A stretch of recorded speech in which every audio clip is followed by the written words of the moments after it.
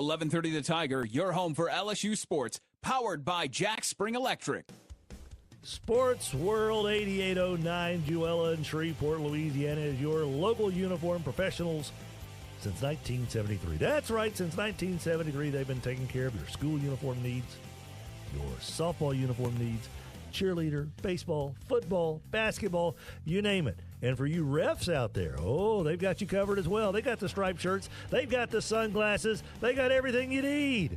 Sports World, 8809 Juella, just off 3132. Keeping you up to date on everything associated with LSU, River Cities Lighting. The LSU updates at the bottom of the hour, every hour of the Tim Fletcher Show, brought to you by River Cities Lighting, 3908 Shed Road, rivercitieslighting.com, bringing bright ideas to people every day. The presenting sponsor for the Tim Fletcher Show is Alsco. Uniform needs, tablecloths, napkins, you name it, with facility care from wet mops to floor mats to everything in between, plus the very important first aid services as well. Trust Alsco, 318-636-0404, alsco.com. The easiest way to reach us on the show is through the Live Oak Waste text line, 318-GUY-PILE, 318-489-7453. Brought to you by Live Oak Waste, liveoak-environmental.com. If your dumpster hasn't got the Live Oak logo, that's just trash. Tiger weather now. Comfortable low humidity into the top of the work week. Looks like some of the humidity, the temperatures come back on us Wednesday, Thursday with some more mid-90s in the forecast. 58 degrees, our cool low for tonight, and a definite taste of fall overnight. Sunshine Tuesday, 89. Sunshine Wednesday, 94. I'm meteorologist Scott Lauriamore at the Weather Channel. KWKH and K277DO Shreveport, 103.3 FM and 1130 The Tiger. Bossier City's home for LSU sports, a Town Square Media station. The following is a paid program. Participants of this program are not employees of this station, and their views, opinions, and claims do not necessarily represent those of Town Square Media, its employees, or advertisers. The following program is paid for by Tim Fletcher.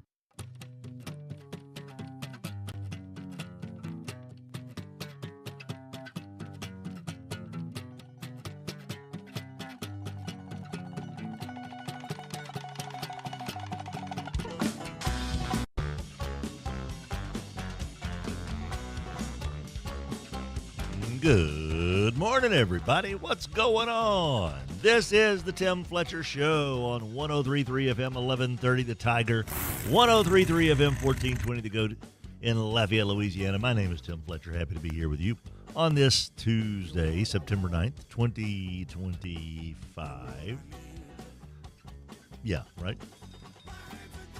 Our show presented to you every morning by Alsco.com. Alsco uniforms, linens, facility care, and so much more.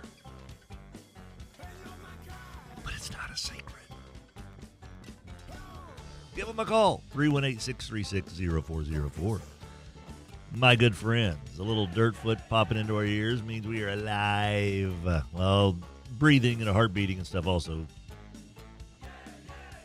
let you know you're alive. And the fact that you're listening and I'm talking, all those things are signs. You're walking around, scratching your nose. Did you know that you can call us on the Mudbugs Hockey Hotline?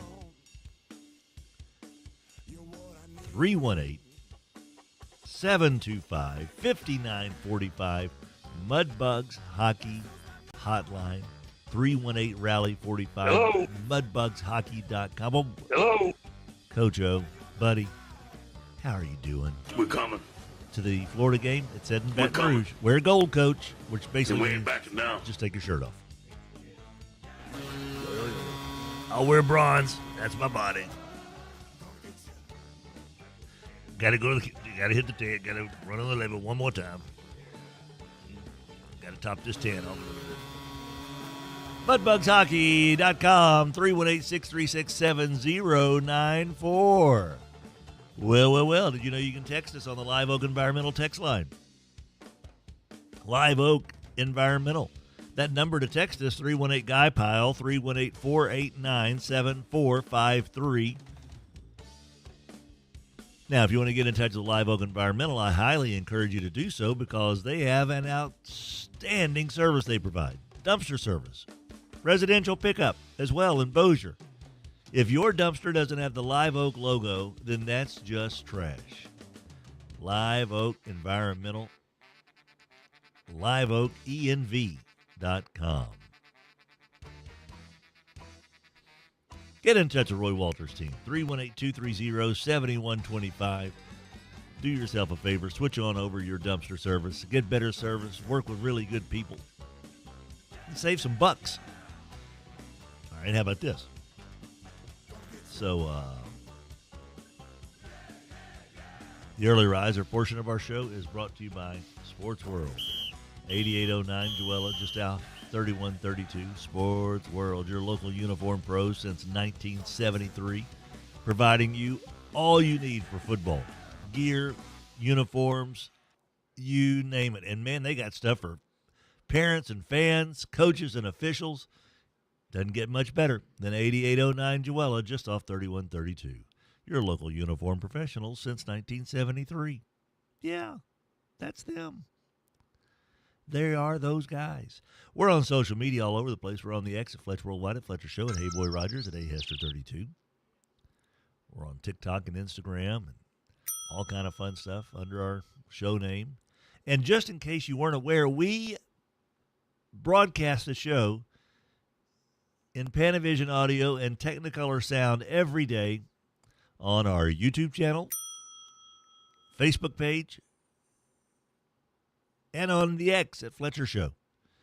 So giddy up, Buttercup. And at the end of the day, Rogers and I, he grabs one end, I grab the other. We lift with our legs, and we upload each hour of live radio. We're both over 60, and we're clearing that kind of weight. That's pretty impressive. And we do that, A, to get our exercise for the day. B, so that you can download any of those hours, all of those hours, through Spotify, Google Play, Apple, iHeart, or Amazon. It's there for you. Okay. Enough of the silliness, Raj. It's time for the SEC update. And that's brought to you by Bo Harris Wealth Management. Bo Harris Wealth Management. You know, here's the deal. Bo's mother had a saying. She said, I don't want to outlive my mind or my money. Now, his mother proved to be pretty wise by addressing those concerns with a financial advisor and planning ahead so not to run out of money. That's something you can control. And planning ahead to minimize the devastating effects of a serious health issue in the latter stage of life. Having a plan to live an independent life in retirement without being a burden to your family is wise.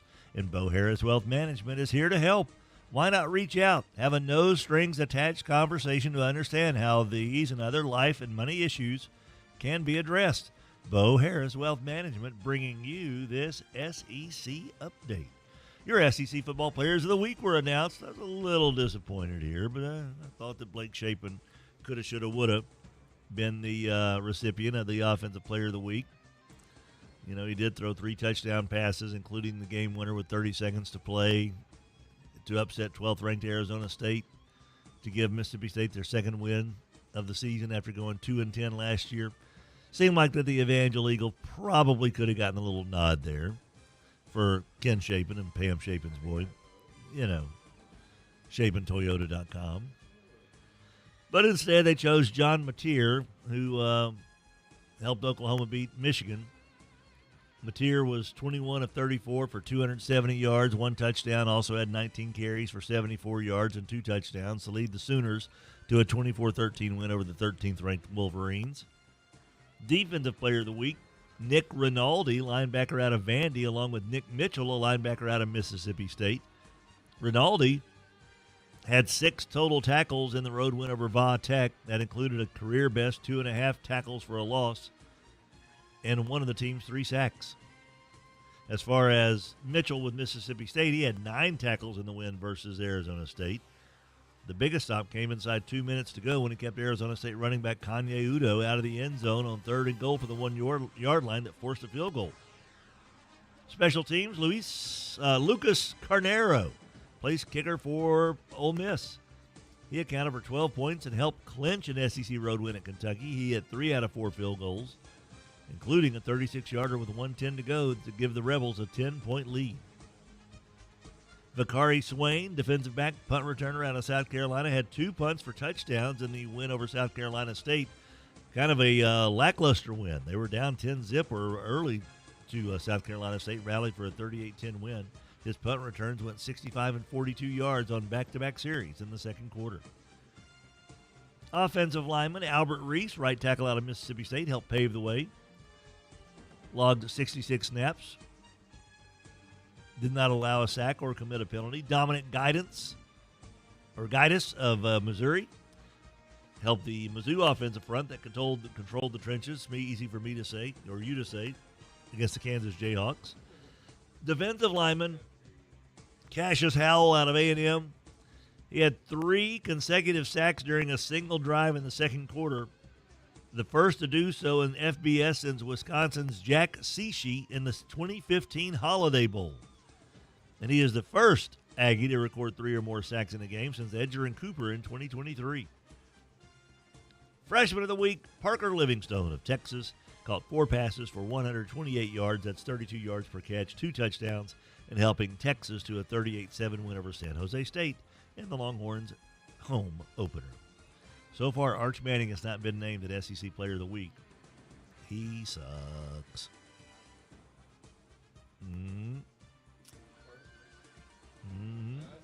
That's bus. And that, my friends, is your SEC update. And oh, by the way, your SEC updates are brought to you by Bo Harris Wealth Management. Bo Harris is a good dude. More importantly, the following is a paid announcement for Bo Harris Wealth Management. Bo would love to have a cup of coffee with you to discuss your investment game plan. Bo Harris is a certified financial planner. Securities are offered through Wells Fargo Advisors Financial Network, LLC, WFAFN. Member SIPC. Bo Harris Wealth Management of Conservant Financial is a separate entity from WFAFN. Get in touch with Bo. 318-670-3101, BoHarrisWM.com, located at 223 Fannin in Shreveport. Joining us now in Stu Studios, our old pal, Rogers Hambone Hampton. Good morning, Roger. Good morning, Timothy. Hey, boy, happy $250 Tuesday. You got that right. It's that time, big fella.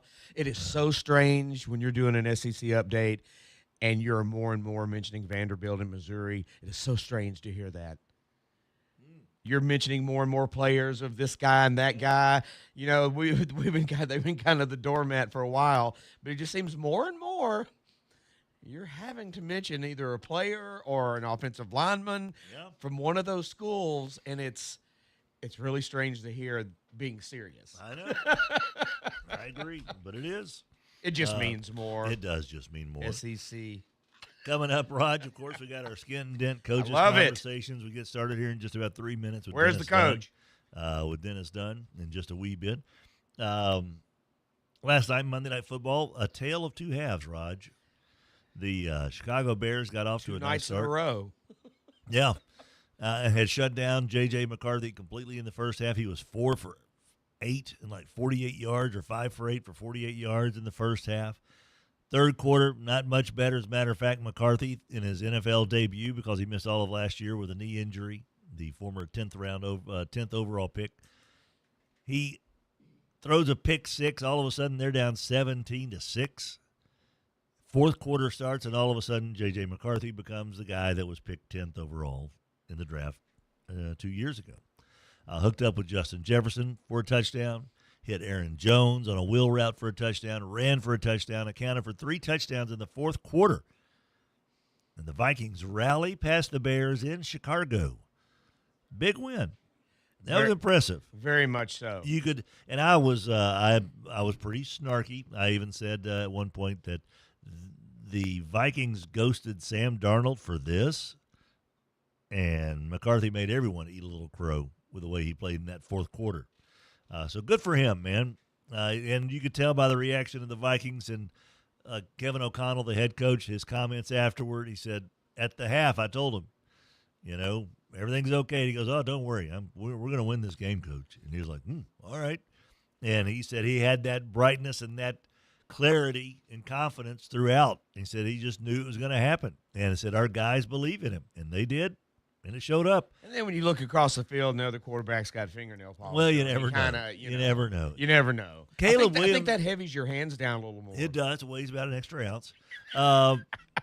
And Caleb Williams looked great on the opening drive, man. He looked fantastic. And he still had a couple of nice throws, but there's just some of those times where he starts trying to do a little something that is not required and not asked of. Yeah. And trying to fit that square peg in that right. round hole. And you could just hear the frustration oozing out of Ben Johnson. Well, out of Peyton and Eli. Oh, good God. Oh, yeah, that's right. You watched whenever they see these young quarterbacks do dumb things, they go, oh. What are you doing? But it was a fun game. Vikings end up on top. So there we go. Week 1 of the NFL in the books. We got news about the Saints opponent coming up as well when they host the Niners this week. We got news about the LSU Tigers and their health situation. But first things first, we're going to take a timeout. And when we come back, we'll begin our Skent-N-Dent Coaches Conversations with Double D, Dennis Dunn, head coach of the North DeSoto Fighting Griffins. Our show is also brought to you by the fine folks over at Landers Dodge Chrysler Jeep Ram. Stop by Landers Dodge Chrysler Jeep Ram today, Junior. Why? Well, A, it'd be cool to get a new Ram, wouldn't it? B, there's a home game this week versus the Florida Gators. And Landers is giving away LSU home game football tickets every week. Just show up at Landers, 2701 Benton Road, just south of I-220, underneath the 2,400 square foot American flag, and you'll get 1 entry into the giveaway. If you refer a friend, you get 5 entries. If you go on a test drive, you get 10 entries into the ticket giveaway. Service, you get service at the dealership. That's another 10. And oh, by the way, you make a purchase. Not only are you now driving a beautiful brand new Dodge Chrysler Jeep Ram from Landers, you get 30 entries into the LSU football home game ticket giveaway. Just for this season, got to go by the dealership, 2701 Benton Road. What's the harm? And look at all the good that can come out of it. Check out those sexy Jeeps and those hard-working Rams. Go Landers.com, 2701 Benton Road, just south of I-220, underneath the 2,400 square foot American flag. When we come back here in the Sports World Early Riser portion of our show, we'll be visiting with Double D, Dennis Dunn. Tim Fletcher Show, presented by Alsco. We'll return right after this. 11:30 The Tiger, your home for LSU sports, powered by Jack Spring Electric. Hester, I was doing some math the other day. All right.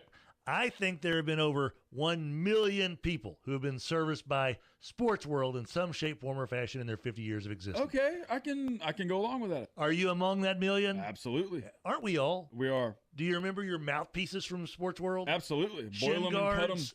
Oh, dude. All that stuff. The tasty stuff. Yeah. Sports World's been around for athletes for 50 years. They'll be around for another 50. Sports World celebrating 50 years.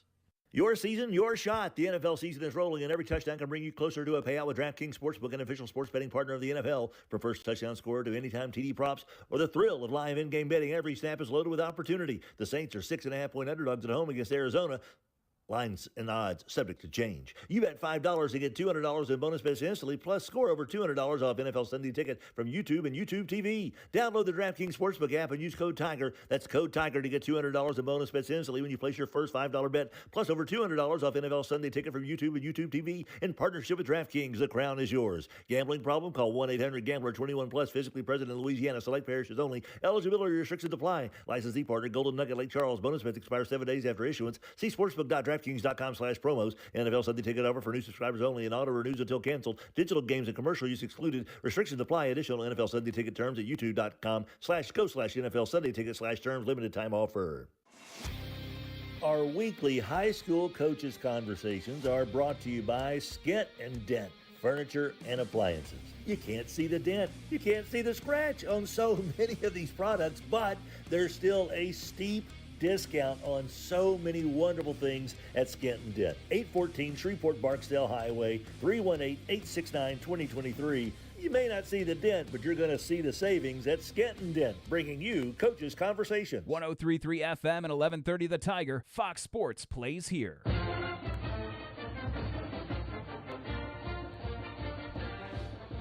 Welcome back, boys and girls. Tim Fletcher Show presented by Alsco. Uniforms, linens, facility care, bathroom supplies, first aid, and so much more. Alsco.com, 318-636-0404.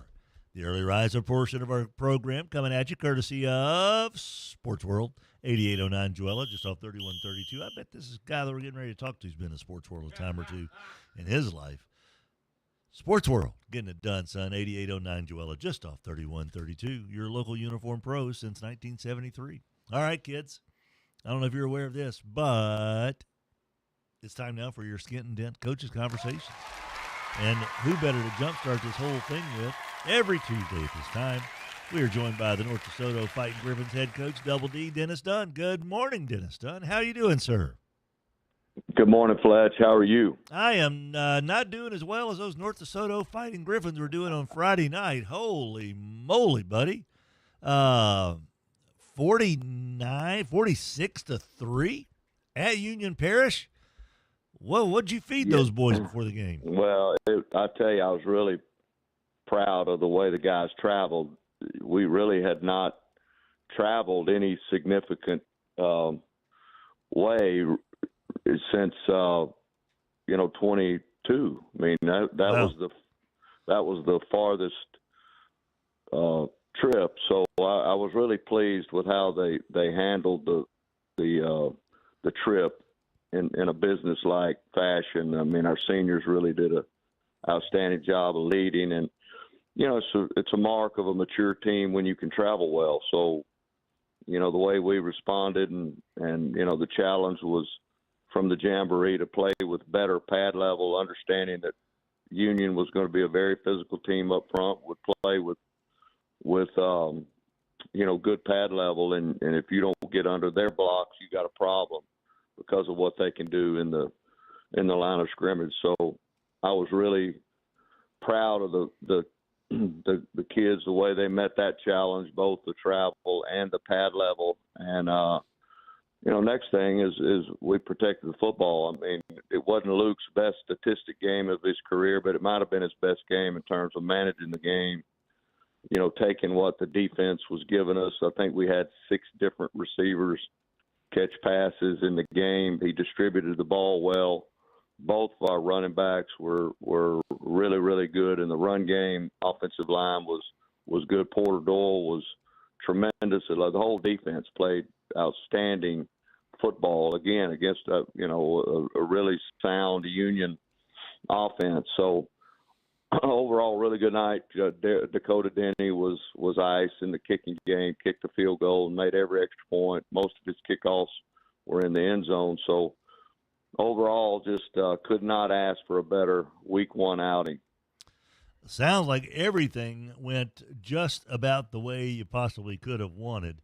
And that also includes up front because as, you guys informed me as we were compiling all of our list of Morrison DeWitt Injury Lawyer, Player of the Week, Spell Brothers Lumber, laying the lumber. Well, Mason Guillory kind of handled Union's Arkansas commit, 214 yards rushing.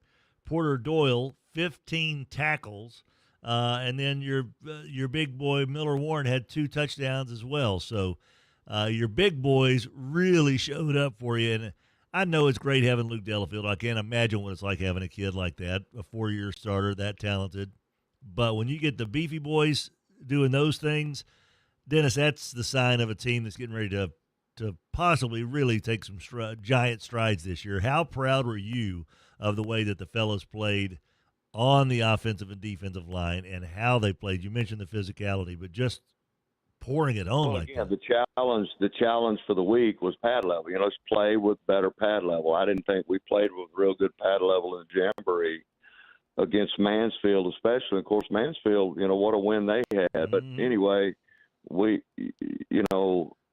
those are some guys up front that have multiple years playing, and you got to keep challenges before them because it's this schedule does not get any easier moving forward. So we celebrated for 24 hours, enjoyed it, but our minds have already shifted forward, and we understand what's at hand. And our mindset is right now. Let's go 1-0 again this week. So Mason Guillory, all those offensive linemen, I thought really did a nice job. Our young defensive linemen, guys who are going to be tremendous at some point, but thought their technique was much, much better. But our linebacking core, Porter Doyle, Logan Addison, Hayden Bell, Bryce Evans, all three of those guys just had outstanding games. But for them to play like they played and have the tackles they had, your defensive line has got to neutralize the offensive line, and they really did a good job with that. Had a special team score. So, again, all around good night. Couldn't have asked for a better start. We're just now we're focused on week 2. Week 2, of course, features the folks from Center, Texas, making their way across the border to take the Fighting Griffins on in Stonewall here Friday night. What do we know about Center that we didn't know maybe before this week? Well, here's what you know. I mean, the last 2 years have just been barn burners. 2 years ago, 57-52 in Stonewall. Last year, 35-28 them in a just a war. That was we lost Cole Corey in the center game. We lost almost our entire secondary in the center game with injury issues. So that was a tough one on us last year. They're going to be they've got tremendous speed, athletes all over the field, and it's going to be a playoff type atmosphere. Just a lot of electricity, first home game, and we're excited about taking on what we believe. I think they've scored. I mean, they scored 62 last week and maybe 40-something week. Well, they've scored over 100 points in their 2 games so far. So high-scoring offense with a lot of weapons and pressure defense. That's they put a lot of pressure on you in the box. So. It's going to be a battle, a monumental battle. So we're excited about week 2. That when you turn the film on, you watch Center, it'll make you forget in a hurry about Union. So our kids understand what they're about to face. What about size-wise? How do they measure up against you guys up front? Well, I mean, I think the size probably is equal. I mean, I would say it's, neither team really outmatches the other. They probably have more team speed than we have, so we'll have to contain their speed and tackle well and continue the focus of no turnovers. I mean, that was the really the key Friday night was we protect the football. We didn't turn the ball over. We didn't fumble, didn't throw an interception, and so we're going to continue that kind of focus in the week. And, if you can do that, if you don't turn the ball over, you got a chance to win the football game. Anytime you have a situation like this, Dennis, you've been doing this for more than a couple of years, I guess, coaching this high school thing.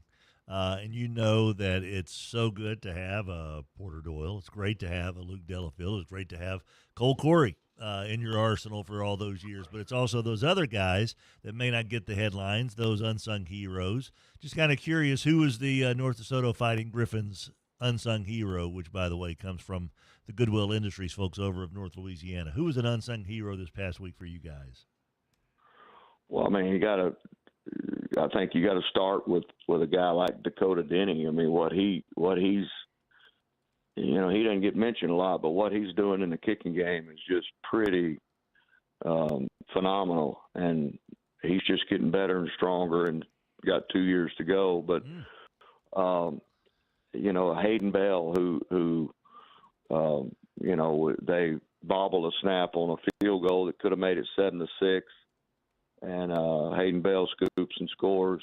Had a tremendous game, and all of our receivers. That was the question mark coming in, was our receiving core, and we had guys step up and catch the football. Just like Griffins do. They've waited their turn and next man up mentality, and these guys have just gotten better every week. Braylon Moore, sophomore, going to be really, really good.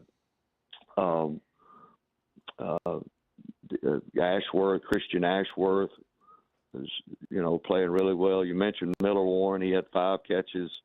So just a really good outing by our receivers, and they're just getting better every week. But the guy I think that needs some mention is a running back by the name of Braylon Lattin. I think Braylon on any other team in the area would be the feature back in an offense. But he's the same class as Kenny. And look, he is outstanding. His humility and his willingness to be patient, but he had a breakout game, really played well in the scrimmage jamboree and the other night when Kenny, we need to rest Kenny. Braylon Lattin comes. There's not much of a drop-off. So just, there's another name of a guy that's going to be huge as this season moves forward. That's what you like to see there. Dennis Dunn, head coach of the North DeSoto Fighting Griffins, part of our Skent-N-Dent Coaches Conversations. Also, this past week, LSU made their way past Louisiana Tech, kind of an interesting game because I thought Tech played really well defensively. Now they turn their attention to the Florida Gators. I'm just kind of curious, Dennis. You've coached in college, coached in high school.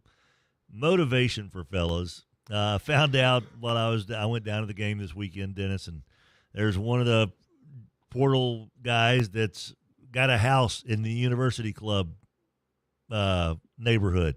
That's a pretty ritzy neighborhood for a college kid to be living in. And about 3 or 4 different players are members out of the University Club, which also I don't think would have happened back when Jacob Hester was, heading back to the dining hall to get one more Pop-Tart,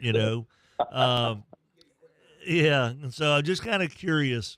Do you think the college guys watching the games that we all watch on Saturdays and stuff, do you think the motivation is still there for those guys to be as good a football player as they can be? Or do you think there's a natural tendency to not be as motivated because some of these guys are making as much or more than the coaches nowadays? Yeah, Fletcher, to me, it's not college football. It's professional football. We pay the amount of money some of these kids are making is just insane. And, I think that's why some of the great ones are moving on because it's no longer college football. And I agree. They probably should be paid something, but they're going to have to set a cap, maybe contracts that could keep the issue is if I'm not playing, I'm leaving. Right. So there's no longer the ability to build a culture. You're coaching 1-year kids a lot. You're building 1-year teams, and there's no way to build the brand, a culture, a program like you could in the past. It's totally different. The whole psyche of college football has morphed into this. This professional league. Especially in the Power 4 arena. The purity of college football now would probably be in the FCS and the Division II, Division III arenas. That's where you're going to have the purity of college football. But man, it's Power 4. It's just another professional football league. Well, for Arkansas goes to Ole Miss this weekend. Arkansas has 3 guys that were starters on their squad last year that are now starters for Ole Miss, right. Including one of the offensive linemen who said in an interview last year after the game leading up to the game against Ole Miss, I hate Ole Miss. Well, now he's starting at Ole Miss. And so he doesn't hate Ole Miss's money, He doesn't hate Ole Miss's money. You got that right. And so it's just really, really a weird scene. And, it goes back to the. It's sad to me for college football. It's really. Yeah. We all still love the college game and love to watch. It's football, but it's unfortunately it's in terms of building what you would think would be the college football prototype kind of program under a Nick Saban. I think those days are finished. I think they're over, and unless something drastically happens, but I think that you let the cat out of the bag. I'll see how you pull this thing back in. I don't know how you reel it back in. But anyway, I think that kind of was a setup for LSU and Louisiana Tech coming to town. And Louisiana Tech, I was proud of that, got after those Tigers. And it's, you're talking about the money difference between those two programs.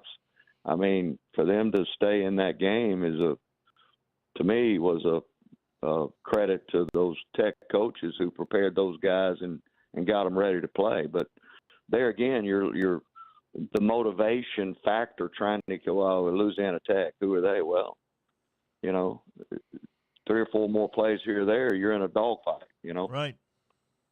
Right. That's exactly right. And I thought that Tech played very well defensively, of course, and so that's one way you kind of – and, the thing is, and this is the sad part about it, even though one of the players for Louisiana Tech that played well was a LSU transfer, any coach in that arena knows that if you go into a place like LSU with a team like Louisiana Tech or whomever it may be, there's a very good chance that if you play well, you might get an offer from those guys, and so 100%. It's just 100%. a completely different world. Well, I'll tell you what, the world of football in North DeSoto continues to point north, buddy. A big win over Union Parish. I don't know if I've ever heard those boys getting beat like that in a regular season game in a while. So a really salty win for North DeSoto. And next up, Center Texas comes to Stonewall Friday night. Good stuff there, buddy. Always enjoy visiting with you, Dennis, and we appreciate your time, sir. Appreciate it. Thanks a lot, Fletch. You betcha. Enjoyed it. 6:34 the time. Our Skent-N-Dent Coaches Conversations continue. There's always trucks pulling into Skent-N-Dent at 814 Shreveport-Barksdale Highway. And here's the news, man. They're bringing some really cool appliances and furniture. Straight from the factory. They don't get the stuff that's got like 2 legs on a table. This isn't like Steinmart back in 1983 where the polos were on the back of the shirts. We're not talking about right. This air conditioner, all it does is heat. No. They don't have anything like that. It's not the land of misfit toys. As a matter of fact, it's the land of just a teeny tiny scratch, a little bitty dent toys that gives you up to 50% off on these appliances. And I don't know about you, I've never bought an appliance for the sexiness of it. I've never bought an appliance like, man, I sure hope I get a lot of comments on how good this looks. No. You know how I get appliances? Get a stove to cook, a dishwasher to clean, washer and dryer to clean and dry, a refrigerator to keep things cold, a freezer to keep them even colder. And guess what? They've got all of those things covered at Skent-N-Dent with a minuscule blemish for a huge saving. I don't understand why people would ever pay retail. Only suckers pay retail. We've got your LSU update coming up. Our little radio endeavor presented every day by Alsco.com, 318-636-0404. Barely moving. Oh, buddy, I'm sorry. Text in and says, the more things change, the more they stay the same. Same old Bears letting us down. This season might not be the best for Chicago's mental health. I think the Bears will be in the playoffs, barely moving. I do. I really do. I think they're going to be good. I think Caleb Williams is going to be outstanding. I think that he is going to make some adjustments. He's a smart kid. He's a weird kid, but he's a smart kid. And he's got Ben Johnson. And there is no way that he's going to be bad. And I think that DeAndre Swift is going to be good. I think Roma Dunzee's going to be good. DJ Moore, Loveland. You got weapons. Ping Pong says, I know I criticized yesterday, but man, this segment done is a model conversation, in my opinion. 2 thumbs up. Well, thank you, Ping Pong. Hambone and I will be back with your LSU update right after this. If you enjoy Tech Tuesdays, you can thank Spell Brothers Lumber for bringing it to you every single week. Spell Brothers Lumber, with Tech alum John Salmons at the helm, located at 1321 Martin Lane in Bossier City. 318-747-1194. From lumber and hardware to window installation and so much more, your local lumber folks at Spell Brothers Lumber are here to guide you through the process. 318-747-1194. SpellBrosLumber.com. We appreciate Sports World bringing you the early riser portion of our show every day from 6 until 7. They're opening their doors a little bit after that. Give them some wakey time. But when they're there, you know you're getting the ultimate sports professionals at Sports World, 8809 Joella. We know baseball, football, basketball, soccer, track and field. Name the sport, we've got the world for it. Sports World, they control the universe of our local sports. If they ain't got it, you can't play it. Sports World. We've all seen the smiling face for Goodwill Industries, but do we know what Goodwill Industries of North Louisiana is actually doing in our community? Did you know they provide janitorial services, groundskeeping services, switchboard operators? They also have employees at state offices and libraries, at the federal courthouse, the VA, and the private sector as well, right here in Shreveport-Bossier, with accounting, payroll, HR, IT, maintenance, and so much more. Yeah, they've got the retail centers, and yeah, they've got 6 job centers, but they do so much. Goodwill Industries of North Louisiana. Live Oak Waste is here to take care of your trash every single day. Why are you worried about that? That is the last thing that should be on your mind. You've got a business to run, a school to take care of, a restaurant to take care of, a retail center. Why are you worried about your trash? Stop fretting. Just call Live Oak, 230-7125, 230-7125. Hit the website, liveoak-environmental.com. Live Oak Waste, bringing you the text line on the Tim Fletcher Show. 103.3 FM and 1130 The Tiger, Shreveport's home for LSU sports. Welcome back, guys. Tim Fletcher Show with Rogers Hambone Hampton. We're coming here live to you from the early riser portion of our show, brought to you by Sports World. Of course, the show is presented to you by Alsco.com, 636-0404. Alsco, uniforms, linens, facility care, first aid equipment, investors, possibly you. They've got it at Alsco.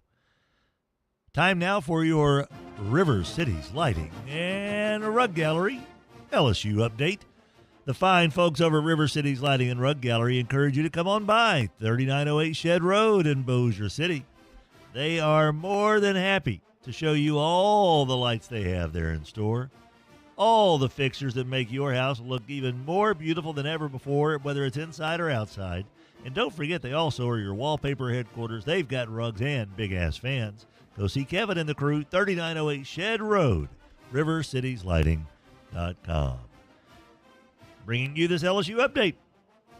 Well, talking about the couple of fellas that got hurt in the Louisiana Tech game. Braylon Moore, starting center, injured on the very first play of the game, coming off an SEC Offensive Lineman of the Week award in his first game of the season against Clemson.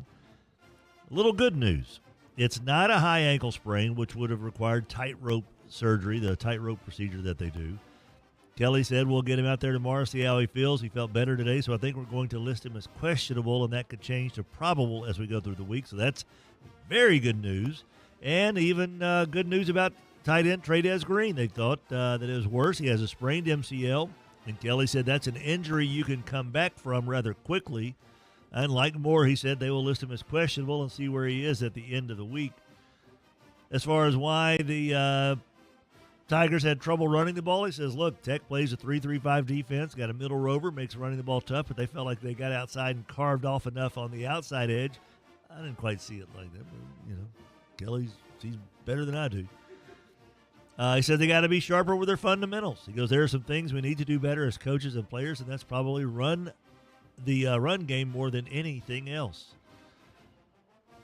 Oh, one more thing here before we let you go on this part. Shout out to former Evangel Eagle Gabe Relaford. He was the highest rated LSU Tiger in the game, according to PFF. Relaford didn't start, but got 27 snaps, scored an 84.4 grade overall, including a team-high 83.8 pass rushing grade. Quarterback Mansour Delane, who also had a great game against Clemson, had the second highest overall grade after being in the top spot in Week 1, and that's courtesy of Scott over at dandydon.com. Again, dandydon.com, really nice effort there by Scott every day, keeping his dad's legacy alive with a really fun and always informative newsletter. So way to go, Scott. Good stuff. And it doesn't cost you a dime. but they do ask for donations at some point, and I have done it. And if you enjoy DandyDon.com, here's a free plug. Send them some money, because that takes a lot of effort to do what they do over there. And that's your LSU update, brought to you by River Cities Lighting and Rug Gallery. River Cities Lighting. They've got your light fixtures for inside the house, outside the house, all over the house. Like a space peanut. River Cities Lighting and Rug Gallery, bringing bright ideas to people every day. They've been doing this for 13 years. Come on, get you some. Go see Kevin, Lori, Heather, Courtney, 3908 Shed Road. We'll be back with more of the little radio show here, presented by Alsco and Alsco.com. The early riser portion brought to you by Sports World, where your football gear is waiting. Whatever you need that you thought you had in Game 1 and you realize you didn't, they've got it for Game 2. Sports World, 8809 Joella, just off 3132. We'll be back with more Skent-N-Dent Coaches Conversations with North Caddo head coach Chase Thompson right after this. How much do I love my Silverado LTZ 1500 Texas Edition? Well, almost too much to squeeze inside just 30 seconds. Could it be because of the wireless device charging? That's absolutely a big deal because my iPhone is kind of busted up where the charger goes, so I just stick it where the wireless device charger goes, and boom, my phone gets charged so quickly. There's so many cool things. Even the little things make it great. Silverado from Chevyland. Together, let's drive. A Progressive Home and Auto Bundle can protect you round the clock, but we can't protect you from those painful moments in sports. Holding. Defense. The ref totally blew that call. Oh, I'm sure he'll make the right call next time. It's too late. It cost us the game. Well, it's just one game. That loss eliminated us from the playoffs. Oh, the playoffs are on so late. Now you'll be well rested. Okay, I need you to stop talking now. Well, at least your home and auto are protected with a bundle from Progressive. Progressive Casualty Insurance Company affiliates and other insurers. Not available in all states or situations. Hi, I'm Michael from the War and Treaty. You know the jingle. Now discover the facts about Ozempic, a GLP-1. Only Novo Nordisk makes FDA-approved Ozempic. Learn about the real thing. Talk to your healthcare professional today. Call 1-833-OZEMPIC or visit Ozempic.com to view the medication guide and to learn more about Ozempic. Semaglutide injection 0.5 milligram, 1 milligram, and 2 milligrams.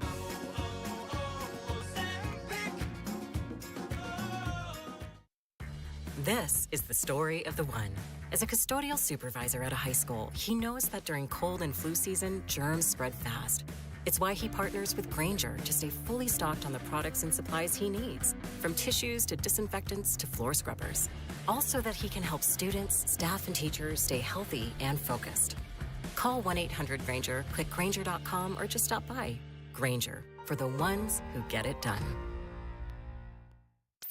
103.3 FM and 1130 The Tiger. Welcome back, everybody. Tim Fletcher Show with Rogers Hambone Hampton. Our show presented by Alsco. 318-636-0404. Alsco uniforms, linens, facility care, floor mats and wash mops. Wait, wet mops, not wash mops, or wet mats and floor mops. Floor mats and wet mops. Dang it. Alsco.com, 636-0404. Troy will tell you. He'll take care of everything. Troy's a good dude. He will definitely take care of you. Early riser portion of our show brought to you by Sports World. They've got all you need. Plus, don't forget school uniforms. Those kids have growth spurts. Listen, I'm 60, and I've had a growth spurt. Right. I've had to get new clothes, yeah. So, I mean, I've grown over probably like an inch and a half in the last 3 weeks. So I get it. Growth spurts happen. School uniforms get shorter and smaller. Sports World's got you covered.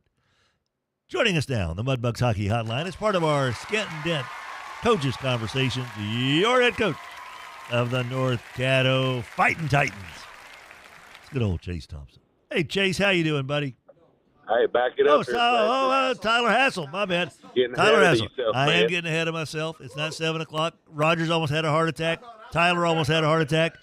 And Tyler's like, dude, we snapped a losing streak. You better call me. Tyler, good morning, sir. How you doing? I'm doing well, Fletch. How y'all this morning?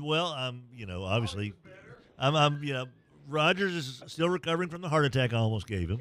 And I'm doing better because I can now read better. And yes, congratulations, buddy. I just pour you another cup of coffee. You'll get there. It's not a bad idea, buddy. You know. Thank you, Rogers. Whoa, Rogers, that came from the wrong spigot. I don't know if I ought to drink that. Tyler, it's been a while since the Manny Tigers had an opportunity to celebrate a win. 0 for last year, lost the season ender the year before, and y'all went out and took care of business against a darn solid program in Logansport with a 35-19 win. Buddy, congratulations. How did it feel as that clock started clicking towards 0? Yeah, it's an amazing feeling, smiles all around. I believe it's been since November 17th of 2023 since the last win at Manny, and we got off that bad list of consecutive losses and against a quality opponent in Logansport, semifinalist Logansport last year, a team who's going to make another deep run in their division. So it was great. Lot of emotion. Lots of emotion from the players and coaches, and everybody's excited down here in Manning, Louisiana. Well, that's just the thing that I don't know how many people who don't grow up in communities like this understand.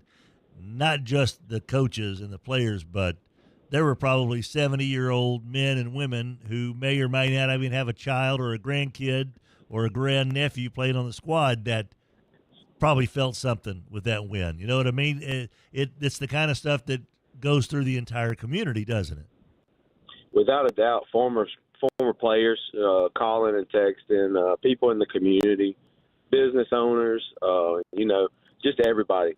The town is painted red, black, and white right now, and we're pumped up going into week 2. I know it's only one win, but how much of the old swagger that Manny used to carry around with him every single Friday, how much do you think that was restored Friday night? I think it was restored before the game. I think these kids are believing, and they played that way Friday. But first off, you got to believe you can win, and that's what we've been pumping up in these kids. And they went out there and they did it. They did it, and they're playing with the edge and playing with the confidence. And I'm just so proud of these young men. They're buying into the culture that we're trying to build back up here at Manny. Well, one of the things that Manny has always been known for, Tyler, is the fact that you can run the football. And Daniel Thomas went out there and toted the note a little over 30 times for almost 300 yards and 4 touchdowns. What is this kid like? What kind of a running back are we talking about here with Daniel Thomas? Yeah, Daniel did an exceptional job. He had to run between the tackles. For us to get the yards that we got, he had to run between the tackles. We mixed it up on the outside and the inside, and he did a fantastic job putting his head down and getting the tough yards. And then he had some explosives.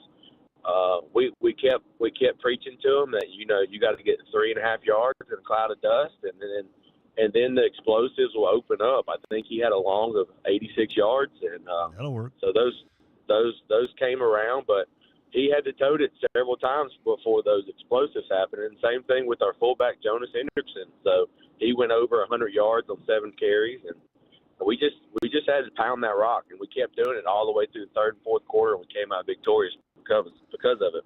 Well, not only did Jonas Henderson go over 100 yards, he also did a nice job defensively for you with 3 tackles, 3 assists, had a fumble recovery. What's the mental makeup, emotional makeup of a Jonas Henderson? Yeah, the kid is just a grinder. I mean, he gets after it. He's a thumper too. So he comes in, and he's a big reason why Daniel had so many yards. We base out of the I formation, and he's a thumper who comes in the game, and he just goes to work. He's easy to be around, easy to coach, and he just goes to work every single day. We're fortunate to have him playing on our squad this year, back healthy from a rotator cuff from last year, and he's playing great football right now. And for those, again, the power eye, which you don't see that everywhere, Tyler, but I know that our boy Rogers Hampton here certainly was a big fan of the old I formation, I'd assume, with the fullback being him back in the day and his big tailback behind him. The fullback makes everything happen in that offensive formation because he's going to get the tough yards. He's also going to be the one to kick out. He's also going to be the first one through the hole. It's a thankless job, for the most part, Tyler, except for those occasional carries. So how do you find the kids to do the thankless work and finding a Jonas Henderson? Does it just happen organically, or did you have to kind of shoehorn him into this position? It just happened organically. He's a guy who just wants to do anything to win. And offense, I mean, he touches the rock too. He has a big part of it as well. And we're in an age of spread football. It's time to make fullbacks relevant again. So that guy jumped in there. He'll just do anything to jump in to win. He's our backup quarterback. He'll jump in, play special teams. He'll punt for us. He has a big part of what we do, and he'll do anything, whatever it takes to win. He's there. What time? What number does he wear? What's his jersey number? Jonas number 5. Okay. 5. Well, I was hoping to be like 45 or something. I could see number 45 at quarterback at Mania, so that'd be just about perfect, because we see that with BYU now. He's got a kid wearing number like 47 or whatever quarterback, the Bachmeier kid. Every game, though, there's always somebody doing a little bit more of the dirty work that doesn't get their name called out, and we like to refer to those as our Goodwill Industries of North Louisiana unsung hero. Who would have been an unsung hero Friday night for the Manny Tigers? Yeah, I'm gonna shout out a kid. Oh, hold on, Coach. You're warbling a little bit. All right, maybe we got you now. You there? You hear? Yep. Yes, sir. Can you hear me? Yep. I'm gonna do a shout out to one of our juniors, first year starting this year. It's gonna be Rodney Waller on the defensive backs. Rodney's jumping in and he plays strong safety for us, and he's one of those guys that kind of went unnoticed on Friday. And when you have a DB play, when they go unnoticed, that means they probably played pretty well. Yep. So he had a good game, big confidence booster for that young man. I thought he played exceptional on Friday. That's what you got to like to see. Coach, coming up, you got DeRitter. How do you keep this train moving in the right direction? You avoid the rat poison. Nick Saban talks about rat poison, about people telling you how good you looked and how much better you've been since last season, and they start making your head big, and you start believing it, and then you start playing. You take a step back and you kind of coast. We can't coast this week. We got the Ritter Dragons coming to town. We got to avoid that rat poison and go back to the grindstone and just get back to work. So we started that process yesterday, and we're going to stack another good day today in our preparation and get ready for week 2. How excited are you for the home debut of this 2025 Manny Tiger team? Man, I'm pumped up. I'm pumped up. We've got actually a helicopter coming in on Friday night. It's going to deliver our game ball in, and nice. we've got the works. We've got fireworks and motorcycles and fire truck sirens. I mean, it's going to be an environment on Friday night. It's going to be a production. So if you're anywhere in the area, please come see a good ball game between us and the DeRitter Dragons. Come see what a Manny home game is all about. Buddy, helicopter, fireworks, motorcycles, fire trucks. That sounds like Roger Hampton's wedding. Holy moly. You guys are doing it right, buddy. This is what it's all about. It does feel like maybe, just maybe, that the swagger is on its way back to Sabine Parish. The Manny Tigers got off the schneid, as Tyler said, got off the naughty list and onto the nice list, and they got that win, and it was a good win over a really good Logan Sports squad, so there is no shame in that game whatsoever. Coach, happy for you, buddy. Happy for the entire community of Manny. Tyler Hassell, the former Houghton Buccaneer, getting it done with the Manny Tigers. Congratulations, Tyler, on your first win, too, buddy. Thanks, Fletch. Appreciate you guys. No worries, man. 6:56 the time. Our Skent-N-Dent Coaches Conversations. That's really cool. Happy for him. That's a big job, man. You don't turn that thing into a monster. What that does to a young, inexperienced, non-winning team. You just really don't, man. It gives you a shot of confidence, and once you start gaining confidence, then you start thinking less about what you're doing, and you let your skill set kind of take over, and you blend the two. I am so happy for that because we've been there, done that. We've been on that losing end. Oh, yeah. We've been on that losing end. And I'm just so happy for those kids because that's just a burden that no young man needs to bear. Yeah. It just happens to be one of those circumstances. Well, guess what? Now it's a brand new circumstance that this guy has turned around, and I just couldn't be happier for those young men because now they have a new memory and a new way to look forward with the rest of the school year, and that's what it's all about. And they'll remember that for the rest of their lives. We remember the losing. Oh, yeah. But imagine the winning.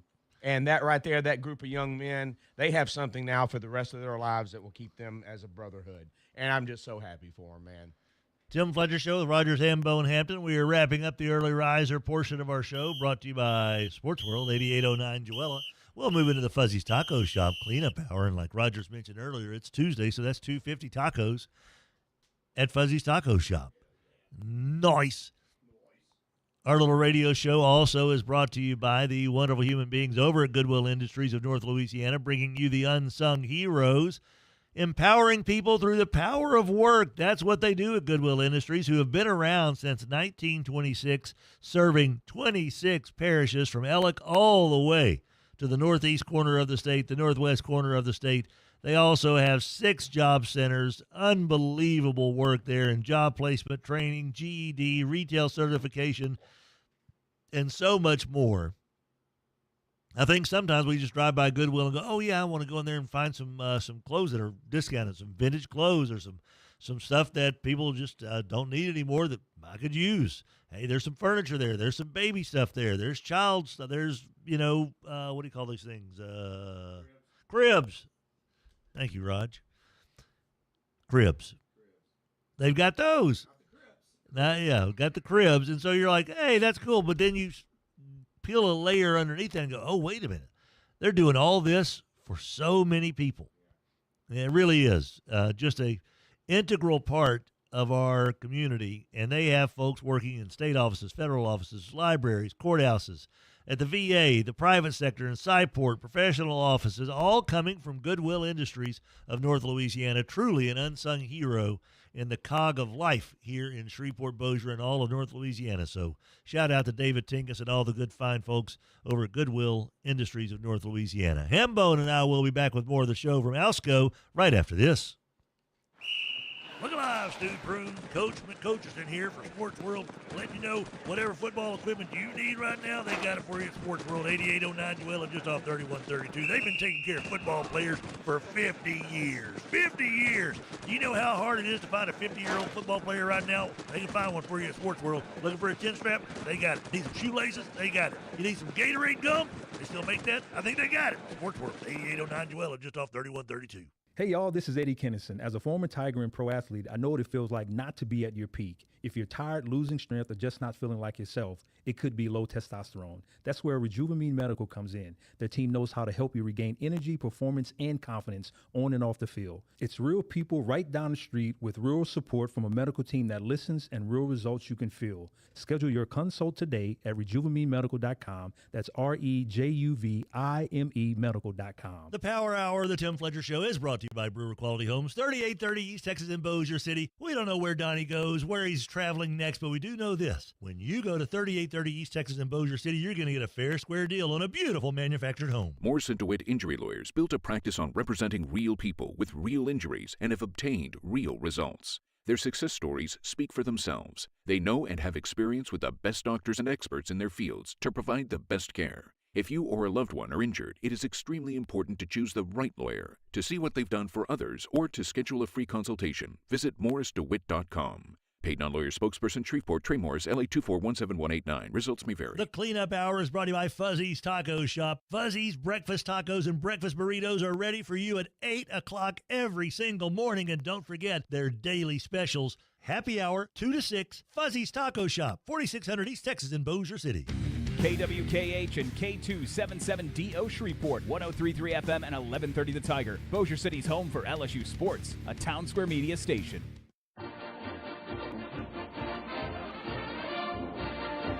Welcome back, boys and girls. Tim Fletcher Show with Rogers, Hambone, Hampton, and Adam Hollywood Hester.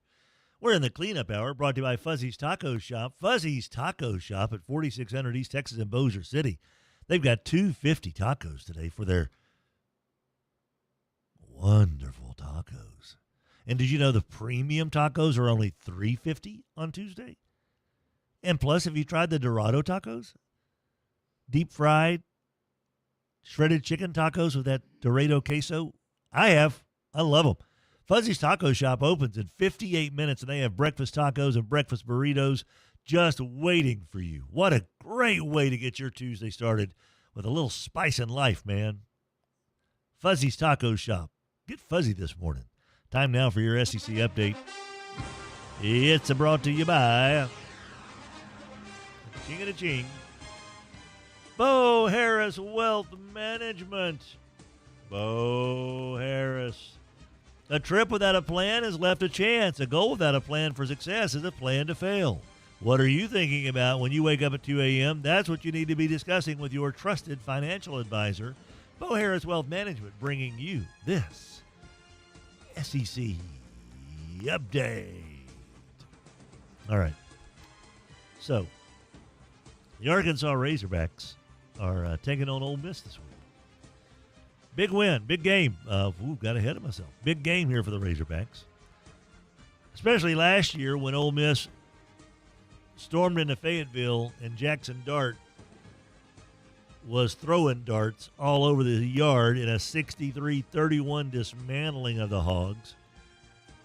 310 days have passed, according to WholeHogSports.com, since what Sam Pittman called an embarrassing result. Ole Miss kept throwing the ball all over the yard, even though they had the big lead. Pittman said it should motivate the guys that were embarrassed because it was an embarrassing night. Certainly there are some things that we'll talk about after we certainly need a great week of practice to prepare ourselves, but that may be part of the motivation. And oh, by the way, there are 3 guys who were on the Arkansas roster last year who are now on that Ole Miss roster. Luke Haas, the former Razorback tight end who had 4 touchdowns, 26 catches last year, missed the Ole Miss opening 2 games with an ankle injury. He was originally expected to miss a majority of the season, but Lane Kiffin said he may be available for Saturday's game against his former team. Offensive lineman Patrick Kutas, defensive back Jalen Braxton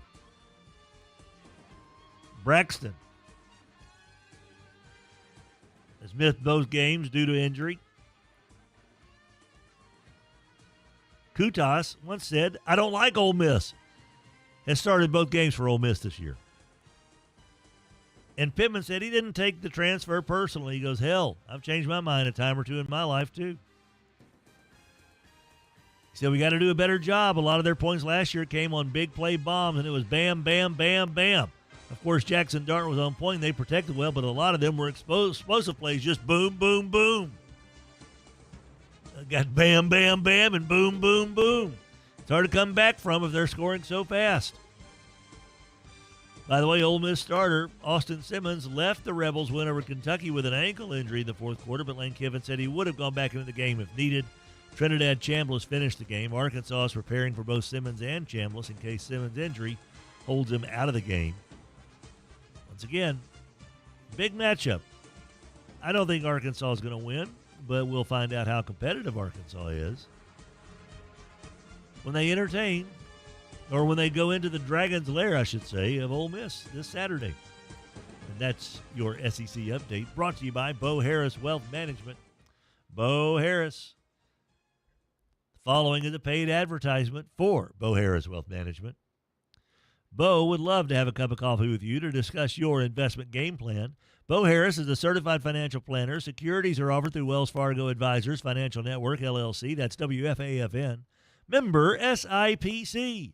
Bo Harris Wealth Management of Conservant Financial is a separate entity from WFAFN. Call Bo, 318-670-3101, BoHarrisWM.com, 223 Fannin, downtown Shreveport. Joining us now,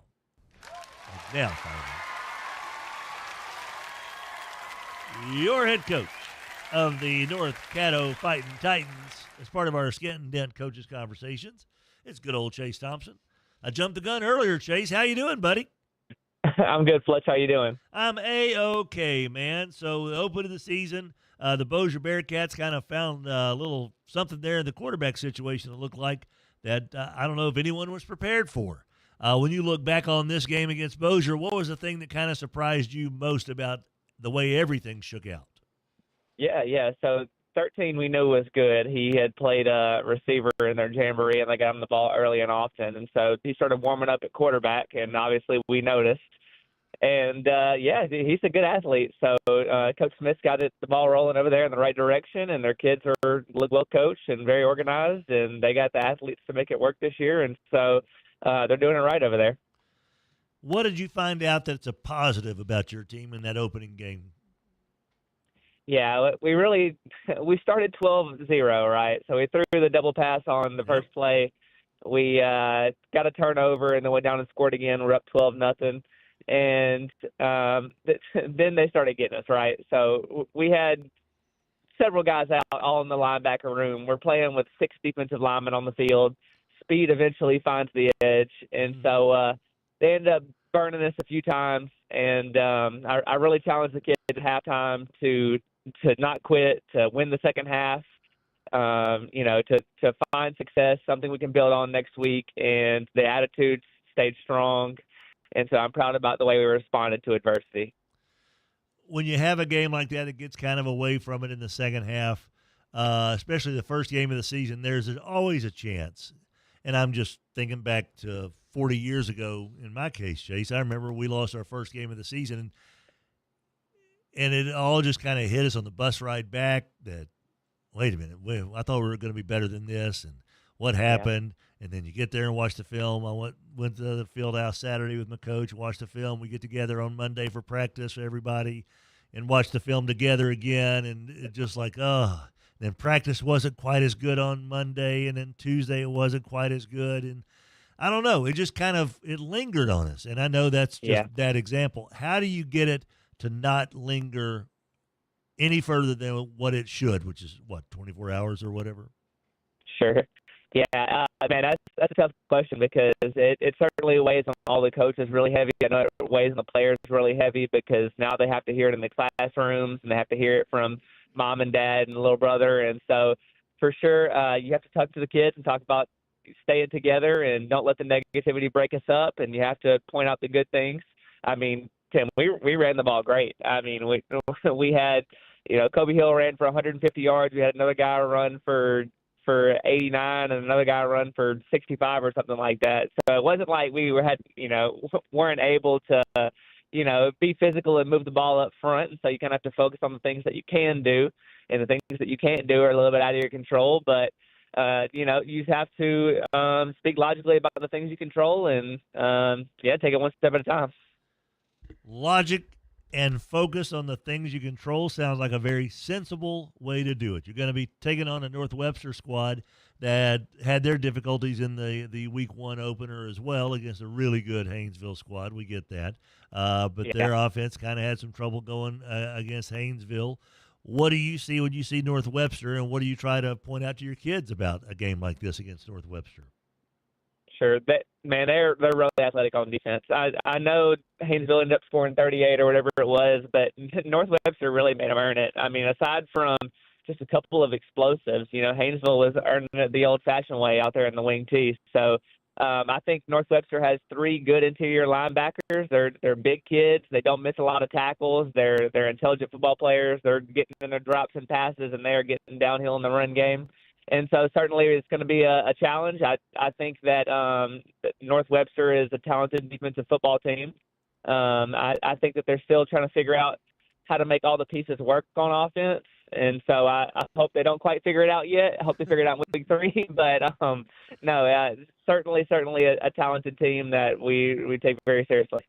I get it. As far as what you want to see the most improvement from your squad from week 1 to week 2, where's that area? Yeah. You got a pen and paper? I'm taking notes, so here we go. Yeah. No, I would like to see speed to the ball at linebacker.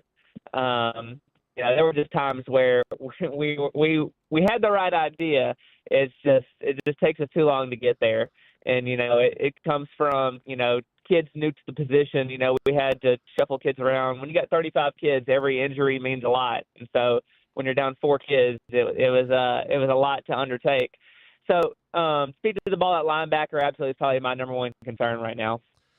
Everybody's got an unsung hero that does a little bit of the dirty work that doesn't get a lot of the notoriety. We like to recognize Goodwill Industries in North Louisiana, or they like to recognize those unsung heroes because they are exactly that in our community. Who's an unsung hero for you guys on Friday night? I would like to nominate Kamari Collins. He's been playing defensive line for us for the past few years. And because of our lack of depth, we moved him to running back, and he got his first ever high school touchdown during the game against Bossier. And so I think that is our unsung hero this week. What a great feeling. I mean, I don't know what the best feeling would be. I don't know if it's the equivalent of a slam dunk on a breakaway in high school basketball or hitting a home run in a high school baseball game, but there is just something magical about being able to get into the end zone and you see the official's arms upraised like that. It's just, I don't know. It makes anybody. I wish everybody could experience what that feels like. And so good for him, man. How are you doing? It was kind of a fun moment too. Okay. Because we called timeout and we brought him over there. And so I asked him, I was like, hey, man, have you ever scored a touchdown before? He's only had 2 carries. I know the answer was no. He's like, no, sir. I was like, well, as long as you don't fumble right here, you're about to score one. And so I think I may have let him think about it too long because then he just about got a celebration penalty. He was so excited. But the referee let him have it. Oh, man. And so it was a fun moment. So what was his celebration? What did he do? He just decided to spin the ball and do a little jig. There we go. See, that's not that bad. I mean, he wasn't doing like the guns. He wasn't taunting the opponent. Too crazy. Yeah. He's excited. Kids get happy. We need more happiness with kids. So good stuff. Well, Chase, we'll see how it goes here. Should be a very interesting game. Once again, you'll be bussing out of Vivian. Headed to Bossier last week. You'll head over to Spring Hill this week. At some point, you'll get to have a home-cooked meal there before the game, but not this week as the Fighting Titans hit the road to take on the Northwestern Knights. Chase Thompson, part of our Skent-N-Dent Coaches Conversation. Thanks a lot, Chase. Always enjoy the visit, buddy. Thank you, Fletcher. I appreciate you, man. You betcha. 7:15 the time. From our Live Oak Environmental text line, the driver of the truck that is white said it's Tech Tuesday, and how about a huge shout-out to that Tech D. That was the most impressive performance by a Louisiana Tech defense in a hostile environment versus a top 3 team. Kobe, Mason, the entire secondary flying to the ball. The 3-man front were getting a push and holding up against the run. Just a tremendous performance given how often they were on the field. A shame that the offense couldn't get it done. So we'll talk about that with Sonny Cumbie here as part of our Spell Brothers Lumber Tech Tuesday in about 30 minutes. But first things first, Rod, we'll take a timeout. Fuzzy's Taco Shop bringing you the cleanup hour. They open in 45 minutes. Fuzzy's Taco Shop in Bossier, 4600 East Texas. Get your breakfast tacos, breakfast burritos on. That's the best way to start a day that I could possibly ever think of. Our show presented by Alsco as well. And don't forget the fine folks over in Chevyland. Shop, click, drive, Chevyland, 7500 Uri Drive in Shreveport, Louisiana, where good old Bubba Winningham is reminding us that in the entire month of September, Truck Month, get 2.9% financing for 72 months on all remaining new 2025 Silverado 1500s. That's 2.9% financing, 72 months on all remaining new 2025 Silverado 1500s. That's at Chevyland, the #1 Chevy dealer in the area and among the top 250 dealerships in the country. Chevyland. Together, let's drive. We'll be back with that fella John Sella right after this. 11:30 The Tiger, your home for LSU sports, powered by Jack Spring Electric. The cleanup hour is brought to you by Fuzzy's Taco Shop. Fuzzy's breakfast tacos and breakfast burritos are ready for you at 8 o'clock every single morning. And don't forget their daily specials. Happy hour, 2 to 6, Fuzzy's Taco Shop, 4600 East Texas in Bossier City. Football season is here, but pigskins aren't the only things flying through the air. Rocks, chunks of concrete, pieces of the road, parts of the interstate, they all fly up and spin around in the air, and as luck may have it, one of those rocks, pieces of concrete, part of the road could very well find your windshield this year, and that is not the touchdown we're looking for. But if that happens, remember the name, Glass Squatch. Service so good you won't believe it's real. Glass Squatch, with over 20 years experience, free estimates, they work on all makes and models using top quality tools to complete the job with no trace behind after completing repairs. Call Glass Squatch Mobile Windshield Service, 318-82-GLASS, 318-82-GLASS, 318-824-5277. Touchdown of the good kind. Are you experiencing fatigue, low libido, muscle loss? At Rejuva Me Medical, we specialize in medically monitored hormone replacement therapy. Begin your journey to a better you at RejuvaMeMedical.com. That's REJUVIME medical.com. When I think of the unsung hero in high school football, I think of that player that does all the little things. All the things that the coach asks that player to do, they're taking care of it. When the star of the team goes down, maybe it's that unsung hero that fills the void. Once again, not necessarily getting the accolades, but getting the job done. And that's what Goodwill Industries of North Louisiana has been doing since 1926. They bring you the unsung hero on our Friday night shows as well throughout the week. Goodwill Industries of North Louisiana, an unsung hero themselves. 103.3 FM and 1130 The Tiger, Shreveport's home for LSU sports.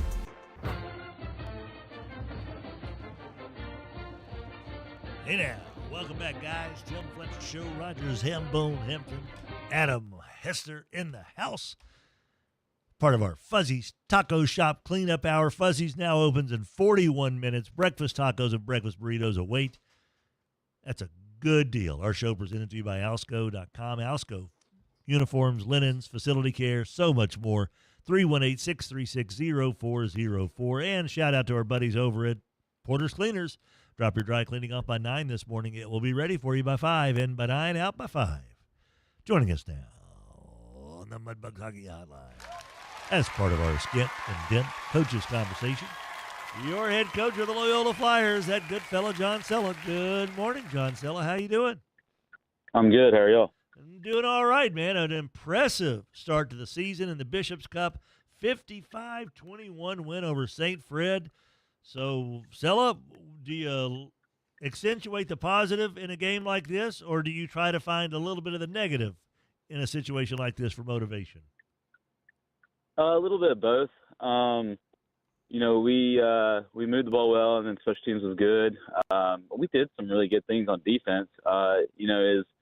It's stuff we've been running, the same stuff for a while now, offensively, and then having to go up against the Veer with a new coach, and they did some things that, they didn't do in the scrimmage or jamboree, and all you had was a little bit of film to go off of. So they got us on it, but, I thought the defense made some good adjustments and did a really good job in the second half. And so we talked about, giving up some yards on defense, but we can't do that against Logansport. They're going to be really good. And just talked about 2 years ago, the last time we went to Logansport, it wasn't a good showing. So we kind of talked about that and as kind of motivation of last time we were there, we weren't great. So we need to be better. So the last time you were there 2 years ago didn't go so well, but last year it did go okay with a win. What was the biggest difference in the way that y'all played 2 years ago to the way you played last year against Logansport? We were able to stop the run. They had I don't know his name, but number 9, he was defensive end and running back, and we could not stop him. Right. Yeah. 2 years ago. Yeah. And then last year, I don't know, we just had motivation. I don't know if it was because we're at home and we're more comfortable, but we did a good job of shutting that down. And then, we're coming off a loss from St. Fred's last year, and so we really wanted to get that first win. And so maybe that had something to do with it. So we'll see how, mature this group is of being able to go on the road in a tough environment and see if they can, if we have a chance to go 2-0 now. John Sella, Loyola Flyers head coach, you had something happen that has never happened in all the years of Jesuit football, all the years of Loyola football. Ty Ellsworth ran 2 kicks back for scores. That takes more than just Ty, obviously. When you're watching it live, Did you see it happening before it actually happened, or did he make some special moves that turned what could have been a pretty good return into a fantastic return, or a little bit of both? Yeah, he's pretty special. We did have some good blocking and set it up well on the first one. I think our special teams coach, Michael Mitchell, was talking about Brock Jeter blocked like 3 guys on the first return. But that first return, he's going down the sideline, takes it all the way across the field. And, I think even St. Fred thought he was just going to go out of bounds, but instead he kind of slowed down, looking like he was going to go out of bounds, and then he changed gears and took a tight rope, walked down the sidelines and scored. And that's when everybody was kind of like, wow, he's a little different. And then the second one, he was going to do the same thing. Like they just squibbed it. It wasn't even like it was like a deep return, and he just picked it up and was going to do the same thing. And then I guess St. Fred thought he was going to do the same thing again. He said nope, and changed directions and went the other way and scored. And he's still learning our offense, but me and Coach Jeter talked about it. He's just too special not to be out there. So it was impressive. What grade is he in? He's a sophomore. Oh my! How big of a kid is he? He's about 6'1", 180. He's a prototypical, pretty good-looking wide receiver. And, of course, we find out as we're talking to Brock that's Brock's stepson, so his stepbrother is Bryce Restovich, the quarterback. So we were kind of joking around with Brock, and I think we even said something to you about it after the game, that should be kind of an interesting dinner since the 2 Restoviches both played pretty well, and then Allsworth sets a school record. It should be a good day at the Restovich household, I would assume, over the weekend. That's pretty fun to be able to talk about how good we all did at the dinner table. Hey, everybody, come see how good I look. Right. It works, man.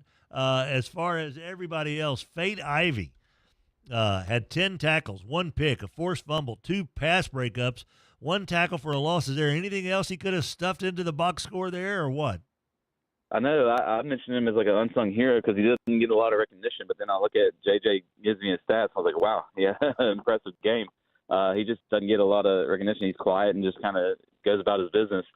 But he and Alex Mitchell are both we call them strong safeties, outside linebackers, just are so steady for us, and they're both seniors. They started last year, and so, we kind of only have to tell them something once about our game plan, and they pick it up, and Faye was just all over the place.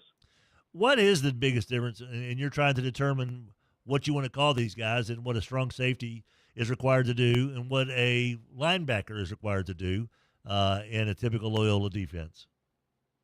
Is it the same thing, basically? It's the same thing. But we do ask a lot of them, when we're in odd front, and the other team has a tight end, we ask them to walk down. They're almost a defensive lineman. So they do a lot of different things.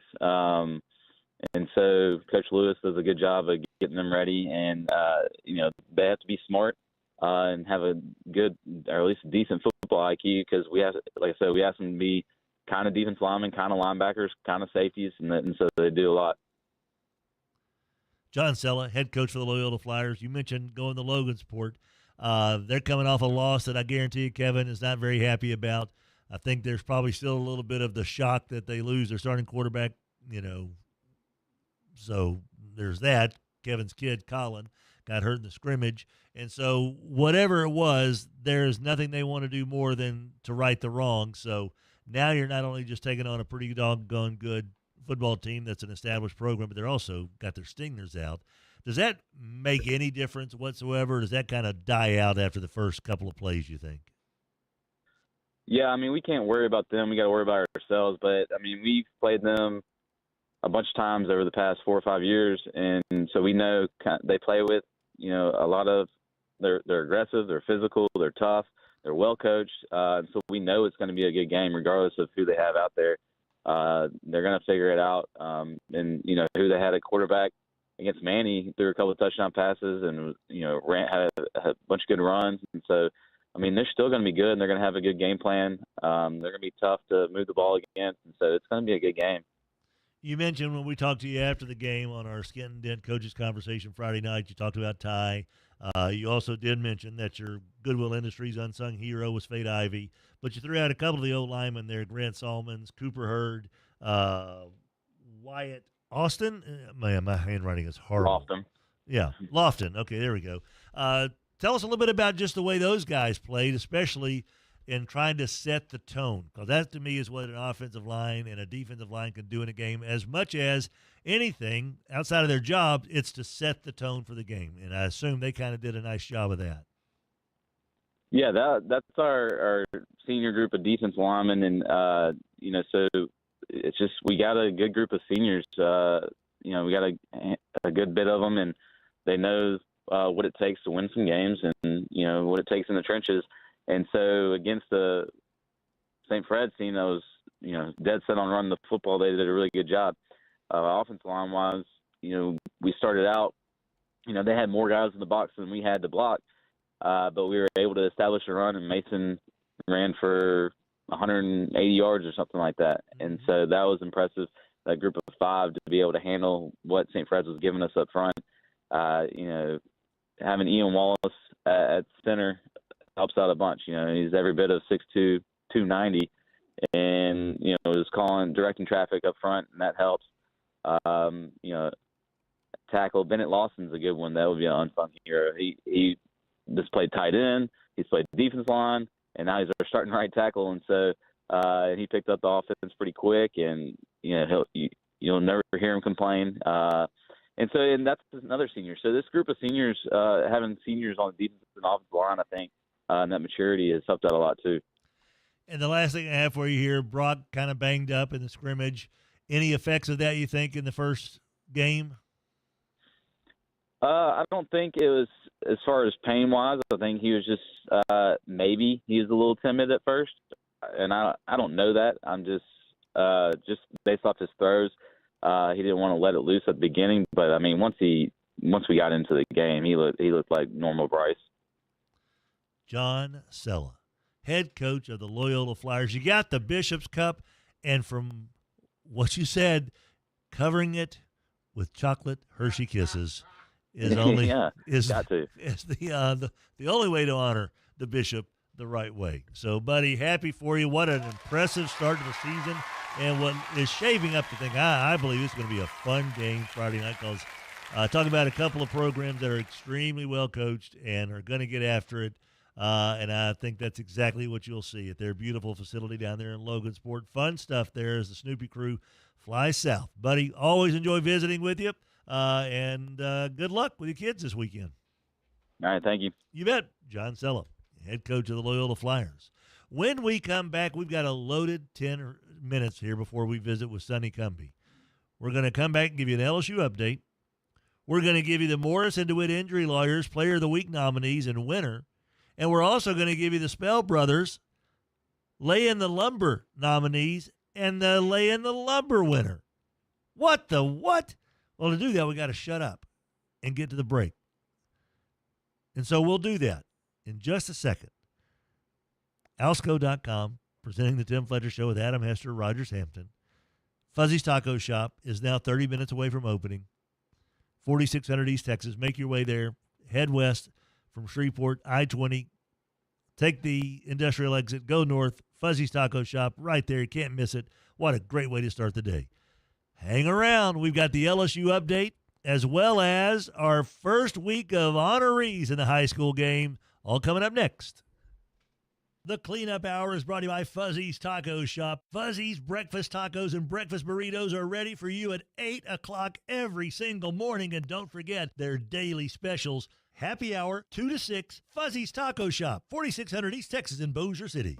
Skent-N-Dent has been around here in Shreveport-Bossier for just about 12 years. 814 Shreveport-Barksdale Highway, 318-869-2023. The Hill Brothers, Devin and Rance. Man, these guys know it inside and out. The business of getting you appliances and furnishings that may have just a slight little cosmetic defect, a little scratch, a little dent, but up to 50% savings over the big box stores. Why would you go anywhere else other than Skent-N-Dent, 814 Shreveport-Barksdale Highway? Over here in our little Tim Fletcher Show corner of the world, we are so appreciative of the fine folks over at Morris & DeWitt Injury Lawyers, shining the spotlight on local athletes with our Player of the Week throughout the school year. Morris & DeWitt Injury Lawyers, morrisdewitt.com.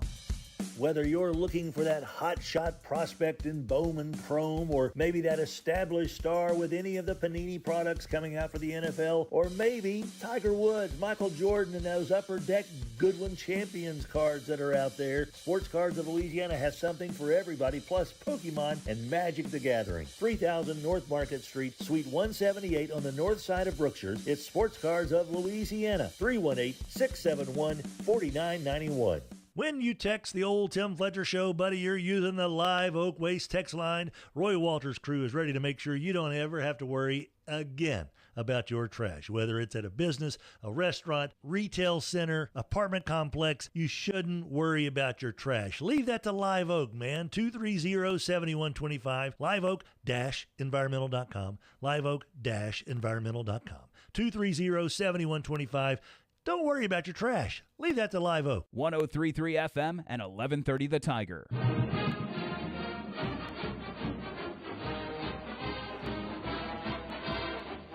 Why, yes.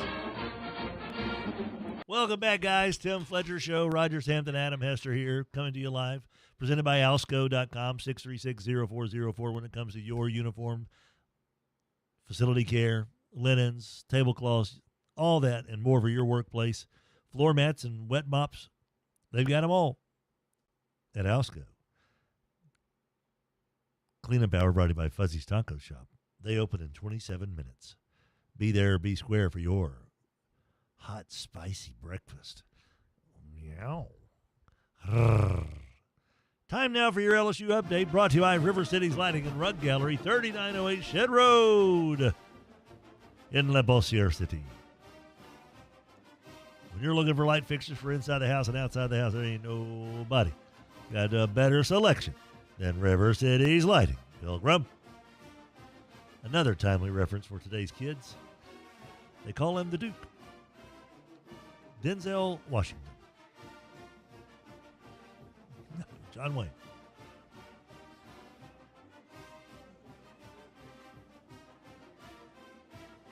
Here we go. Oh, Joey Hesher's like, what? I was trying to be more timely with an actor that might be known nowadays. That would be John Wayne. The LSU update. John Wayne played the Duke. He was known as the Duke. Because you know we are short on time before. Oh, good point. Good point. Good point. All right. So, LSU taking on Florida. We're going to talk to Sonny Cumbie here in about 5 minutes. And Brian Kelly says, were you guys flat against Louisiana Tech after putting so much focus on Clemson? He says, no. Our effort was really good. We weren't flat and lacking emotion. He said that the preparation's got to be elite each and every week. He said that, you learn lessons and win at the same time. People are just trying to say that LSU played a horrible game because how could they only beat Louisiana? Tech's got a good defense. Teams are good nowadays. If you don't score at least 40 points, people You're right. think you had You're a bad right. game. You're right, Adam. You are so right. And Because people are stupid. People are dumb. If you don't beat somebody that you should beat by 30, then you've got a problem. And if you only score in the 30s, well, what's going on? What's going on? Well, what happened What there? happened there? Yeah. As far as the opponent this week, Florida coming in, the fact that Billy Napier again is on the hot seat, Kelly says that's craziness. He's a really good football coach. He's building a culture that is fit to his eye. He's doing it his way, and that's awesome. Look, I came in here and Ed won a national championship, but he did it his way, and that's fine. They wanted to make a change. I do it my way. It takes time to make that change. It's the same way with Billy. Now he's starting to stabilize that program. He'll get that thing where he wants it. I think he's got it right now. He beat us last year, so we need to worry about ourselves. Brian Kelly trying to bring logic to that? That's dumb. That'll never work. And that's your LSU update brought to you by River City's Lighting and Rug Gallery, 3908 Shed Road in Bossier City. They've got light fixtures for inside the house and outside the house. Time now for your nominees for the Morris and DeWitt Injury Lawyers Player of the Week, Week 1. Brought to you by Morris and DeWitt Injury Lawyers, morrisdewitt.com. Trey Morris, Justin DeWitt, focusing so much on local, and that includes our local studs of Thursdays and Friday nights. Your nominees from Glenbrook, quarterback Ryan Reagan, 10 out of 13, 132 yards, 4 touchdowns, also added 2 scores on the ground with 62 yards rushing. BTW quarterback Devion Stewart, he threw for 245 yards, 10 out of 14, 4 touchdowns, and only played one half. Bossier quarterback Montrevell Lewis, 9 of 11, 133 yards with 1 touchdown, 14 carries for 154 yards and 4 touchdowns. Red River wide receiver Lathan Lewis caught 8 balls for 81 yards, also had 120 yards of kickoff returns and 1 touchdown. Woodlawn's Alvis Gobert had 21 carries, 203 yards, 2 touchdowns, and also an 82-yard fumble recovery for a touchdown. Loyola sophomore Ty Walsworth had 2 kick return touchdowns, the first to do so in school history, covering 75 and 78 yards, also had a 33-yard touchdown catch. Manny running back Devin Thomas had 34 carries, 290 yards, 4 touchdowns. Benton quarterback Malachi Ziegler threw for 224 yards. Northwood quarterback Nathan Cervantes had 9 for 14 day for 189 yards, 3 touchdowns, also had 7 carries, 25 yards. Kyron Johnson at running back, 16 carries, 108 yards, 2 touchdowns, 1 catch for 9 yards. Rashard Hatton had 2 catches for 107 yards, and they both scored. Parkway's Caleb Williams at quarterback threw for 198 yards on an efficient 18 of 23 with 3 touchdowns. Wide receiver Gary Burney, 8 catches, 97 yards and a touchdown. Gabe Gray, 6 catches, 73 yards and a touchdown. Mansfield in that wild comeback win, Terrell Pegues had 32 carries, 187 yards and a touchdown, 93 receiving yards for a touchdown. J.J. Howard threw 3 touchdown passes for the Wolverines. Hudson Brown went 8 for 11 for 148 yards for Mendon in that game with a touchdown. Lakeside's Brock Case, 53 yards passing, 2 touchdowns, 12 carries, 64 yards. Contravion Miller, the running back, had 146 yards on the ground with 1 touchdown. Haynesville, LSU commit Isaiah Washington, 3 for 3 passing, 3 touchdowns, 127 yards, and Donnie Critton had 7 carries for 64 yards and a touch. Houghton quarterback Taylor Weathersby, 137 yards, 2 touchdowns through the air, 65 yards on the ground and a touchdown. Brandon Craig ran for 152 yards and touchdowns for the Buccaneers. Evangels, Peyton Pops Houston threw for 297 yards and also had 13 carries for 94 yards. Calvary quarterback Hudson Price, 8 for 13, 135 yards, 2 touchdowns. Braylon Huglon had 3 catches for a touchdown, also 36 yards rushing. Homer quarterback Delario Jones threw 3 touchdown passes. Airlines DJ Allen ran for 173 yards and 3 scores. Kenny Darby, 5-star receiver, 10 catches, 110 yards and a touchdown. And Chase Williams, the quarterback, his debut, 19 for 25, 236 yards, 1 touchdown, 5 carries for 114 yards, and 2 more scores. Those are the nominees for the Morris and DeWitt Injury Lawyers Player of the Week in Rogers. Your winner, Week 1, Morris and DeWitt Injury Lawyers Player of the Week, 6'1", 190-pound sophomore, school record setter, Loyola Flyer Ty Walsworth, the first in Loyola's long-time school history to take 2 kicks back for a score and added a 33-yard touchdown catch in a rivalry game against St. Fred to win the Bishop's Cup after losing it last year. And now, real quick, Raj, your Spell Brothers Lumber laying the Lumber Award nominees from Glenbrook. Connor Bolton, 2 interceptions, a pick 6, and 4 tackles. North DeSoto offensive lineman Mason Guillory helped handle Union's Arkansas commit and pave the way for 214 yards rushing. Porter Doyle had 15 tackles. Red River linebacker Cameron Jones, 12 tackles, 1 pick, and a forced fumble. Northwood linebacker Jeremiah Johnson, 11 tackles, 2 tackles for a loss, and some big sticks. Loyola's Fade Ivy, 10 tackles, 1 pick, 1 forced fumble, 2 pass breakups, and 1 tackle for a loss. Jonas Henderson of Manny, 3 tackles, 3 assists, and a fumble recovery. Also played fullback. Brady Prine for Parkway, 6 solo tackles, 7 assists, 1.5 tackle for a loss, and a forced fumble. Stanley Owens of Lakeside had 5.5 tackles, 2 of those for a loss. And Ethan Mendigo for Evangel had 7 solo tackles, 3 assists, 5 tackles for a loss, 4 sacks, 1 forced fumble, and 1 fumble recovery for a touchdown. Those are your Spell Brothers Lumber Lay in the Lumber Award nominees. And Rogers, drum roll please. Your Spell Brothers Lumber Lay in the Lumber Award winner for Week 1. From the Little E's over on Broadacres Road, Ethan Mendigo, 7 solos, 3 assists, 5 TFLs, 4 sacks, 1 forced fumble, and a fumble recovery for a touchdown. He did it all. Holy moly. Congratulations, Ethan from Spell Brothers. Congratulations, Ty from Morris and DeWitt Injury Lawyers. And we'll be back with more of the Cleanup Hour brought to you by Fuzzy's Taco Shop with our Spell Brothers Tech Tuesday guest, Sonny Cumbie, right after this. That Chevy Silverado 1500 LTZ Texas edition that I am cruising around in is just a dream truck. I love the leather upholstery. It's got the cooling seats that are going to come in handy so much here as these temperatures warm up. Can you imagine the summer without cooling seats and leather upholstery? As big as I am, not a pretty picture. But the Silverado LTZ from Chevyland is going to take care of me as it always does. Chevyland, together, let's drive. That leaf pile is 100 feet tall. Your dad can't handle this. Not without the right equipment. Yard work piling up? Gear up for fall with John Deere. Get $750 off select mowers, $2,000 off select Gator UVs, and $3,000 off select compact tractors. Did I hear your dad got a John Deere? Yep, bad day to be a leaf pile. Gear up for fall at an authorized John Deere dealer, now through September 30th. Learn more at johndeere.com/gearupforfall. A Progressive Home and Auto Bundle can protect you round the clock, but we can't protect you from those painful moments in sports. Oh, I can't believe we blew a 5-touchdown lead.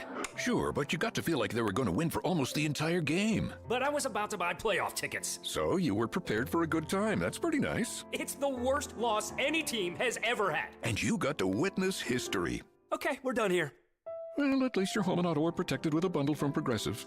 Progressive Casualty Insurance Company affiliates and other insurers. Not available in all states or situations. Looking for the best way to grow your business? Town Square Media is your ultimate marketing partner. We're the leaders in combining the power of radio, digital, and social media to create the most effective marketing plans that deliver results. With our expert strategies, we'll help you reach more customers, increase sales, and build a stronger brand. Don't settle for less. Choose the best. Call Town Square Media today at 318-688-1130. And let's get started on a marketing plan that works for you. 103.3 FM and 1130 The Tiger, Shreveport's home for LSU sports.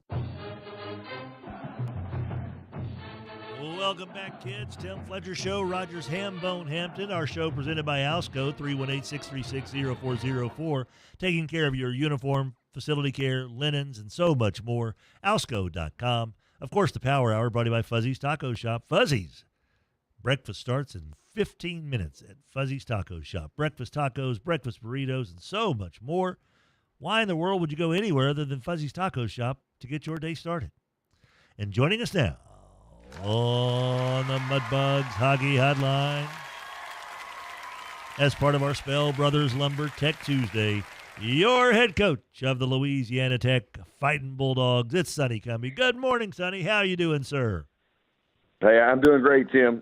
It's good to be back on this week. It is fun. Man, I was in attendance at Tiger Stadium Saturday, and I basically got into, I was telling Rogers and Adam yesterday, got into just a conversation with the guy that was sitting in front of me when I was talking to a friend next to me, Sonny, about who was confused, like, why is this happening? Why is it only 10-0? I was like, Tech's got a good defense. Those linebackers are really good. The dude in front of him, no, they ain't. They ain't that good. I'm like, okay. I said, explain 10-0 then. What's going on out there? Any normal human being that doesn't see things through purple and gold glasses knows that LSU is in a dogfight trying to put points on the board against that Louisiana Tech defense. What was it that you guys were doing defensively that just gave them so many fits? Well, I think it always starts with the effort that our guys play with, and I think our guys were flying around, and I think that, you know, Coach Olson did a really nice job of keeping the offensive line for LSU off balance, just from the standpoint of what we were doing from a a blitz package, and the movements that we had with our linebackers and D-line. And then, again, I think it's the belief that the kids have and what they're doing and the speed they do it with. And like you said, they're good players. We have 3 really good linebackers, and we have 3 really good safeties and 2 good corners and an emerging good defensive line that's strength in numbers. And they take a lot of pride in what they do. And so I think from a picture standpoint, we were able to change it up. We played man coverage against their receivers, and they're some of the fastest kids that in the country. And I think our guys held their own in man coverage, and we were able to affect the quarterback. And anytime you can get a takeaway like we did on the first drive of the game, where it's really boils down to that is a snapshot of our defense from the standpoint of it's just a hustle play. Ced Woods does a good job of reading the quarterback on something that they hadn't shown this season yet, and gets his hand on the ball, and Mike makes the interception because he's flying into the football, and good things happen whenever you play hard. It was a really interesting thing. We were sitting on that sideline right at the 50, so the ball's kind of coming toward me, and I was like, man, that thing's kind of floating a little bit. And I saw where the receiver was, and I saw where the defender was, and I thought, if that ball said, I don't think, and I'm kind of watching it go in the air, I'm like, I don't think that's going to be complete. As a matter of fact, that looks, oh my. What did you guys see on tape that allowed your secondary to really, I thought they had a really nice day. I didn't think there was necessarily Garrett Nussmeier having a bad day. I think that he was forced into not really playing that well because of what you guys did. What did the secondary kind of see? What was the focus on Saturday night? Yeah, I think our coaches defensively, again in the secondary with Coach Buckles and Sam Carter, they did a great job of preparing our kids for what they were going to see from a route concept standpoint. And they were very well prepared in terms of knowing situationally what routes that LSU likes to run. And when you want to play fast, you have to know what to do. But also playing fast is when you know what they're going to do based off of the film breakdown and your prep. That allows you to play even faster too. And so that's what that was a big key. Those kids are several of those guys in the secondary and on the defense too. I mean, they've grown up, covering those guys since they were in high school, if not before, and they spend a lot of time with them in the summer, and so they're familiar with them as well as players. But I think part of it was their talent, our talent, and part of it was the preparation of knowing, what route concepts, because LSU doesn't run a huge, in terms of the plays they run, the concepts they run, and situations. It's very, you can get them a beat on it.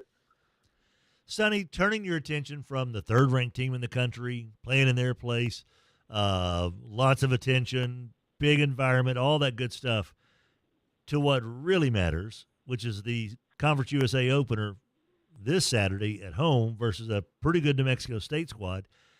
Is that seems like that would be a difficult task maybe to get the kids to regroup, rework, refocus, all that mess, or are these kids just beyond that now and they know what the job is and it isn't that hard for the coaches to get them to shut down game 2, get on to game 3?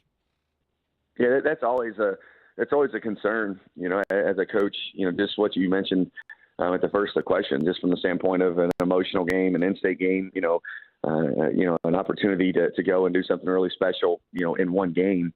But now, we have an opportunity to go and do something really special throughout the course of, 8 games within our conference, and this is the first one. And so I think our kids handled it really well yesterday and Sunday, from the standpoint of putting that game to bed against LSU and really turning our attention towards New Mexico State.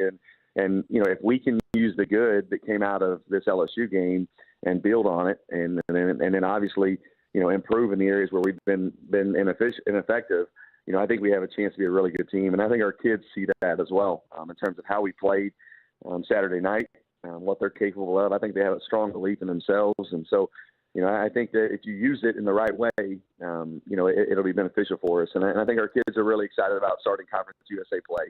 And I think that this is a group that is mature, and, I expect their best today at practice, and we had it last night in practice. So, I'm looking forward to the week with these guys. Is there such a thing, Sonny, nowadays as a good loss? In other words, is there, as the silver lining and last Saturday was the defense looked pretty doggone special. The line of scrimmage was never really a decided advantage one way or the other, at least in my opinion. Special teams might have gone their way a little bit. They ran the ball a little bit better, but outside of that, scoreboard's the biggest thing, obviously. But is there a silver lining, or is there no consoling a team that's a loss is a loss is a loss? Well, I think even in a win and then even in a loss in the result, you have to be real with your players and point out, like, hey, we played really well in these areas. And you mentioned, like, we got our tails kicked on special teams. We didn't play very well. We didn't play smart on special teams. And we didn't play very well and produce much on offense at all. And we've got to do better there. And so I think you celebrate it. You're always, as a coach, you try to be critiquing and not as, and critical, but you always have to accentuate the positives as well and acknowledge where, hey, this is, even the first game against Southeastern, this is what we did really well. These are the things that we did poorly, and we have to get these things better. And so I think that you do that every week, and it's always better, Tim, when you do it after a win. It's always everybody feels a lot better. But I think that, the result of the game, I think, showed our players also, just what they're capable of. And, if we get, if and when, is the case. And I think offensively we're going to get it going. It's just a matter of really everybody getting in rhythm on that side of the ball, players and coaches, in terms of what we've got personnel-wise. And I think this is going to be a really good football team. One of the things that kind of impressed me, Sonny, for what it's worth, is the game never looked like it was too big for Louisiana Tech Saturday night. And it was one of those things I thought about afterward on my drive home. I'm like, I think that's a good sign that it didn't look big and it didn't act like it was too big for them. I said, I think there are programs that come into a situation like that and they are overwhelmed. They are wide-eyed. They do get kind of blown away by the size, the spectacle, blah, blah, blah. And I guess that's just maybe a sign of where this program is, where these kids are, where these coaches are, that it just never felt like that you guys were out of place out there. You know what I mean? And I mean that as a compliment because that's just the way it felt to me. Yeah, and I appreciate you saying that, because that's, one of the things that we've talked about with our kids is that, we're not going to back down from anyone. I mean, these guys have been in some big venues, and I was really proud of them for that. Again, I think you're spot on. These kids didn't have wide eyes. The moment wasn't too big. There was no sense of intimidation of the arena or just of the opponent. I mean, there's a group. Our guys are going to play really, really hard. We got to play smarter, but we're not backing down from anyone, and they believe that, and they know that, and they went into that arena with focus, with excitement, with energy, and I think that we were able to control all of those emotions that you feel in a game, and control them in the correct way in terms of using it to fuel your performance. Sonny Cumbie, head coach of the Louisiana Tech Bulldogs, joining us here on the Spell Brothers Lumber Tech Tuesday, facing New Mexico State in the Conference USA opener Saturday night, 6:30 at Joe Aye Stadium. And I'm kind of curious. New Mexico State comes in 2-0. Seems like they've kind of got a little bit of a knack for creating some turnovers. That's what kind of keyed their win over Tulsa last week. Do you find out more about New Mexico State in that game film against Tulsa? Because I don't know how much Bryant provides as far as an opponent and a true gauge of how a team looks in that opening game, which was a 19-3 win for New Mexico State. And how do coaches look at that when you're taking on an opponent that is a division below, and then they play a team that's right there in the same neighborhood as you are? Do you get anything from that first game against Bryant or not? Oh, yeah. No, you definitely, especially in terms of schematics, on offense, defense, and special teams, in terms of, offensively, you look at it from how they play different formations and personnel groupings for Bryant. Defensively, you started to get a tendency in terms of situational football and what concepts they like on offense. You get a great feel for their personnel because it was a close game. So, a lot of their starters are in throughout. And then, Tulsa, again, it's still early in the season for everybody. And so it's a hard gauge. Like Tulsa played Abilene Christian the week before and really beat those guys well. And then they go on the road to New Mexico State. And I think that they're still trying to struggle to find their identity on offense a little bit. But New Mexico State is really good on defense. They're very active up front. Their safeties are very fast and physical. I think their linebackers are very instinctual. And I think that, their defense, is very opportunistic when it comes to takeaways. And then offensively, Logan Fife, coming from Montana, he's played a lot of football. He started, I believe, at Fresno State, then to Montana, and now he's on his third stop, and he's been around a long time. And so, we've got to do things to disrupt him and defensively. And I think that they've, offensive line-wise, they've lost one of their starting tackles, and so they've moved some guys around. But I think that they're an emerging group, in terms of their offensive line. And I think they're playing with confidence. When you're 2-0, I think that, that you get a sense of belief, especially whenever you have new guys, which they have a significant number of new players on offense and defense. And so I think that helps in terms of their start. As far as your quarterback play, I think that Trey would probably tell you that he could have played better Saturday. How do you feel right now heading into Game 3 with the way the quarterbacks are shaking out right now? Yeah, I think, he definitely, would tell you he should have played better and could have played better. And we've got to be better at that position. And we've got to be more productive there. We've got to be more productive at running back. And we'll go through this week, with those guys battling it out. And come Saturday, see who gives us the best chance to be successful running and throwing the ball. And that's what we've got to, the LSU's defense is really good. But, there was the feel offensively from Game 1 to Game 2, was very similar. And we've got to produce and move the ball and sustain drives more. Sonny Cumbie and the Louisiana Tech Bulldogs take on New Mexico State in the final Conference USA opener for Louisiana Tech in their history, because, of course, next year it's off to the Sun Belt. This year it's Conference USA or bust. And hopefully that defense continues to absolutely look stellar and the offense gets on track. Next thing you know, the team would be 2-1, 1-0 in Conference USA play, and that momentum is right back on track. Sonny, always appreciate your time. And, again, kudos to the fellas. Because I thought they did. I thought they played really, really well Saturday night. And I think that's a testament to them and also the way you guys prepared them. So congrats on all of that, and then good luck this Saturday as well. Hey, thanks, Tim. It's always great to be on, and I appreciate it, and we're looking forward to getting after it. Sounds good to me. Sonny Cumbie, head coach of the Louisiana Tech Bulldogs, as part of our Spell Brothers Lumber Tech Tuesday. Spell Brothers Lumber, owned by Tech alum John Salmons. Old JP. SpellBrosLumber.com, the home of hotshot delivery service. Lumber, doors, windows, drawers, hardware, and more delivered quickly and efficiently from Spell Brothers Lumber. And remember, that's delivered to your work site. And not just delivered, they'll take it off the truck. They don't say, hey, come get it. They'll deliver it, lay it out there for you. And then when you're finished with the job, if there is any unused, undamaged materials, guess what? Spell Brothers Lumber will come pick up those materials, those supplies, and bring them back to Spell Brothers Lumber and give you a store credit. Do you get that from big box stores, or do you get it from locally owned and operated Spell Brothers Lumber? They can handle everything. Don't forget, they also do installation for doors and windows and so much more. 318-747-1194, 318-747-1194, located at 1321 Martin Lane in Bossier, just northeast of Bossier High School between I-20 and East Texas. When we come back, we've got your SEC update.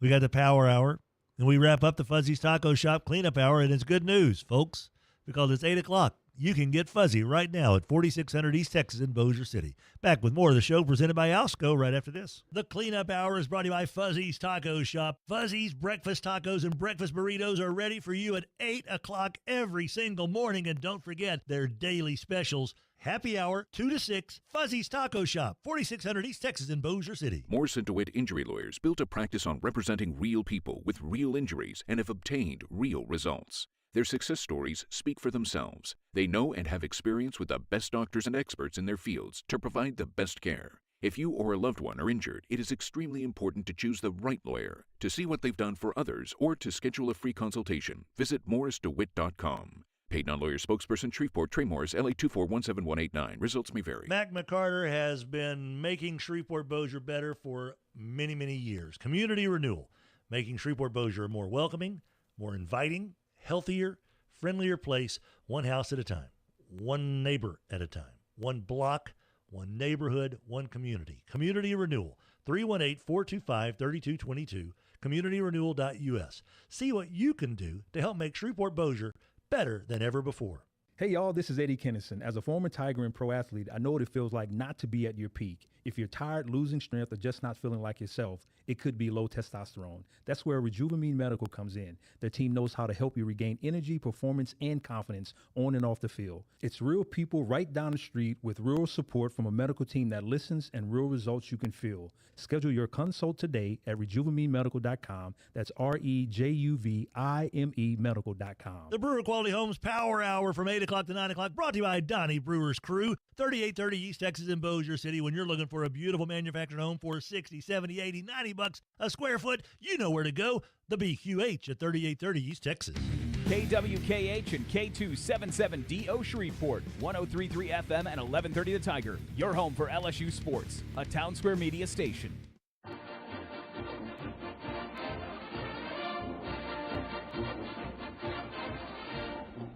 Hey now, welcome back, kids. Tim Fletcher Show, Rogers, Hambone, Hampton, Adam Hester here. Holy moly, can you believe it? It's the Power Hour brought to you by Brewer Quality Homes. Our show presented to you by Alsco, the Brew Crew, 3830 East Texas in Bossier City. It's also time for the Bo Harris Wealth Management SEC update. Bo, would love to have a cup of coffee with you because your present self is the ideal person to take care of your future self and all of those needs that come with it. Long-term health planning, retirement planning, taking care of kids planning. What's your investment game plan? Have a cup of coffee with Bo Harris and get on the same page. Your SEC update, the SEC Soccer Players of the Week were announced. Vanderbilt forward Allie Bolig out of Aiken, South Carolina, had one of the bigger moments of the season for Vandy, scoring the decisive goal in a 1-0 win over Georgetown Thursday night. Georgetown came in ranked 16th. Got a little choked up there. Vanderbilt goalkeeper Sarah Wojdelko is the Defensive Player of the Week. She's out of Northville, Michigan. She anchored the Commodores' backline in a pair of shutout wins against 16th-ranked Georgetown and Middle Tennessee. Your Freshman of the Week is Alabama goalkeeper Maddie Mangula, as opposed to Julia Magula. She's a freshman from Puyallup. How do you say that, Hester? Puyallup, Washington. Is that really how you say that? Yep. Is there a school there? One would imagine. It's a city. I meant like a college. It probably got a city hall and everything. They got a stoplight? I know it's not terribly far from Seattle. Okay. She had 4 crucial saves in limiting number 3 Duke to just 1 goal. It marked just the second time this season that Duke has been limited to just 1 goal, as the Blue Devils have scored multiple goals in 4 of their previous 5 matches. And that, my friends, is your SEC update. Oh, that's Jeff Goldblum. Oh. Your SEC update brought to you by the following paid announcement for Bo Harris Wealth Management. Bo Harris would love to discuss your investment game plan. Bo is a certified financial planner. Securities offered through Wells Fargo Advisors, Financial Network, LLC, WFAFN, member SIPC. Bo Harris Wealth Management of Conservative Financial is a separate entity from WFAFN. Get in touch with Bo, 318-670-3101, BoHarrisWM.com, located 223 Fannin, downtown Shreveport. Monday Night Football last night, the Minnesota Vikings rallied past the Chicago Bears. Did you watch any of the game, Hester? No. Did you watch any of the game, Raj? No. What are y'all watching? Not the Vikings and the Bears, probably ever for any reason. Dude, I was watching it on 2 different screens. Awesome. Had Peyton and Eli on one. Let us know where to send the medal. I'm not saying I deserve a medal. I enjoyed it. I just like football. Congratulations. So do I, but I'm not watching the Vikings and the Bears. It was a good game. I don't care. I watched the last 2 episodes of the Cowboys thing. Oh, I do need to revisit that. I need to pick up on that. That's what I'll do Tuesday, Wednesday, Thursday, right? There you go. Yeah. So J.J. MacArthur looked terrible right out of the chute. Yeah, y'all should all go and tweet how bad he was. I did. I know. And then he rallied big time. And everybody should talk about how Caleb Williams, man, he must be pretty good. He was. And then he wasn't. Maybe. Stay with me here. People should stop doing this. Stop making snap judgments? They have to, because I got to be the first one. If I'm the first one that says it, I got to get out there. People will see. People will see and they will retweet. Nah. Who cares? Sir. You got to wait till the game is like been played for a while. Yeah. Especially the kid that McCarthy's not really played. You know, he missed the whole season last year.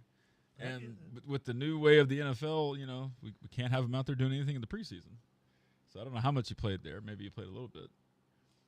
But gotta kind of let dude play and see what happens. The kid does not lack confidence. No. He went out there and for the longest time he forgot that number 18 existed for Minnesota.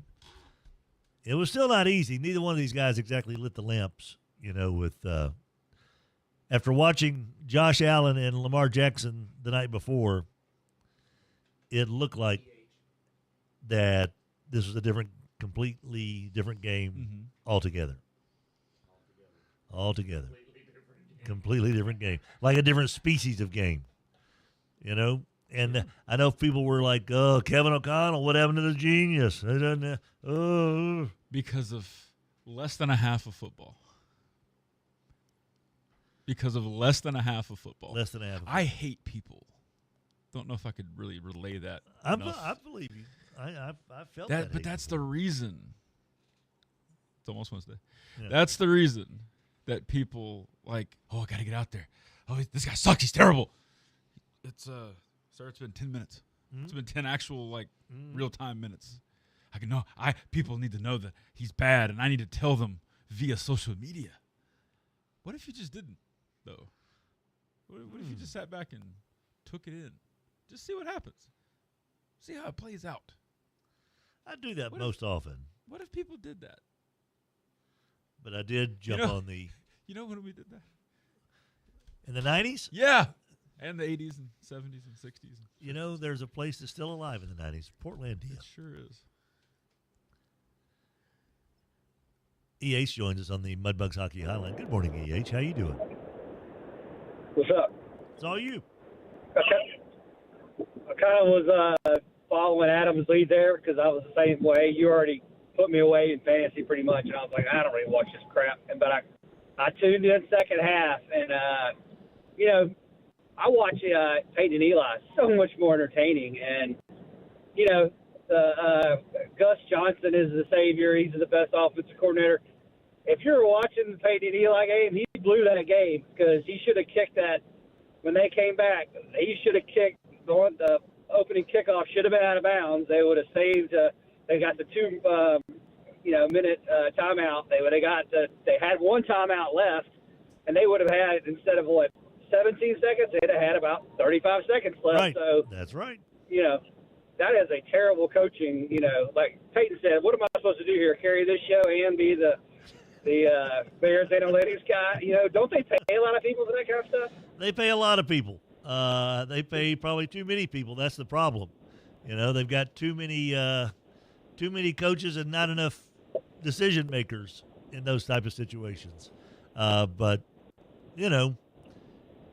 What I found, all right, so how's this for, speaking of fantasy football, I know everyone wants to hear about this, but because of the final play of the game, Chicago tried to do the lateral, fumbled it away, Minnesota recovered in our fantasy league.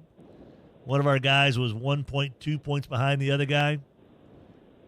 He had the Minnesota defense. They recovered the fumble, got 2 points for that, got the win on the final play of the game.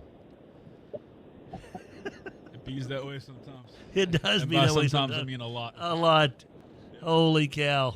So, I don't know if you noticed that, EH, but yeah, that was that was a little bit of a gut punch for somebody.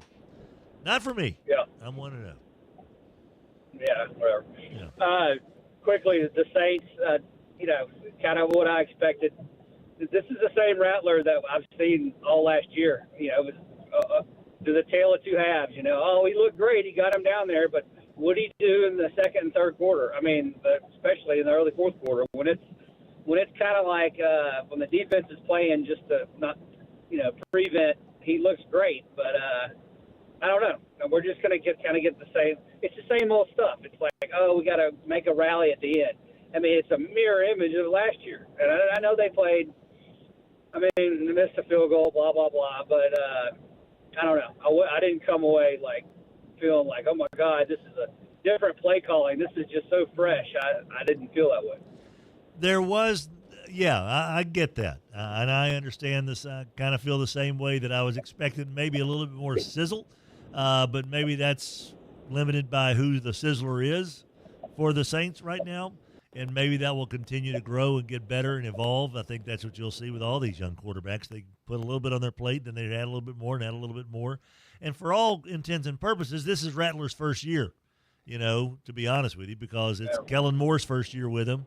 And so whatever he learned last year has had to be relearned and reprogrammed for something completely different. The one thing that he does have the advantage of is he does hopefully grasp the old quote-unquote speed of the game that is so different, allegedly, in the NFL compared to the college game. Everyone says that's ever played it, and so I believe it too.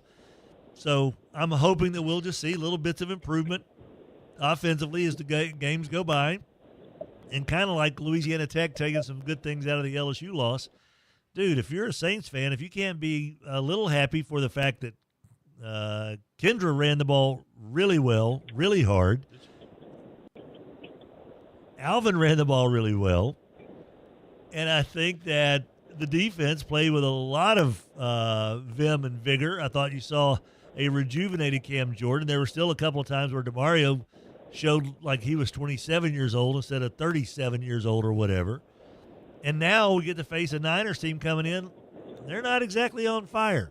George Kittle out for at least 4 games with a hamstring injury. Brock Purdy nursing shoulder and toe injuries, is now going to be listed as questionable, more so with the toe. And you know who the backup is for the Niners? It's Mac Jones. So Mac Jones redemption game coming up. The Mac Jones redemption tour begins perhaps in the Superdome. In other words, I think the Saints are going to be in a lot of games. They could have, should have won the game Sunday. I think they have a chance Sunday to beat the Niners. And that's just who they're going to be this year. I don't think they're going to get their doors blown out and embarrassed by too many people this year. Moore's he's kind of conservative. He'll take a field goal. I mean, over going 4-on-4 of the bunch. But I don't know. I hate losing the first one, even at home. But it is what it is. I'm out. All right, CH 8:14 the time. Hester, are you a big fan or believer in hey, even in a loss, you got to take something positive out of it? Well, yeah, you do. Otherwise, what are you doing? Yeah, right. And that's in every sport. Sure. I mean, you didn't win every game you coached in soccer. You have to find something that went well. You can't just, hey, guys, you sucked at everything today. Right. It's never going to get better than this. As a matter of fact, I quit. Somehow you guys were worse this week than last week. No, that doesn't usually go well if you take that approach. Right. And it's not anything to do with moral victories or anything like that, but you got to find something that you did well. I think, and that's a very good point. There's a big difference in a moral victory and just finding something positive. I really do think that. Right. Because moral victories, oh, dude, you're just trying to make the losing sound better. I get it. You can say that, but I still believe that there are such things as moral victories. But taking something positive can come from anything, Gee. No, because you have to be able to take that approach going into whoever it is next. Did you find something in that game that you did well that will help you down the road? Will you play a team with a similar, that maybe they play a similar style, and so you'll make some adjustments when you play that team because of what you saw last week. There's all kinds of things like that. 8:16 the time. Power Hour brought to you by Brewer Quality Homes, 3830 East Texas in Bossier City.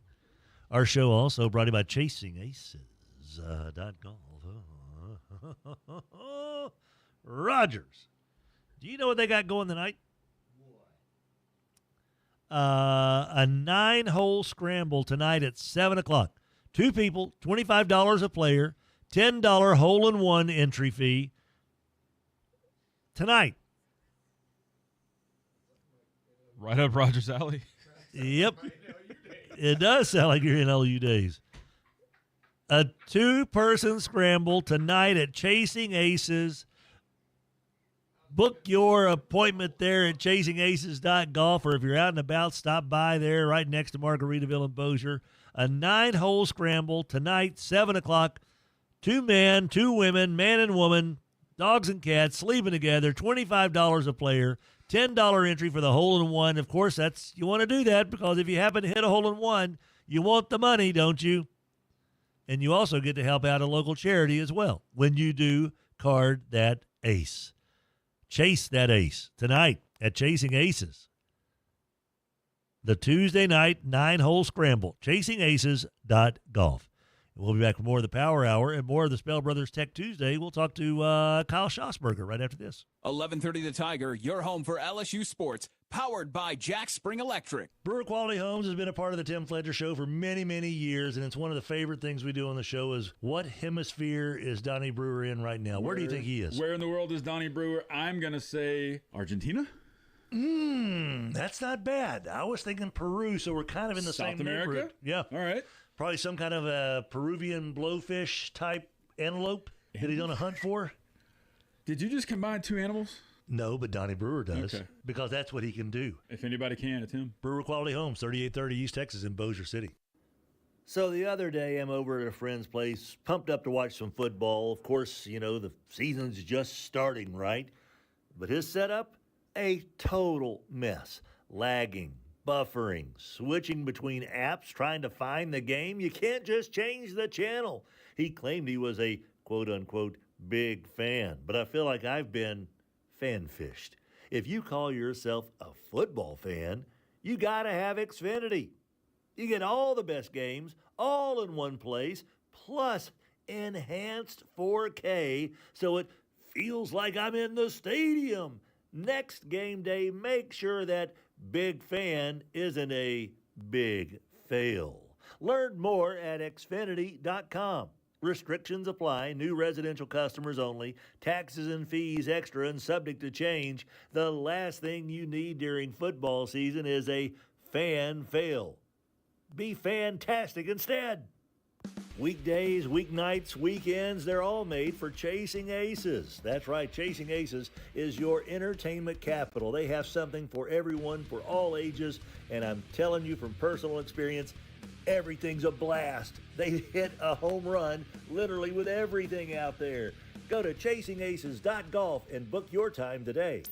103.3 FM and 1130 The Tiger. Cut a couple of guys? But I can't because... Yes, yeah. Awful. Welcome back. Tim Fletcher Show, presented by Alsco.com. Alsco, 318-636-0404. Did you win or lose? I got killed. Oh. My team's terrible. If Burrow and Chase aren't playing well, there's no shot for me. 7 yards total offense for the Bengals in the that's second awesome. half versus Great. the Browns. 7 yards. Well, they suck, but those guys will still get theirs. Nope.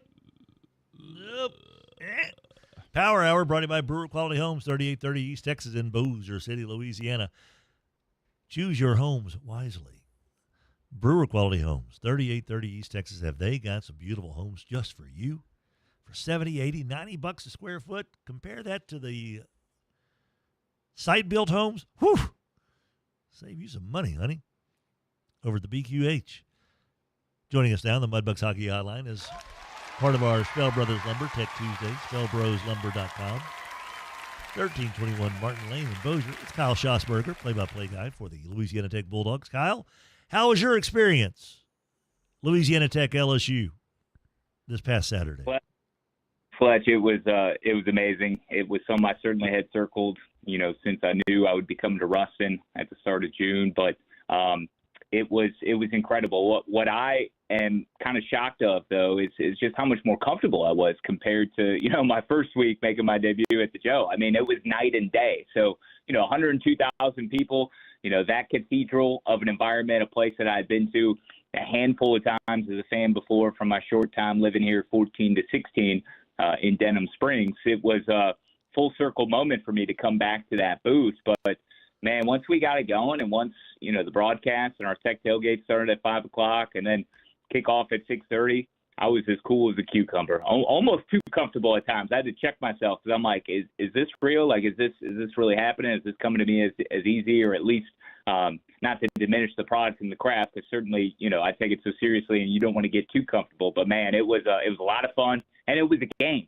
It was a game. I mean, it was 10-0 at halftime. But one thing I learned, Fletch, before we went on air, my Facebook had told me 11 years to the day. It was September 6th. 2014 that I had attended my first game at Tiger Stadium, Sam Houston and LSU. So I thought that was pretty cool. I hadn't realized to the day it was sort of sentimental in a lot of different ways to go back to that spot. I bet it was, buddy. As far as the game itself, we just visited with Sonny here a little while ago. I think that anybody associated with that football program's got to feel pretty good about themselves, the way that they handled themselves. They played well defensively. Special teams was not as sharp. Offensively, certainly could have left room for improvement, but there was never any doubt in the game that these guys are not going to run away and hide from this team that's coming down here from Ruston. From your perch, what were a couple of things that you noticed immediately that, hey, this might be a little bit tighter than what the experts have been predicting? Yeah, it's not the size of the dog, it's the size of the fight in the dog, right? And we saw that almost immediately on the opening possession. Fourth play of the game, Garrett Nussmeier throws an interception down the left sideline. Thedrick was able to get a paw on it. He was playing in his 49th, 50th game overall, and making his 47th start. I mean, a veteran dude at corner who's in his 6th year at the program, who's played at Nebraska, who's played at Clemson, who's been in these big-time, environments. And he's able to deflect a pass that Mike Richard, who is Conference USA defensive freshman of the year just a couple of seasons ago, the freshman of the year in the league, comes away with the interception. You're like, okay, all right. Like Garrett Nussmeier is supposed to be this big NFL arm, the projected top quarterback off the board coming up in April, top 5 pick overall, whatever it is. And he gets a little careless with the football, and we take advantage. And, we didn't take advantage of enough opportunities on the whole throughout the night. However, the defense's ability to stand in there toe-to-toe, the offense trying to do all they could, given there were a lot of outside things that were impacting this team that we had learned right before kickoff. Like I noticed Landon Nelson, our starting center, was not dressed. Come to find out, he was dealing with food poisoning. Trey Kukoc, as Sonny told us after the game, was also dealing with food poisoning. So you had your starting quarterback dress and try and give it a go. You had your center who did not dress, so you had to shuffle your offensive line. And you're still trying to break in a new quarterback who had never played in an environment even close to that. I mean, most haven't, but a guy who just made his Division I debut at home a week earlier, trying to get into some sort of rhythm, and he's not 100%. And you're going against NFL monsters at every single position for LSU, defensively and offensively. So to hang in there, ultimately Blake Baker got a shot at quarterback. He came in the fourth quarter, and on his second series orchestrated a 13-play, 74-yard drive and looked good. And you still had the balance of run and pass, even from the taller Baker at 6'5" versus Kukoc at 6'1". But you had a blend of run and pass, and it was good to get on the scoreboard. And hey, Fletch, on the whole, yeah, the defense is elite. Like, we know that. Like, they were on the field for almost 37 minutes, had 3 sacks, had 8 more stops behind the line, held LSU to just 128 rushing yards.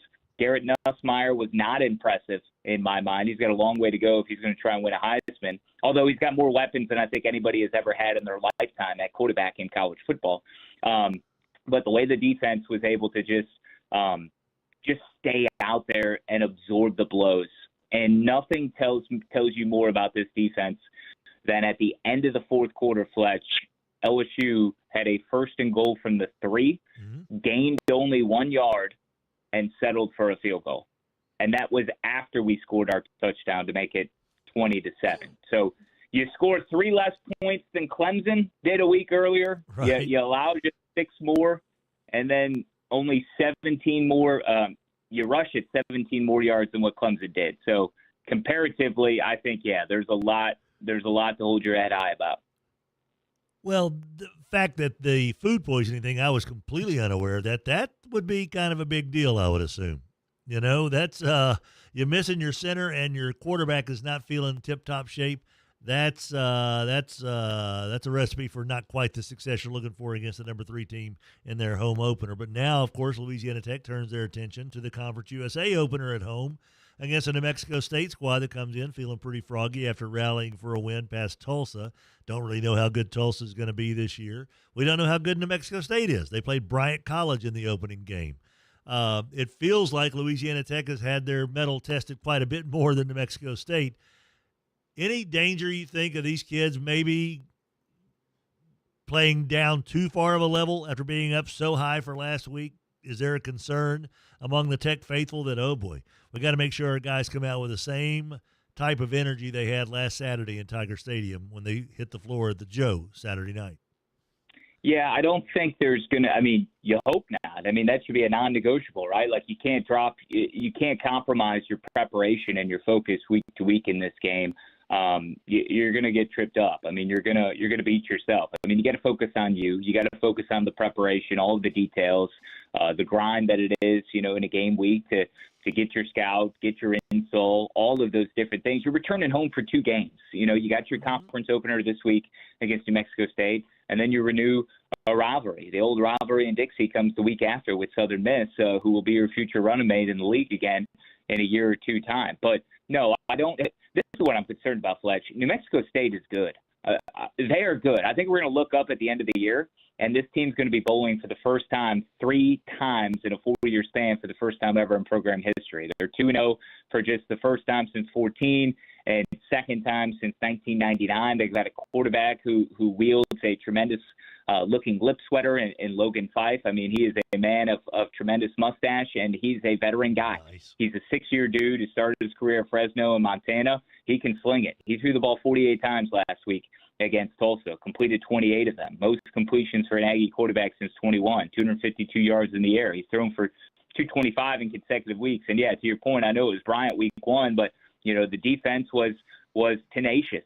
And they had some playmakers step up offensively, and that carried over in a fourth-quarter comeback win at home over Tulsa. So he's got a Utah transfer running back to play with. Dijon Stanley is from Utah. Kadarius Callaway at running back is a Cal transfer. I mean, these are, you know, misfits that are cast-offs from P5 schools, P4, that are here at New Mexico State. Diego Pavia isn't on the sidelines, but Logan Fife is a good quarterback, and he's got a rocket of an arm. So you got to lock it in for the league opener.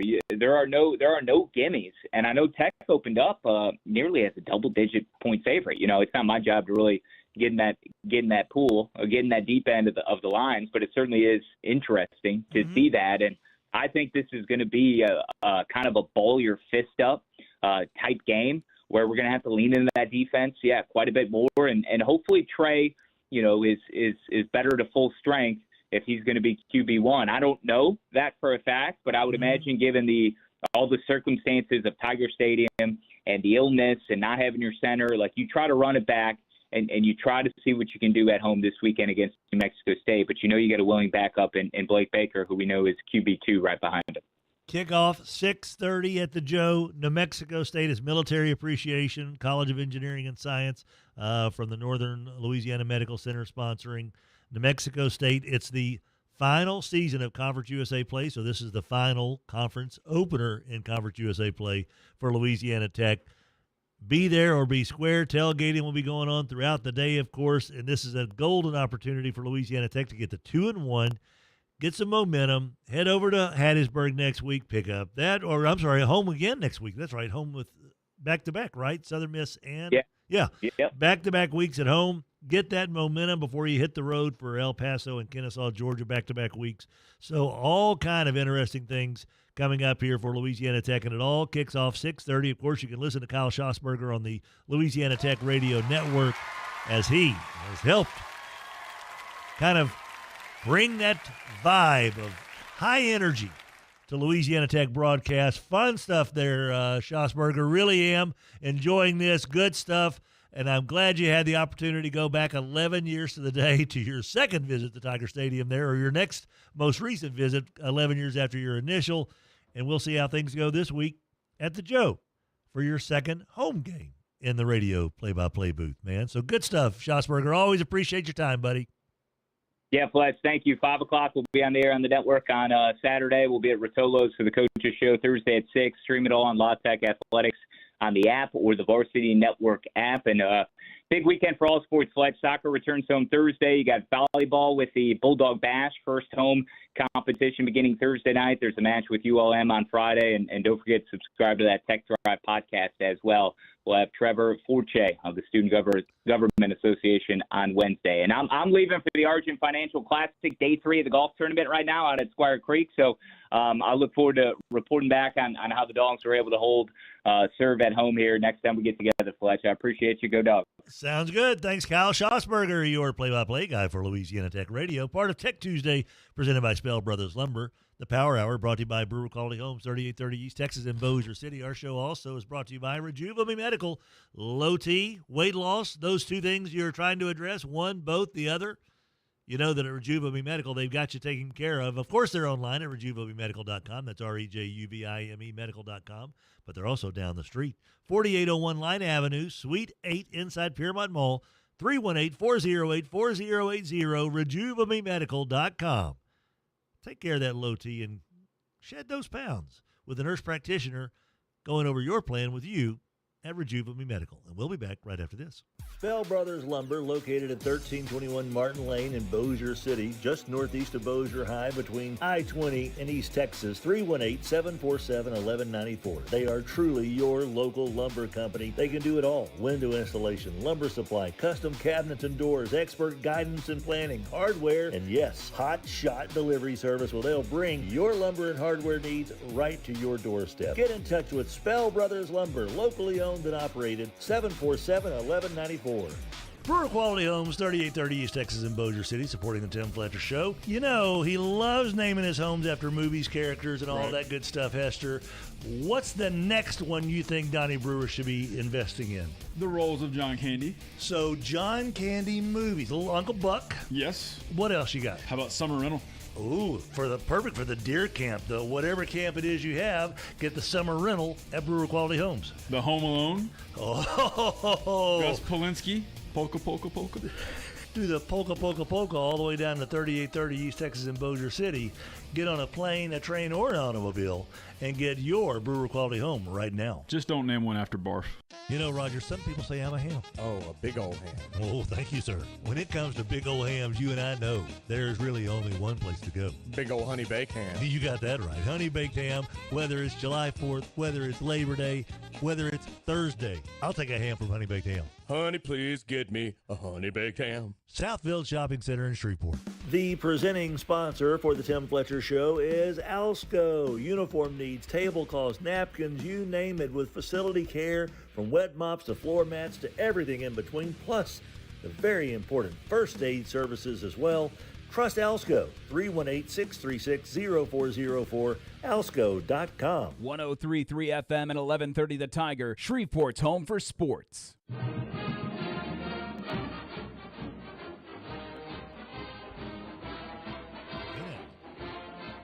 Welcome back, guys. 8:35 the time. Tim Fletcher Show with Rogers Hampton, Adam Hester. We are down 1 week. 1 week in the NFL. 2 weeks of college football. 1 week of high school football. Hester, what do we know so far?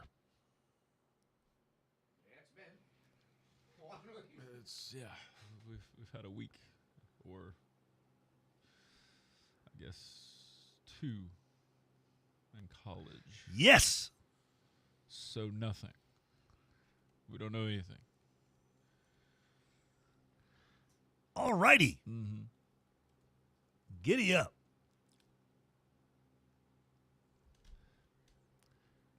Chance to win the NFC.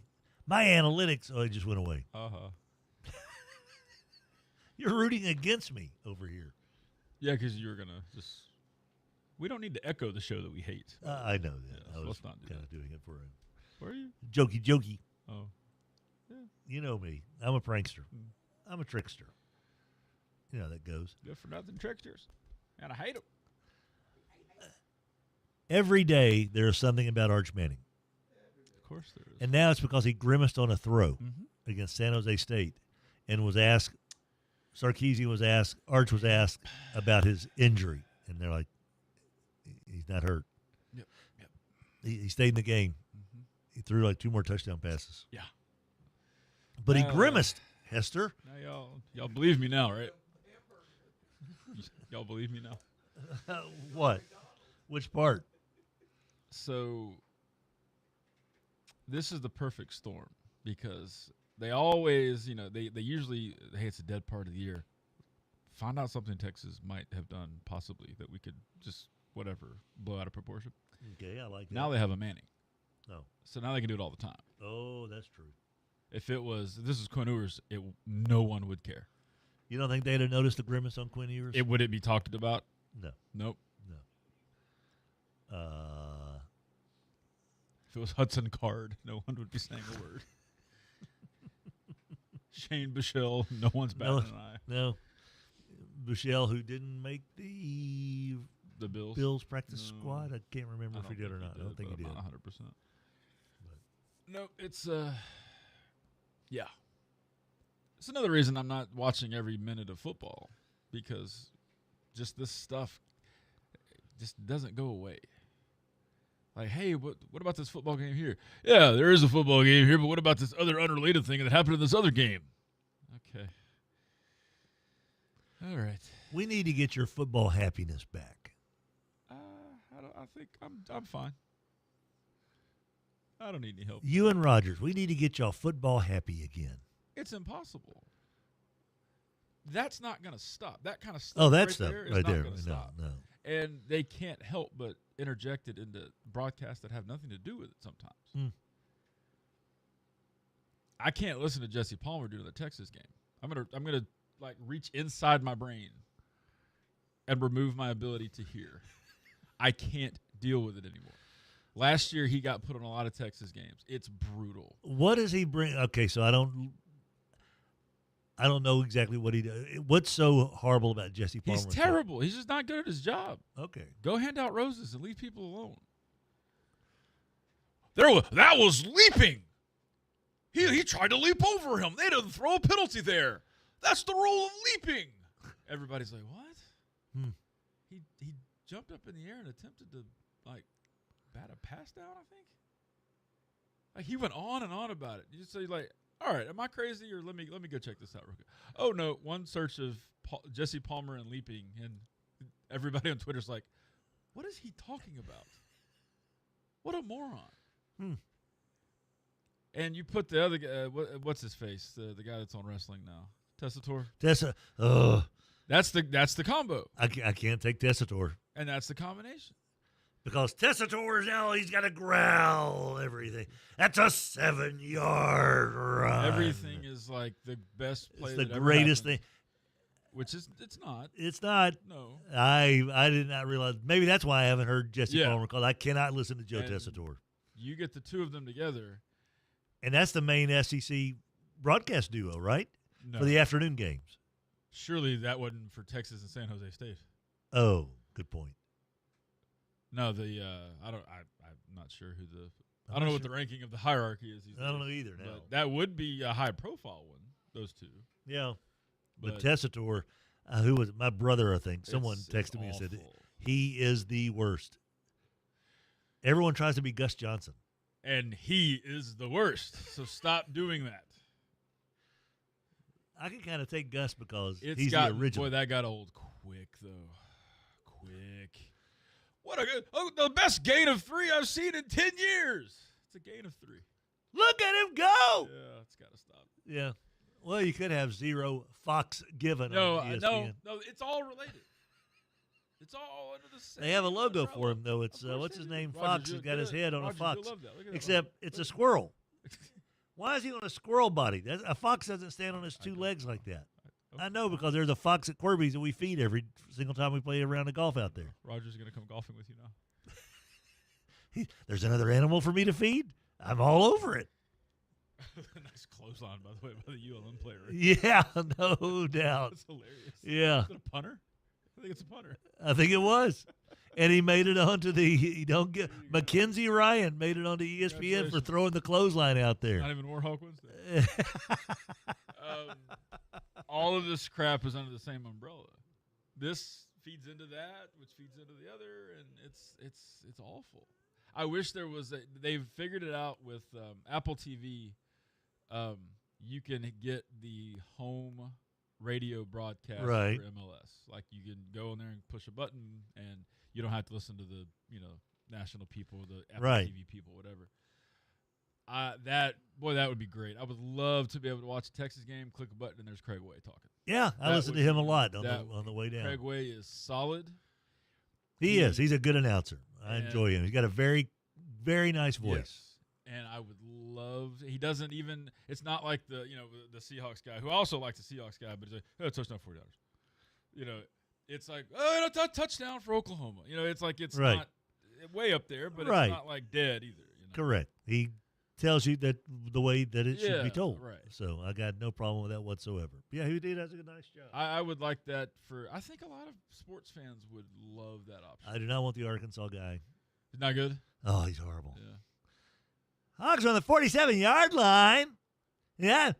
Everything's going like that. Hey, everybody. And that's going to be another Razorback first down. I'm like, ugh. Would people rather listen to Chris Blair? Yes. If they could, I think Chris does a good job. And by the way, I got to hear we left the game at the end of the third quarter. Yep. And so we listened to Chris. The real LSU experience. Exactly. I was like, I haven't been to a game in years, but I will live the full LSU fan experience. Get the hell out of here. The Jack in the Box. But Jacob did a really nice job as the color guy. Mm-hmm. Really enjoyed him. See, that would be great to be able to push a button. Yes. Listen to Chris and my brother during the LSU game. Correct. And not have to listen to whoever they've burdened us with. 100%. Speaking of, your LSU update brought to you by River City's Lighting and Rug Gallery, 3908 Shed Road. Huh? You just count that as That's true. Harlem Berry, by the way, in the 23-7 win. On a 2nd and 9 zone run to the right, hit the hole, shook off an arm tackle, broke away on a 43-yard run, got down to the Louisiana Tech 6-yard line. Ended the game with 6 carries, 56 yards, led LSU in rushing. And so, Brian Kelly, Frank Wilson are now having discussions about what do you do with Harlem Berry. Kelly said he required a conversation. Running the football is so much more about getting to the next level and making guys miss. And he did a great job. He extended a play. We knew he was talented, but this is much more about catching up to the system we run. Protections out of the backfield, right reads, but it required a conversation that this is a guy we have to keep an eye on. The New Orleans native has been on the radar since he was 15. He's finally a Tiger and moving to be RB2. So giddy up. That's from the Bengal Tiger on 3 in Rivals. Don't be surprised if you see Harlem Berry getting a few carries from Harlem Berry when the Tigers take on the Flow Rida Gators Saturday in Death Valley. The SEC opener Saturday night in Baton Rouge. And that's your LSU update brought to you by River City's Lighting and Rug Gallery, 3908 Shed Road, Bossier City. Absolutely, positively have your light fixtures for every occasion, inside or outside the house. River City's Lighting and Rug Gallery, rivercitieslighting.com. 3908 Shed Road, Bossier City. Back after this. There are so many reasons to shop at Chevyland. They are the #1 Chevy dealer in the area, for Pete's sake. But I'm just telling you right now, if you're in the market for a Silverado, that's the place to be. The Silverado LTZ that I'm driving around has everything that I'm looking for. Look, I'm getting older. Maybe I don't drive as well as I used to, which is why I love the front and rear parking sensors, the surround view camera system, all right there in that Silverado LTZ from Chevyland. 7500 Uri Drive in Shreveport. Together, let's drive. Looking for real power and hometown service you can count on? Come to Forsyth Tractor and Equipment in Shreveport. Family owned and trusted across the Arklatex since 1970. We've got Coyote tractors, zero-turn mowers, compact construction equipment, and more. All backed by a full-service parts and repair department that keeps you running strong. Visit ForsythTractor.com or stop by and see them on Westport Avenue in Shreveport. Forsyth Tractor, where the coffee pot is still on. Hi, I'm Chef Franklin Becker. You know the jingle. Now discover the facts about Ozempic, a GLP-1. There's only one FDA-approved Ozempic made by Novo Nordisk. Learn about the real thing. Talk to your healthcare professional today. Call 1-833-OZEMPIC or visit Ozempic.com to view the medication guide and to learn more about Ozempic. Semaglutide injection 0.5, 1, and 2 milligrams.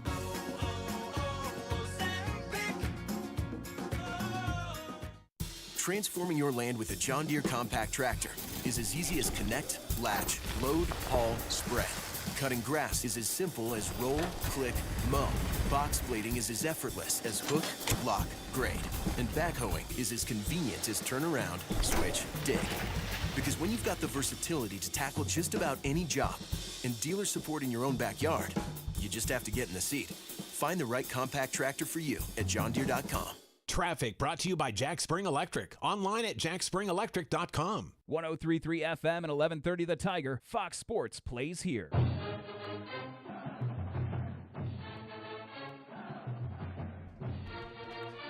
Welcome back, everybody. Power Hour brought to you by Brewer Quality Homes, 3830 East Texas. Can you hear that, Rogers? Yeah, I imagine the listening audience probably can as well. I didn't know if that, since it's internal, I didn't know if the microphone picked up on it. Power Hour brought to you by Brewer Quality Homes. Our show presented to you by Alsco.com. Alsco.com.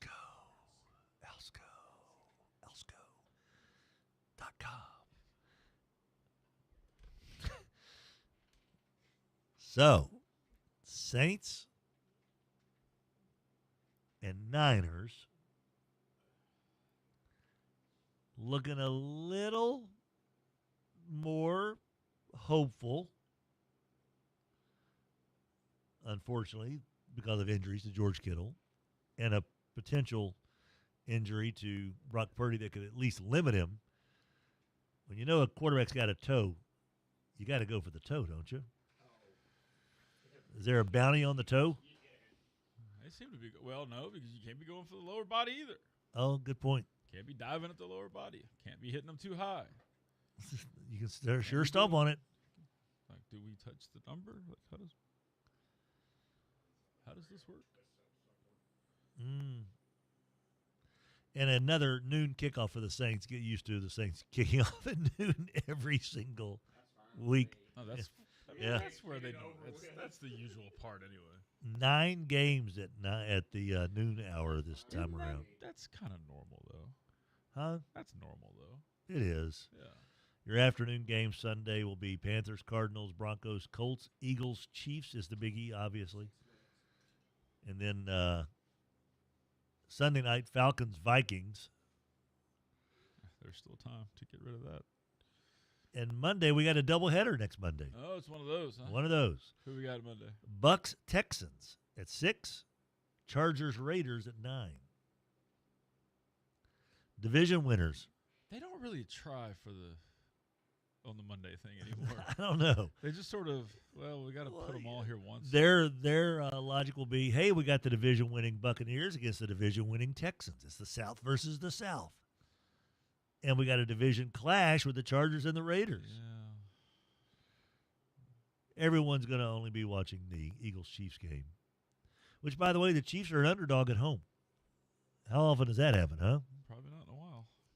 Probably not since about week 4 of the White House, Texas natives' tenure. Not much we can learn about the NFL in 1 week, to be honest with you. No. Because I don't think anybody in the right mind believes that Bengals will be that horrific offensively from now on. I don't think the Dolphins will be that terrible offensively, at least. Defensively, if you have a chance to start a receiver or a quarterback against the Dolphins, you need to take advantage of that in fantasy football. So. Their secondary is terrible. Sleeper pick for the playoffs for whatever reason. And no lie. That's the big knock on Peter Schrader right now, is that he believed that the Dolphins were going to make the playoffs. I'm like, I don't know if they can make the Rougarou playoffs. They are B-A-double-D bad. Bad.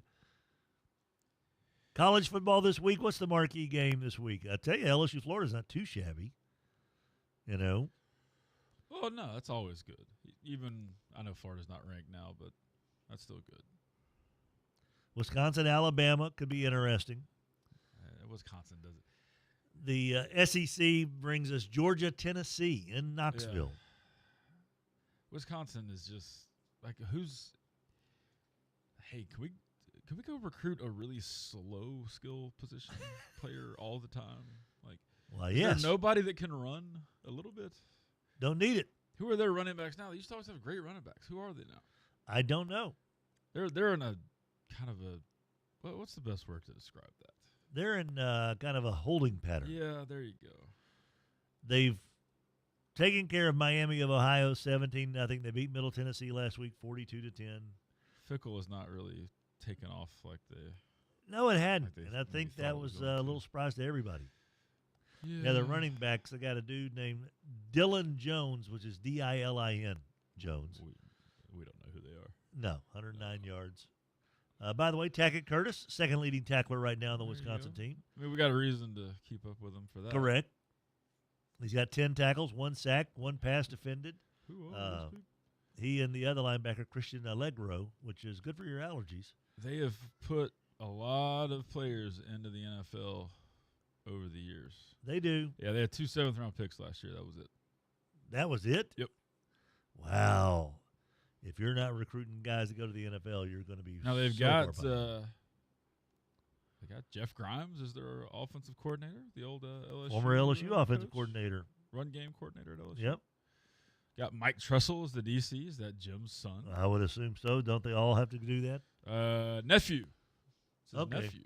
All right. Good enough. Yeah, they all do pass through the tree, Right. the same tree. My favorite thing about this week, also the A&M Notre Dame game's a pretty biggie. Saturday Is that night. where game day is going to be? Where's game day? Should be. That's the NBC Peacock game, 6:30 Saturday night. If they're not there, where else would they be? Georgia, Tennessee, maybe. Georgia, Tennessee, Miami for South Florida, Miami. My favorite thing about the week is that South Florida's ranked 18th. Miami's ranked 5th. Catch the game on the CW network. Hey, look, we made this deal before we knew, okay?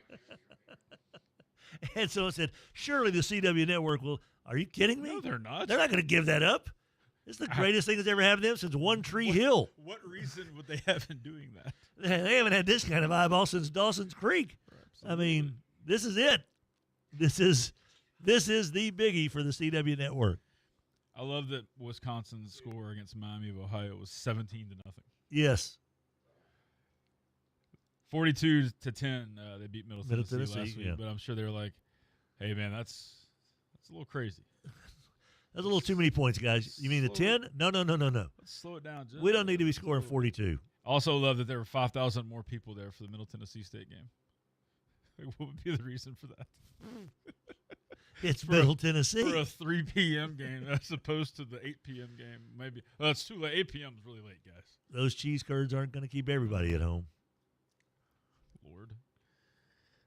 Alabama's going to be just fine this week. Yeah, Alabama. Yeah. What are they favored by? About 20? Yeah, 20 and a half. There you go. What if, this is crazy, I know, but what if Florida State's good because they went and fixed a bunch of problem areas in the transfer portal? There is that they got possibility, a quarterback sir. Who can roll. They got a quarterback that can roll. So are they off this week? Or are they playing? Well, they might as well be. Like they played East Texas A&M last week. Yeah, good point. Somebody like that coming up again. Yeah. What if they're good? And what if Alabama just played a good team on the road and lost? No, what if, you can't have that. What if that there has to be maladies and imperfections and blemishes that we have to take care of. But what if they have a lot of really good players and they maybe fixed some DeBoer ain't Saban. You're missing the point. Well, that's very true. But what if a guy who took Washington to the national championship game, by the way, maybe he is okay as a coach? And my favorite thing about the Arkansas Ole Miss game, outside of hoping Arkansas wins, is everyone will maybe find out exactly who Omega Blake is. And yes, my favorite receiver for Arkansas is O''MEGA Blake. Omega Blake. 12 catches, 185. Get ready, Ole Miss, and we'll be back right after this. The Power Hour of the Tim Fletcher Show is brought to you by Brewer Quality Homes, 3830 East Texas in Bossier City. We don't know where Donnie goes, where he's traveling next, but we do know this. When you go to 3830 East Texas in Bossier City, you're going to get a fair, square deal on a beautiful manufactured home. The Brewer Quality Homes Power Hour from 8 o'clock to 9 o'clock, brought to you by Donnie Brewer's Crew, 3830 East Texas in Bossier City. When you're looking for a beautiful manufactured home for $60, $70, $80, $90 a square foot, you know where to go. The BQH at 3830 East Texas. Morse & DeWitt Injury Lawyers built a practice on representing real people with real injuries and have obtained real results. Their success stories speak for themselves. They know and have experience with the best doctors and experts in their fields to provide the best care. If you or a loved one are injured, it is extremely important to choose the right lawyer. To see what they've done for others or to schedule a free consultation, visit morrisdewitt.com. Paid non-lawyer spokesperson, Shreveport, Trey Morris, LA 2417189. Results may vary. Hey, y'all, this is Eddie Kennison. As a former Tiger and pro athlete, I know what it feels like not to be at your peak. If you're tired, losing strength, or just not feeling like yourself, it could be low testosterone. That's where Rejuvamine Medical comes in. Their team knows how to help you regain energy, performance, and confidence on and off the field. It's real people right down the street with real support from a medical team that listens and real results you can feel. Schedule your consult today at RejuvaMeMedical.com. That's REJUVIME Medical.com. When the game goes into overtime. But the game goes into overtime. The choice to enjoy is easy. Bud Light, easy to drink, easy to enjoy. Pick up Bud Light at your local convenience store today. Enjoy responsibly. Anheuser-Busch Bud Light Beer, St. Louis, Missouri.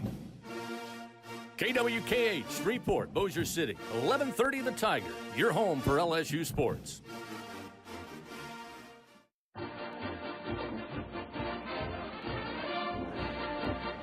Welcome back, everybody. Esther, Stevie is 100% on the Mount Rushmore of side characters in a TV program. He showed up in He was what show was I watching? He was the game show host at the end of Gemstones. Okay. For a couple of episodes, but yeah, that's what it was. Not nearly enough other stuff for him. No. Like, what's going on? Stevie from Eastbound and Down. Holy moly. Oh, why? My favorite shows are the dumbest shows of all time. I love Curb. I love Veep. They're hilarious. I love Eastbound and Down, Gemstones, and Workaholics. Watch Downton Abbey every week. Well, I'd be shocked, actually. all right, kids. That's going to wrap up our little radio show for our friends in Lafayette. Picked up their win over McNeese. And, man, I can't tell you how much I'm rooting for UL this week when you take on Missouri. They took my girlfriend. It's time for you guys to take it back. Go get them, Cajuns!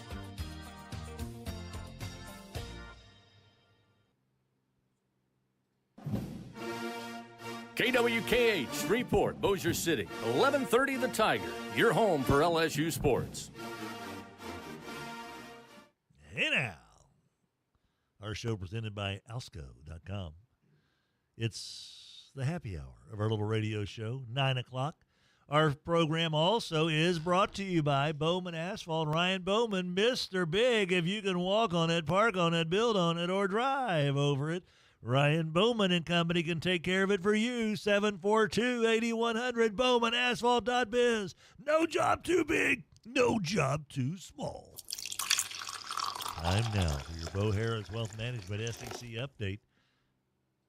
Bo Harris certainly knows a thing or two about this stuff, my friend. Look, he wants you to take care of your financial needs in the best way possible. Because you got one thing on your side right now. Time. Time.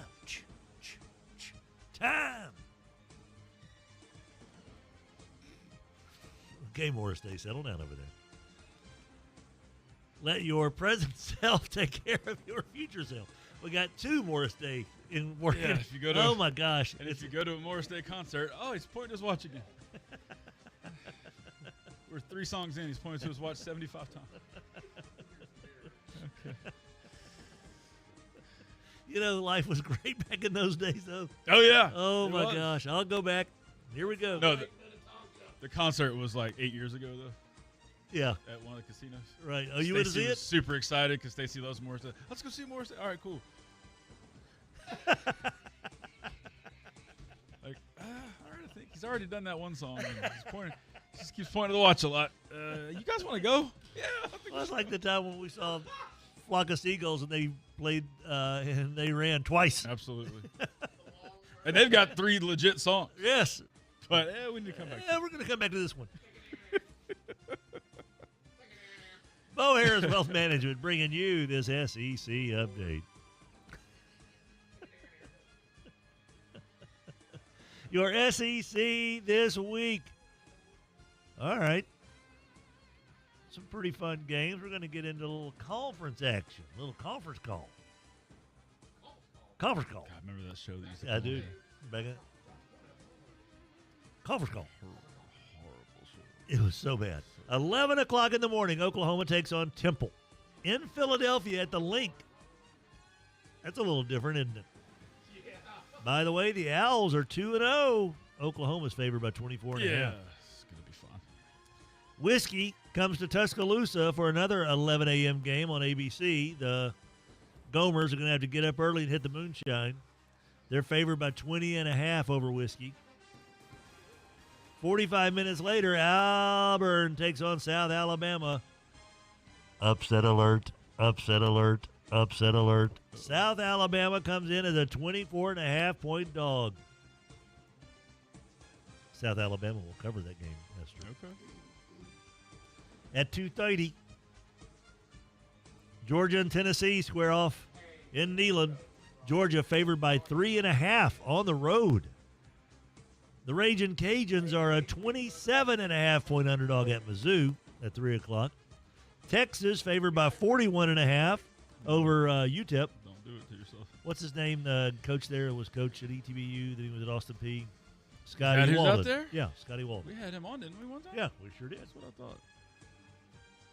Alcorn and Mississippi State, no line on that one. A&M is a 6.5-point dog at Notre Dame. Kentucky favored by 24.5 at home against Eastern Michigan. That A&M game would be close. I think so as well. I think A&M can beat Notre Dame. Oh, I think they definitely can, yeah. I think they will. Vanderbilt in South Carolina. Will the real SEC contender stand up? I saw a number for that game. What was it? It was like 5.5. Oh, is that? Oh, okay. South The one I saw Carolina. was more than that. Favored by 5.5. Okay. And Florida LSU. Tigers are favored by 9.5. That's a scary number. Yeah, that's a don't do it to yourself. Run! number. Run like the wind. Take that 4-point win and just get out of there. And Ole Miss, a 7.5-point favorite over Arkansas in Oxford. That seems to be quarterback driven there with the Simmons kid kind of banged up. And that's your SEC update brought to you by Bo Harris Wealth Management. Bo knows dough. Following is a paid advertisement. Bo Harris would love to discuss your investment game plan. Bo is a certified financial planner. Securities offered through Wells Fargo Advisors Financial Network, LLC, WFAFN, member SIPC. Bo Harris Wealth Management of Conservative Financial is a separate entity from WFAFN. Bo Harris Wealth Management. BoHarrisWM.com. Joining us now on the Mudbugs Hockey Hotline as part of our Skent-N-Dent Coaches Conversations. Everyone else got to have fun last Friday, but poor Deaumante didn't. He didn't get to have any fun. Head coach of the Southwood Cowboys, Deaumante Johnson. Good morning, sir. How you doing? Good morning, Tim, man. How are you guys doing this morning, man? I'm all right, man. Friday, 7 o'clock came, and you're sitting there twiddling your thumbs or whatever, but I assume you were out watching other games. But that had to be just kind of like, oh, golly, geez, this is hell. We got to get out of this. So what did you do? What did you do last Friday? What did you do? So my coaches and I, we all spread it out, and we went and watched our first three opponents that we're going to be facing, which is Arcadia, North Caddo, and we also had a chance to watch North Caddo and Bossier, and we also I went to watch Loyola play St. Frederick. So, even though we didn't get a chance to play, like I said, that was something that was out of my control. That was done before I even got here, that schedule. We still got something out of it. We had the opportunity to take a lot of great notes and get our eyes on our opponents before, we get to see them.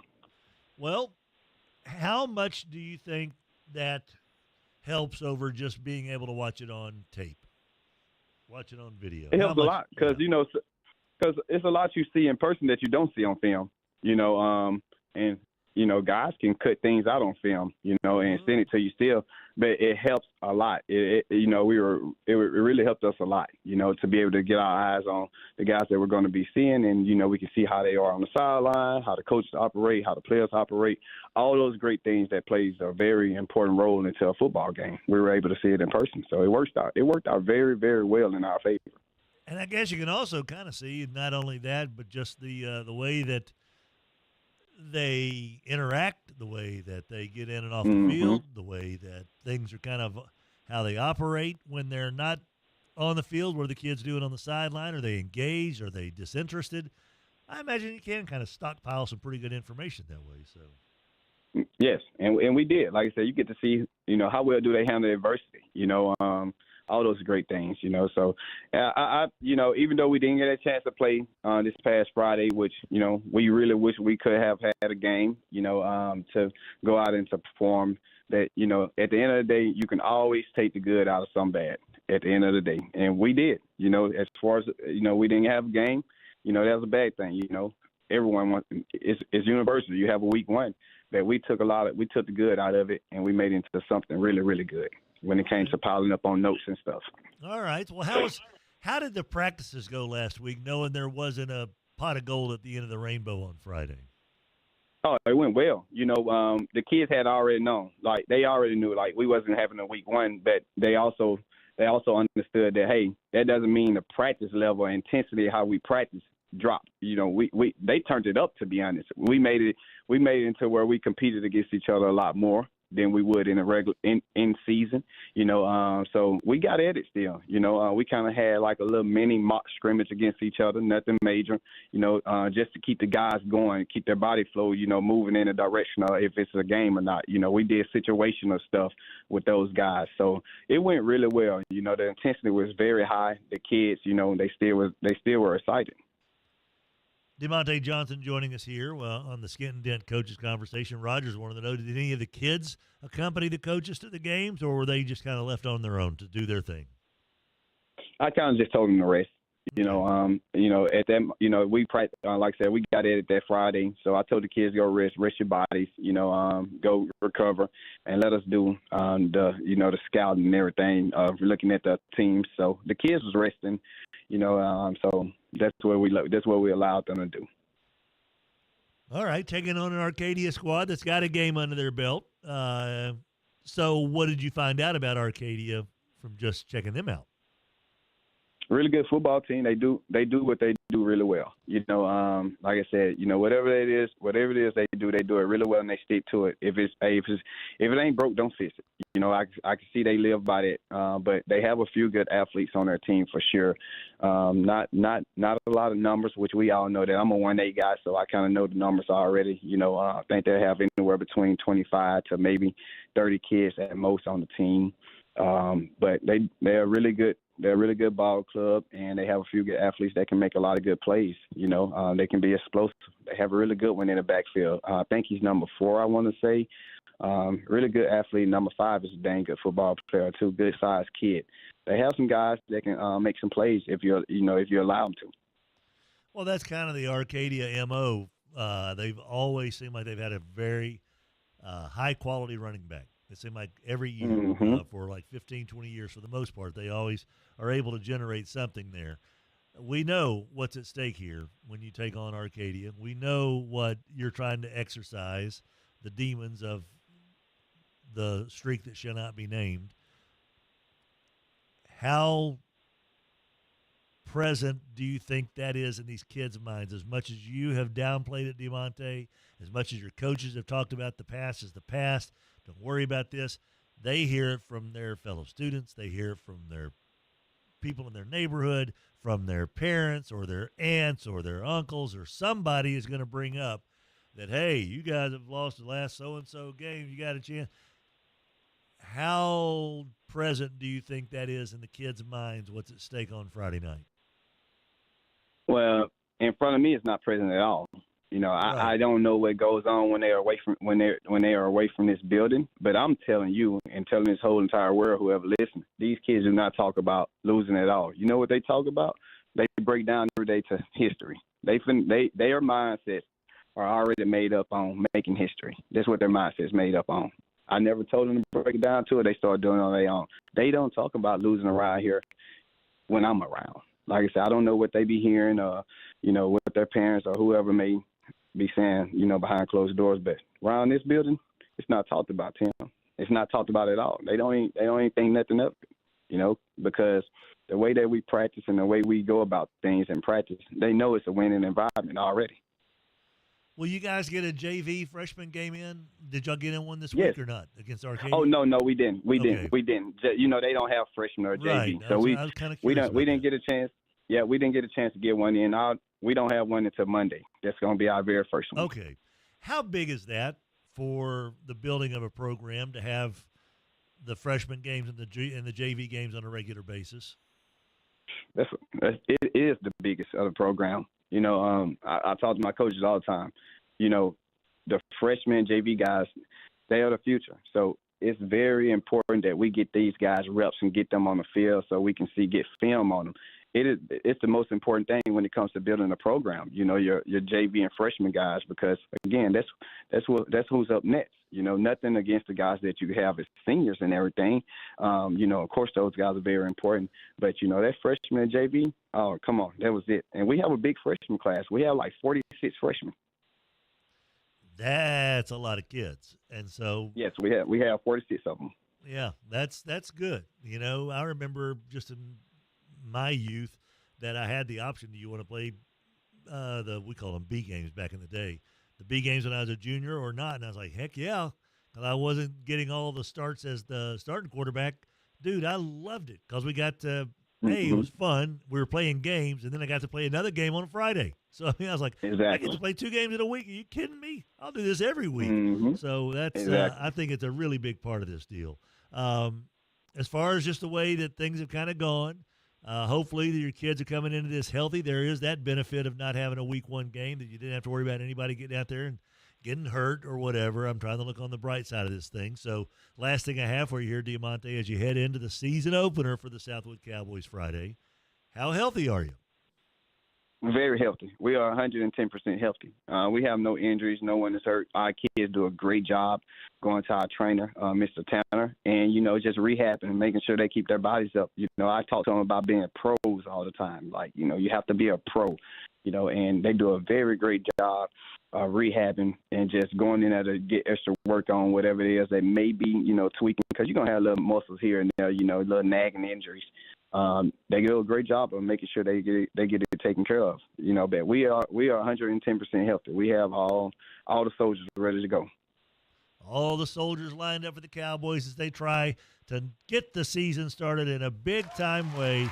The game is Friday night, and it's going to be at Independence? No, Thursday night at Lee Hedges. Okay, so it's September 11th. Let me make a change. Thursday 11th at Lee Hedges? Yes, sir. All right. I will make a note of that. Thursday night, even better. It's a day closer, you know? So then I have to wait a full week for it. So I bet those kids are chomping at the bit. My gosh. I'm going to have to probably put up a cattle guard to keep them. Yeah, I know. Rogers and I want to come play. But, yeah, Coach, I hope these boys get out there and play lights out, and I hope that everything goes the way that you wanted to go there on that first game of the season for the Southwood Cowboys. Thank you, Tim. They're going to go out and you know, represent well for the ranch. That's for sure in the community of Southwood. So they're going to go do a great job for this community and for themselves. That's awesome, man. Thank you very much for your time, Deaumante. Tim, I thank you guys. God bless you guys and have a wonderful day, man. You too, buddy. Thursday, Lee Hedges. Rogers, we can say it. Will history be made? Will the 46-game losing streak come to an end? Got 102 kids on the roster. Yes, sir. It'll be a very, very happy hour for a lot of folks tied to the Southwood program. Our Skent-N-Dent Coaches Conversations just keep on rolling. Hope to have Huntington head coach John Simon join us here in just a wee bit as we come to you live on this lovely day.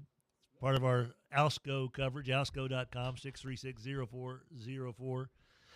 Our show also brought to you by the fine folks over at Chasing Aces. I don't know if you guys are aware of this, but Friday night when they do the closest to the hole stuff, John Dudley, the Mr. Chasing Aces himself, does the emceeing for it on their live stream, and they are having a blast. You ought to see the video of the guy that just about holed out the hole-in-one experience on Friday night. Came within about 2 inches, and he won the closest to the hole experience, so he got prizes and stuff.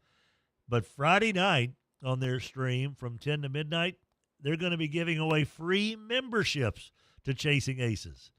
What? Chasing Aces has memberships? Yeah, dude. Go to chasingaces.golf and get your entire weekend ready to rock and roll. They've got wing specials, drink specials for the games on Monday nights, on the Saturday games, on the Sunday games. And after the high school games Friday, they've got the closest to the whole midnight experience from 10 to midnight. Tonight, they're having the two-person scramble, $25 per team. Come on. Come on. Get you some. $25 a player, not $25 a team. $25 a player, two-person scramble, $10 entry for the hole-in-one. Tonight, 7 o'clock, two-person scramble, $25 a player. What a great time at chasingaces.golf. When we come back, hopefully John Simon, that's part of our Skent-N-Dent Conversations right after this. 11:30, your home for LSU sports, powered by Jack Spring Electric. How much do I love my Silverado LTZ 1500 Texas Edition? Well, almost too much to squeeze inside just 30 seconds. Could it be because of the wireless device charging? That's absolutely a big deal because my iPhone is kind of busted up where the charger goes, so I just stick it where the wireless device charger goes, and boom, my phone gets charged so quickly. There's so many cool things. Even the little things make it great. Silverado from Chevyland. Together, let's drive. This is the story of the one. As a maintenance supervisor at a manufacturing facility, he knows keeping the line up and running is a top priority. That's why he chooses Grainger. Because when a drive belt gets damaged, Grainger makes it easy to find the exact specs for the replacement product he needs. And next-day delivery helps ensure he'll have everything in place and running like clockwork. Call 1-800-GRAINGER, click Grainger.com, or just stop by. Grainger, for the ones who get it done. Do Crohn's disease or ulcerative colitis symptoms keep coming back? Tremfya, guselkumab, may help, with rapid remission achieved at 12 weeks and lasting clinical remission at 1 year. Some even saw visible improvement of their intestinal lining at 12 weeks and 1 year. Tremfya is a prescription medicine used to treat adults with moderately to severely active Crohn's disease and adults with moderately to severely active ulcerative colitis. Serious allergic reactions and increased risk of infections and liver problems may occur. Before treatment, your doctor should check you for infections and tuberculosis. Tell your doctor if you have an infection, flu-like symptoms, or if you need a vaccine. Healing is possible with Tremfya. Approximately 3 out of 10 patients were in endoscopic remission at 1 year, based on areas visualized on colonoscopy, which may not represent the deeper bowel layer or entire GI tract. Individual results may vary. Ask your doctor about Tremfya today. Call 1-800-526-7736 to learn more or visit tremfyaradio.com. Morse & DeWitt Injury Lawyers built a practice on representing real people with real injuries and have obtained real results. Their success stories speak for themselves. Visit morrisedewitt.com. Paid non-lawyer spokesperson, Shreveport, Trey Morris, LA 2417188. Results may vary. Are you experiencing fatigue, low libido, muscle loss? At Rejuva Medical, we specialize in medically monitored hormone replacement therapy. Begin your journey to a better you at rejuvamemedical.com. That's REJUVIME medical.com. The presenting sponsor for the Tim Fletcher Show is Alsco. Uniform needs, tablecloths, napkins, you name it, with facility care from wet mops to floor mats to everything in between, plus the very important first aid services as well. Trust Alsco, 318-636-0404, alsco.com. when the game goes into overtime. But the game goes into overtime. The choice to enjoy is easy. Bud Light, easy to drink, easy to enjoy. Pick up Bud Light at your local convenience store today. Enjoy responsibly. Anheuser-Busch Bud Light Beer, St. Louis, Missouri. 103.3 FM and 1130 The Tiger, Shreveport's home for LSU sports. Welcome back, guys. Tim Fletcher Show, Rogers, Hambone, Hampton. Coming to you live. Our show presented by Alsco.com, 318-636-0404. Alsco takes care of your uniform needs, your linen needs, tablecloths, napkins, washing. You need all this stuff. The washroom, the first aid. Who's doing all that for you? Hopefully there's a green van coming your way from Alsco to take care of it. 636-0404. Our show also brought to you by Walk-On Sports Bistro. Maybe you were at Walk-On's last night for the game. Baseball all day today, of course. Still reasons to go watch games, right? And we all know the games taste better at Walk-On's, but my gosh, the food is so fantastic. Rogers, I had that catfish dinner 2 weeks ago. It's still the best catfish I've had in I don't know how long. Yeah, at Walk-On's. Catfish dinner, outstanding. Both locations, Bossier City on Airline Drive north of 220, and in Shreveport on Erie south of East 70th. Good people, great food, the games just taste better. Joining us now on the Mudbugs Hockey Hotline as part of our Skent-N-Dent Coaches Conversations, your head coach of the Huntington Raiders, former Louisiana Tech standout, John Simon. Good morning, Coach. How you doing, buddy? I'm great. How about yourself? We are A-OK, man. You know, speaking of your Louisiana Tech Bulldogs, I was down there watching them play against LSU, and I thought they played really, really well. Thought they played a very good game defensively. We had Sonny on earlier today, John, and just about the take the positives out of a loss. What, were the positives Louisiana Tech got out of it, and he explained it. And so I guess the same thing kind of goes to what you guys went through this past week. Even though you came up on the short end of the stick on the scoreboard, there had to be some good things that came out of it for the Huntington Raiders. So let's accentuate that positive, John. What was the best thing or a couple of things that happened in that West Monroe game that you're like, all right, we can work with this. This is positive. Well, I mean, we had over 350 yards total offense, which is a positive. We drove the field up and down the field several times, got inside the red zone several times. I think we only punted twice in the game. So there was some lot of positives to build on the offensive side of the ball. The defense ended up getting more stops in the second half, making some adjustments that was necessary for us to stay in the game. So we're excited about having an opportunity to get the film and show it to our kids as the first game, playing a lot of new kids and just showing them the possibility of where we can go if we just make the commitment to doing things the right way. How did the kids take that film session, by the way? Well, I think they really took it the right way, and it's our responsibility as coaches to feed it to them in a proper way, to first edify them and let them know about the things that they did well and how proud we were of the things that they did well and what it looks like when they do the things that they're coached to do. So, and at the end of the day, we just showed it to the kids to just ask. We just ask questions. And then let them derive the correct answer on what they should have done and what would be the possibilities they did it right. So it's the right environment, and that's what we're trying to create here at Huntington, coaching with love, coaching with passion, and just trying to, help kids to grow on and off the field. And that's the goal of all high school sports. But, of course, you also want to get the W's. And, by golly, you go from West Monroe to let's go ahead and start district play. Week 2. Taking on a Captain Shreve squad with Jamarcier Plater, who didn't get quite as untracked last week as I think some people were hoping to see him get untracked with. But that's this young fella, John, has got quite a track record of putting up yards on a lot of good defenses over the days.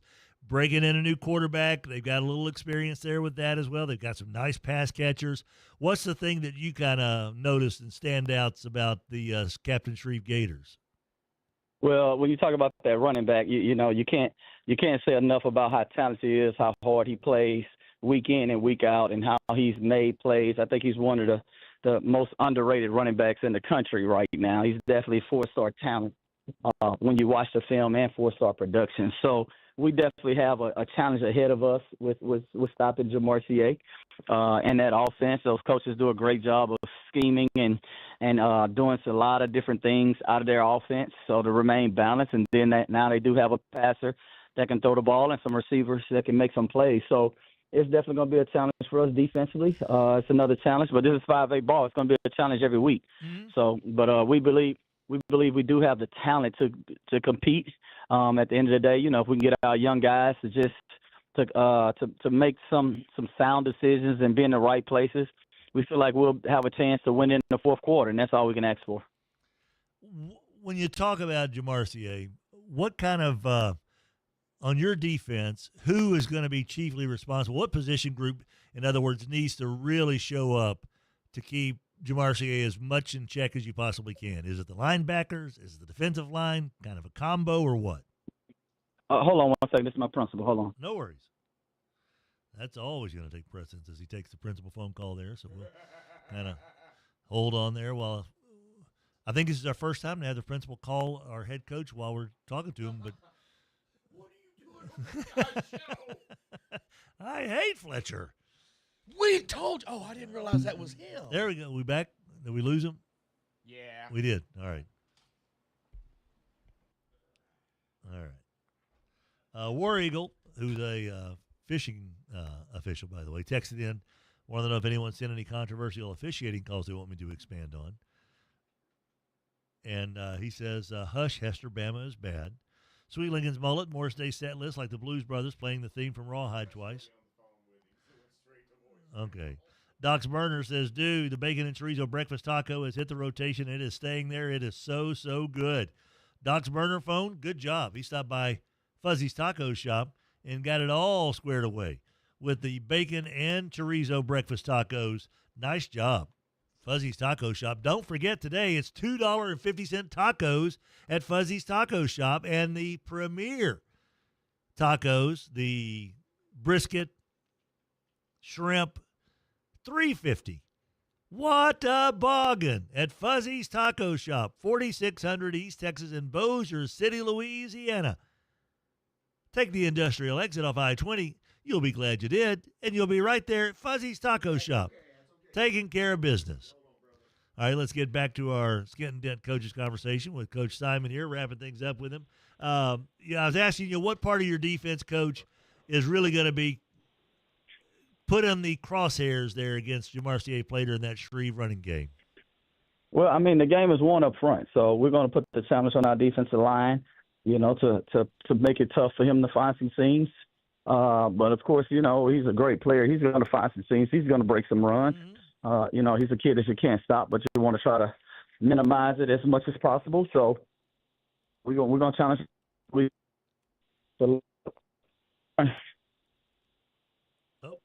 losing him again?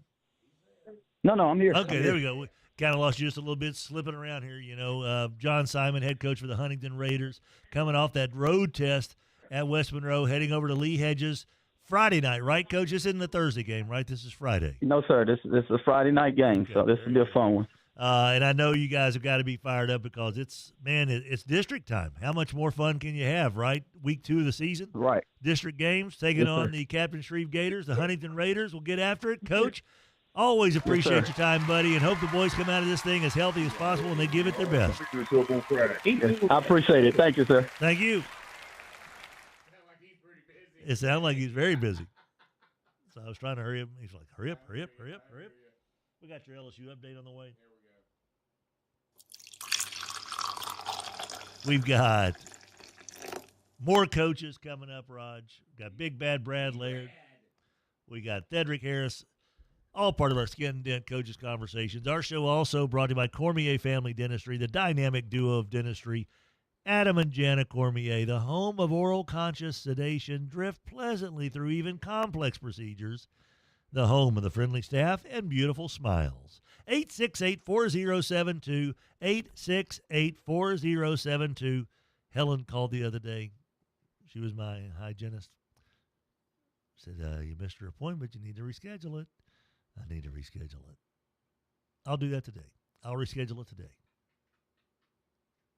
I will do that. And we'll be back right after this. In the studio with Daniel Lynch, our 1130 The Tiger lawn and fence industry ace. So, Daniel, is it possible to get your fence financed? Yes, so we do. We partner up with Hearth. It's a national brand. They work with about 30 different banks. And yes, financing is available. And it's really, really easy. Like I said, we can have you approved in about 90 seconds once the quote is given to you and you see it and it fits your needs. So to get a quote, I'd have to get an estimate. How much does that estimate cost? So the estimate's free, credit application's free. Generally speaking, once we have the estimate turned in to you and you look at it, you approve it, we send everything over to the finance company. We can have you approved in probably 90 seconds. So with the financing option, if I had an emergency, does that apply there? Yes, absolutely it does. Now, there are fees and stuff that go along with that, but yes, if you have an emergency, we're going to work with you. That's what we're all about, is building partnerships and friendships in the community. Learn more about this industry ace at lynchslawnandfencellc.com. Don't get caught with your fence down. You call, we come. God bless the USA.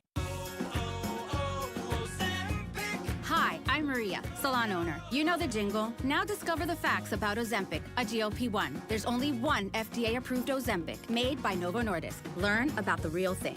Talk to your healthcare professional today. Call 1-833-OZEMPIC or visit Ozempic.com to view the medication guide and to learn more about Ozempic. Semaglutide injection 0.5, 1, and 2 milligrams.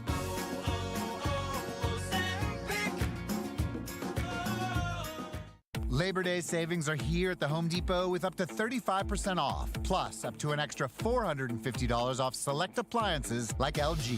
Keep your routines running smoothly with an LG refrigerator you can count on from the Home Depot. And with the connected ThinQ app, you'll know if the door is left open and when to replace the filter. Gear up for fall with Labor Day savings on LG, America's most reliable appliance brand at the Home Depot.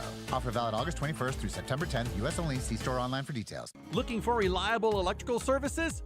Look no further than Jack Spring Electric. From industrial to commercial to residential needs, we've got you covered. Our expert team ensures top-notch service every time, keeping your operations running smoothly and your homes powered up. And when the power goes out, trust our generators to keep your lights on and your business going strong. Visit jackspringelectric.com for all of your electrical needs. For quality you can trust, visit jackspringelectric.com today. Jack Spring Electric, powering your world. The John Deere Gator XUV lets you cut, pack, drive, scout, weld, stack, feed, pull, load, tow, spray, and haul, all in a single day. Because with the highest cargo box volume in its class, customizable features, and a towing capacity of up to 4,000 pounds, it gets the job done. You just have to get in the seat. Learn more at your John Deere dealer or visit johndeere.com/GatorXUV. Introducing the new Dell AI PC powered by the Intel Core Ultra processor. It helps do your busy work for you, so you can fast forward through editing images, designing presentations, generating code, debugging code, summarizing meeting notes, finding files, managing a schedule, and responding to Jim's long emails. Leaving all the time in the world for the things you actually want to do. No offense, Jim. Get a new Dell AI PC at dell.com/AI-PC. How those ahead stay ahead. Labor Day savings are here at the Home Depot with up to 35% off, plus up to an extra $450 off select appliances like LG. Keep your routines running smoothly with an LG refrigerator you can count on from the Home Depot. And with the connected ThinQ app, you'll know if the door is left open and when to replace the filter. Gear up for fall with Labor Day savings on LG, America's most reliable appliance brand at the Home Depot. Offer valid August 21st through September 10th, U.S. only. See store online for details. 103.3 FM and 1130 The Tiger. Oh, welcome back, everybody. Tim Fletcher Show with Rogers Hambone Hampton. Our show presented to you by Alsco.com, 318-636-0404.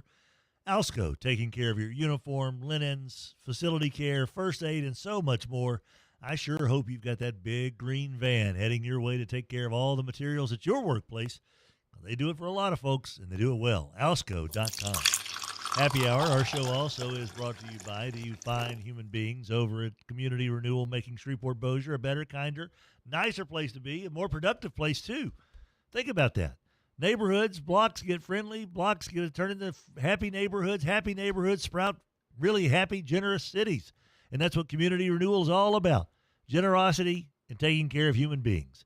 making Shreveport-Bossier a kinder, nicer place, one house at a time, one block at a time, one neighborhood at a time, with Friendship Houses and Haven Houses. CommunityRenewal.us, 318-425-3222. Your LSU update coming at you courtesy of River City's Lighting and Rug Gallery, 3908 Shed Road. It looks like DJ Chester, who filled in for Braylon Moore after the first play of the Louisiana Tech game, could very well be in line to start again at center if Braylon Moore is unable to go with the ankle sprain that he suffered. Of course, that's not the worst possible thing that could happen. DJ Chester started 13 games last year. He's moved around this year when they brought in Braylon Moore. He's played a little guard, played a little tackle in practice, and he was thrown into the center spot, and he did a nice job, but he's not Braylon Moore, but he's also a very serviceable guy that's getting better. He's still young, you know. So, if worse comes to worst, if Braylon Moore cannot play Saturday night against Florida, it appears that DJ Chester will be the guy called upon. And if you're going to have someone take a SEC Offensive Lineman of the Week's place, let it be someone who started double-digit games at the position. And so it just feels like that should not be a big concern at all for LSU against Florida. Don't forget, we'll have pregame at 4:30, kickoff at 6:30, postgame as well, pregame and postgame, hosted by good old Hunt Palmer, former Loyola Flyer. Catch it right here on 1130 The Tiger. Your LSU updates are always brought to you by River City's Lighting and Rug Gallery, 3908 Shed Road in Bossier City. RiverCitiesLighting.com for light fixtures inside and outside the house, whether it's 1, 2 light fixtures or an entire cul-de-sac you're building there, home builders, flipping houses, whatever it is, you need to buy some light fixtures, you know to go. 3908 Shed Road, River City's Lighting and Rug Gallery. Joining us now on the Mudbugs Hockey Hotline, as part of our Skent-N-Dent Coaches Conversation, your head coach of the Natchitoches Central Chiefs, it's Big Bad Brad Laird. Hey, Brad, how you doing, buddy?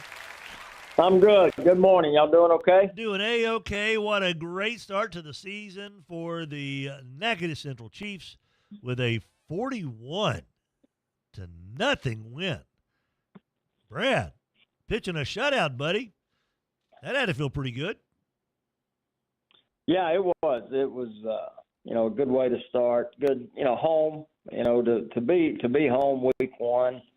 And ended up. It was a pretty humid night here Friday night, but our fans were great. Our student section was great. It was, all around.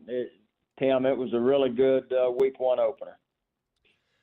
I know that Jeremy Lowe had a pick six. Who are some other guys that stood out in this game for you? Well, I think it'd be hard-pressed not to mention our quarterback, Owen Smith. We go as he goes. There's been no secret to that. He had close to 250 yards, a couple touchdowns, actually had a couple callbacks. But, one thing that's been consistent here with us overlaid has been our offensive line.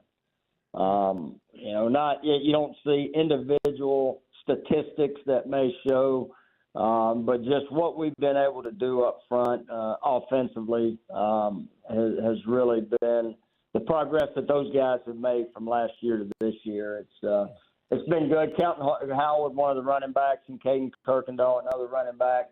Those guys have really done a great job. But really the offensive line, that's where it starts.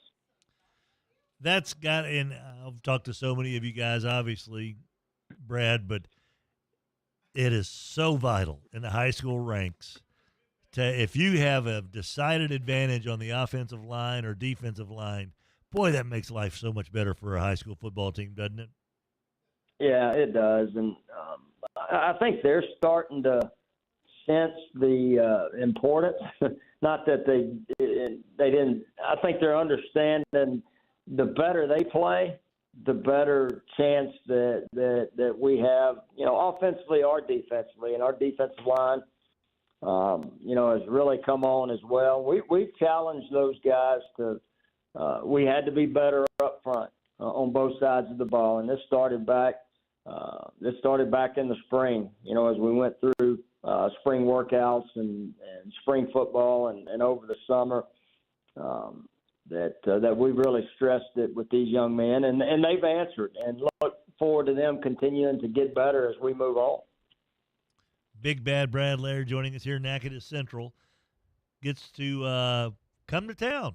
Rogers, they'll be here next Friday, or this Friday, taking on the Evangel Eagles just down the road over on Broad Acres. Evangel, yet again, a heartbreaking loss to Neville to get the season started, but they still look like a darn good football team. What was the thing that kind of jumps out when you're watching these guys on film? Well, going against a Coach Duran coach team, he's going to have those guys ready to play, and he did. They jumped out early, got up 14-0. Battled back. It was tied 26-26. Fletch at some point there in the second half, and they got down 33-26. And I think it showed their resiliency to be able to come back and give themselves a chance there at the end. Had the field goal to win it. Really, the last play of the game. Yep. But again, with them, everybody looks at it. It's going to start with their quarterback. The success that he's had in the past, and as he continues to lead that team. But you also look at the guys that surround him, whether it's at running back or whether it's a receiver, and then defensively how physical they play. They play very physical, and they did against Neville Friday night. Peyton Pops Houston is a 5-star quarterback and is already being kind of considered one of the better quarterbacks maybe to ever come out of Shreveport-Bossier, and he still has another year of high school to go here. What's the thing that impresses you most about him? Fletch, the comment that you just made is and it's true, but you think about the great quarterbacks that have come out of that area, and we could sit here and list so many, but for his name to be mentioned alongside of some of the great quarterbacks to come out of that Shreveport-Bossier area, that in itself tells you, the type of player he is, because you don't say that if you don't mean it, and it's true. He's able to make everything. He's able to make every type of pass. He's able to do it with his legs. He's one of those. He's gonna scramble when he has to. He's not like he's got a very unique ability in the pocket to be able to make things happen, and you only see him continue to get better. From last year on film to where he's at now. Continuing to improve. And by the way, even Denny Duran said last week or 2 weeks ago that he feels like he will be the best to ever come out of Evangel when all is said and done. And we're like, excuse me? That's another big statement. That's pretty impressive.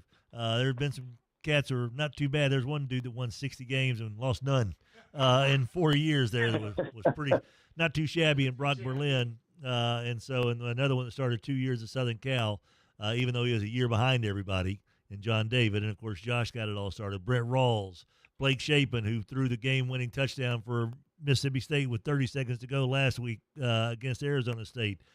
And then the Duran boys, So that's a lot. I get it.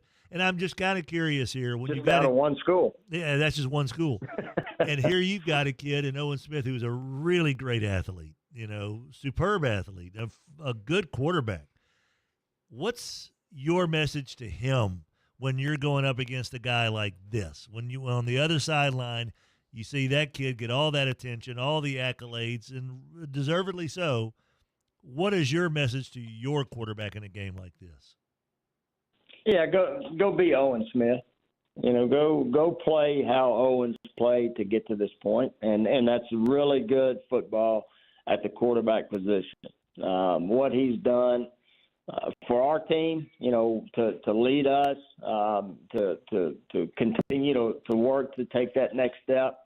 Don't be who you're not, and who he is Owen Smith, and it's a great version of Owen, and he will. I mean,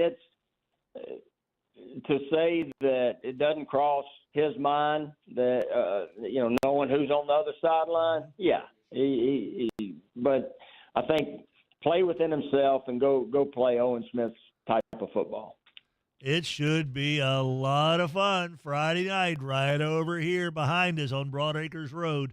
Natchitoches Central comes in 1-0, Evangelo 0-1, and it's district play underway in week 2. That's the joy, the kiss, the curse, the whatever you want to call it, of having such a large district. These games carry significant meaning in so many ways. So, Brad, hope your boys have a safe trip here, safe journey back, and they come out of this thing healthy and play all the way up to their potential. And that way you can just kind of let the chips fall where they may, buddy. Yes, sir. Thank you, Tim. Appreciate you having us on, and appreciate what you do for these young men. You are the man. Thank you, Brad. Brad Laird, big bad Brad Laird, part of our Skent-N-Dent Coaches Conversations. Remember, Skent-N-Dent, you can't really see the dent. You can't really see the skint on so many of the appliances they have in store at 814 Shreveport Barksdale. Again, I am just bamboozled after taking a couple of looks around. I've been in there twice now, just looking around and going, what's wrong with this stuff? There's nothing wrong with it. Why are people not coming here to save $300 on a washing machine? Why are they not coming here to save $1,400 on a refrigerator? Why in the world would people go anywhere else for an oven when they can go right here and get one that has got the full factory warranty, 1-year warranty? You can buy extended warranties that can be delivered and set up at your house. You get everything. It might have a little scratch. It might have a little poke in it, a little dent. Who cares? It works, and it saves you a ton of money. Skent-N-Dent, 814 Shreveport Barksdale. Good people, too. Devin and Rance Hill, good dudes. You'll have a blast checking it out. Skent-N-Dent. And we'll be back right after this. Weekdays, weeknights, weekends, they're all made for Chasing Aces. That's right, Chasing Aces is your entertainment capital. They have something for everyone, for all ages, and I'm telling you from personal experience, everything's a blast. They hit a home run literally with everything out there. Go to chasingaces.golf and book your time today. Morrison DeWitt Injury Lawyers built a practice on representing real people with real injuries and have obtained real results. Their success stories speak for themselves. Visit morrisdewitt.com. Paid on lawyer spokesperson, Shreveport, Trey Morris, LA 2417188. Results may vary. Are you experiencing fatigue, low libido, muscle loss? At Rejuva Medical, we specialize in medically monitored hormone replacement therapy. Begin your journey to a better you at RejuvaMeMedical.com. That's REJUVIME medical.com. When the game goes into overtime. But the game goes into overtime. The choice to enjoy is easy. Bud Light, easy to drink, easy to enjoy. Pick up Bud Light at your local convenience store today. Enjoy responsibly. Anheuser-Busch Bud Light Beer, St. Louis, Missouri. 103.3 FM and 1130 The Tiger, Shreveport's home for LSU sports. Welcome back, guys. Our show presented to you by Alsco.com, 318-636-0404, Alsco.com. Also, thanks as well to our wonderful friends over at Chop Shop, your whole animal butchery, local butcher shop at 724 Azalea Drive, right next to Piermont Mall. Locally farm-raised beef, chicken, pork, eggs, grab-and-go salads, meals, local dairy products, lunch specials. Dude, that 3-cheese grilled cheese last week with that tomato basil soup was amazing. The ground beef you get there, it just makes everything better. Their stir fry in a bag, oh yeah, it's already all seasoned. They already have beef patties already seasoned and patted out as well. All you got to do is throw them on the grill. It's Chop Shop, locally owned and operated. The samples are good people. Sample Farms right here in Caddo, borderline Red River Parish. Good people doing really good things. Live dirty, eat clean. Chop Shop, 724 Azalea Drive. Joining us now on the Mudbugs Hockey Hotline as part of our Skent-N-Dent Coaches Conversations. It's always fun to visit with Woodlawn head coach Thedrick Harris. Good morning, Thedrick. How you doing, sir? Good morning. Doing well. How are you? We are A-OK. What a fun game to start the season between the Woodlawn Knights and the Green Oaks Giants in a game that, Coach, at any point in time, you could have said, oh, okay, yeah, they got the lead. Oh, that's the better team. Oh, nope. No, I changed my mind. that team's a better team. No, hold on. I'm going back to the other sideline. It was a well-played game between two, it felt like evenly matched squads, and you came out on top. What was the big difference maker for you? Well, I tell you, we just started finishing drives. We never, we played well the first half. We just had some drives that stalled. And we talked about this week making better decisions. So we didn't make, some good decisions on the first couple of drives, and it hurt us. I thought, our centers did a great job. We had the fumble bug and the snap bug last year, and they did an awesome job of handling the ball. So we never thought we were out of it. We just thought, we had to get going and finish the drives. Had a freak interception off a tip ball and a kickoff return that, put them up a couple of points. But once we settled down, we went 6 straight drives and scored and played really well on defense. You also had a kid in Alvis Gobert turned in just a hero performance. 21 carries, 203 yards, 2 touchdowns, plus an 82-yard fumble recovery for a score. Coach, tell us a little bit about Alvis. Well, Alvis was our backup running back last year to Quinn Wilson, and he did some really good things last year. And he's really dedicated himself to the weight room. Coming out, he likes to lift with the linemen, never misses a day. And he just wants to be good. And he's one of those kind that he's looking to get to the end zone every time he touches it. And, he's really sold out, and it's kind of contagious because he's a go-to guy. How big is he? He's probably about 5'8", 5'7", probably about 165, 170.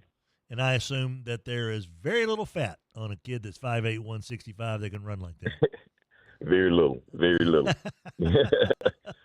What grade is he in, Coach? He is in the 11th grade. Okay, so he's in 11th grade. Mm-hmm. All right, so some even more time there. What's the thing that he brings to the table best? Is it tenacity? Is it vision? Is it speed? Is it toughness? Or just kind of what's this top characteristic you think as a running back? I just honestly, I think it's want to. You find kids that want to play football, but they're not really sold on what they want to do. He wants to be a running back, and he wants to run the ball every play. And, so I would say roll all of that up together, and it's want to. He gets angry if you don't give him the ball. He gets angry if he's out of the game for a couple of plays, which is a good thing. That's a great thing because he wants to participate, and he wants the pressure. He wants all of that. And but not in a negative way. It's right. It's always positive. He's wanting to do whatever I can. He came to the sideline, Coach, I got you, Coach. Don't worry about it. I got you. And when you have kids like that, it's easier to coach because he wants to. He wants to be good. He wants to help his team. He doesn't ever say a word other than give me the ball. He's not a talkative kid. He's not a rah-rah kid. He doesn't talk trash. He just wants to play. It sounds like he's almost the perfect high school football player, Coach. No doubt about it. No problems out of him. Supportive parents. He's always there. He's ready. Yes, sir. What do we need to do? Giddy up. This week, of course, you're taking on Parkway. And this is they are huge. They've got a very talented quarterback. Of course, the Williams family's got some pretty good athletic genes there in that family coursing through there. Caleb's, of course, Michaela's brother there. When you look at Parkway, what's the thing that kind of stands out that concerns you most for the Woodlawn Knights? Well, Parkway's explosive. They have, the big wide receiver, 8'8". I can't recall his name right now, but the big kid, he's a big basketball player, very athletic, makes huge plays. Running back is quick, quick as lightning. Offensive line, of course, is always huge. Mm-hmm. Quarterback makes good decisions. They put themselves in good situations. And then the little 8 slot receiver does a lot of things to get loose and run screens and different things. So, they have a lot of weapons, and they do a great job of utilizing what they do, spacing on the field as far as their receivers trying to stretch you out horizontally and, try to get some things vertically, but then pound you, on the ground when they need to. Just well coached, always a solid Parkway team. They don't make very many mistakes, and they go for the jugular early. And so that's something we've got to try to weather the storm, and it's an opportunity for us to test ourselves against a 5A school that's one of the top programs in the area and in the state. And like I told our guys, I said, we're focusing on us and what we can do and go out and play our style of ball and let the chips fall where they may. Yeah, the Bernie kid is the receiver. He's 6'4", Coach. Yes, who's going to be in your secondary?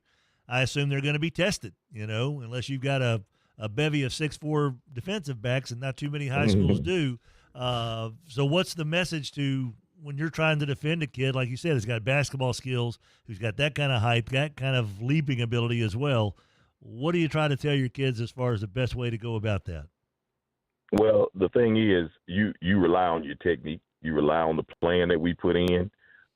You go out and battle every time, contest every pass, contest every route. And you have to, a guy like that is so athletic, he's going to make a play. He's going to make plays. But what you have to do is try to harass enough to try to get enough breakups or get enough, errant passes, try to get some pressure, try to do some things to disrupt. And I think when you have very, very talented teams, the plan has to be to try to disrupt by alignment and different things to try to take away some things and try to make them have to go the long route.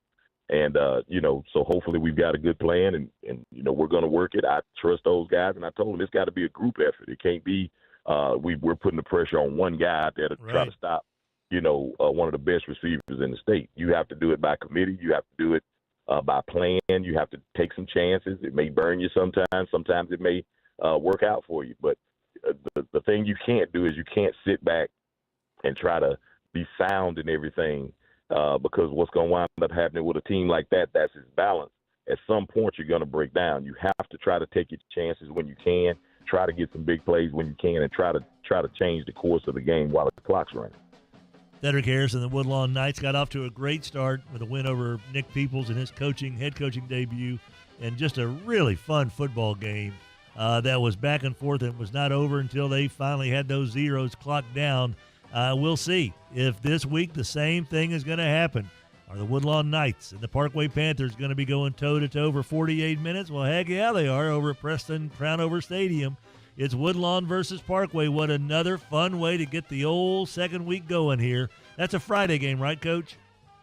Yes, sir. Okay. At Parkway at 7 o'clock. Mm-hmm. Buddy, always enjoy visiting with you. And as always, our best to your family, your wonderful sister, and everybody there over at Woodlawn as well. Dr. Smith took care of us in his excellent correspondence on Friday night, as you would expect. And look forward to visiting with him again. Coach, hope your boys play as hard as they can on Friday night. Well, let me say one thing. Yes, sir.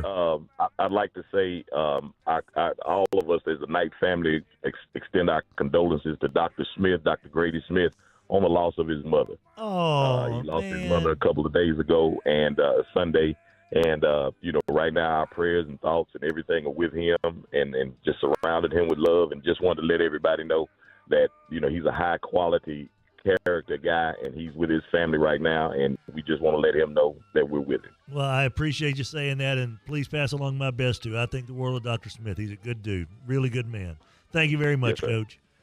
Yes, sir. Well, that's going to wrap up our show today, Raj. Another star-studded affair. And remember, whatever you missed is going to be uploaded. We'll upload it here in a little bit. You can download Spotify, Apple, Amazon, Google Play, iHeart. It's there for everybody. Thanks to our wonderful sponsors for making it all happen as well. Officer Payne, rest in peace. Thomas LaValle, badge 1284, rest in peace, TLV. We'll do it again tomorrow. Have a great day, everybody. See you.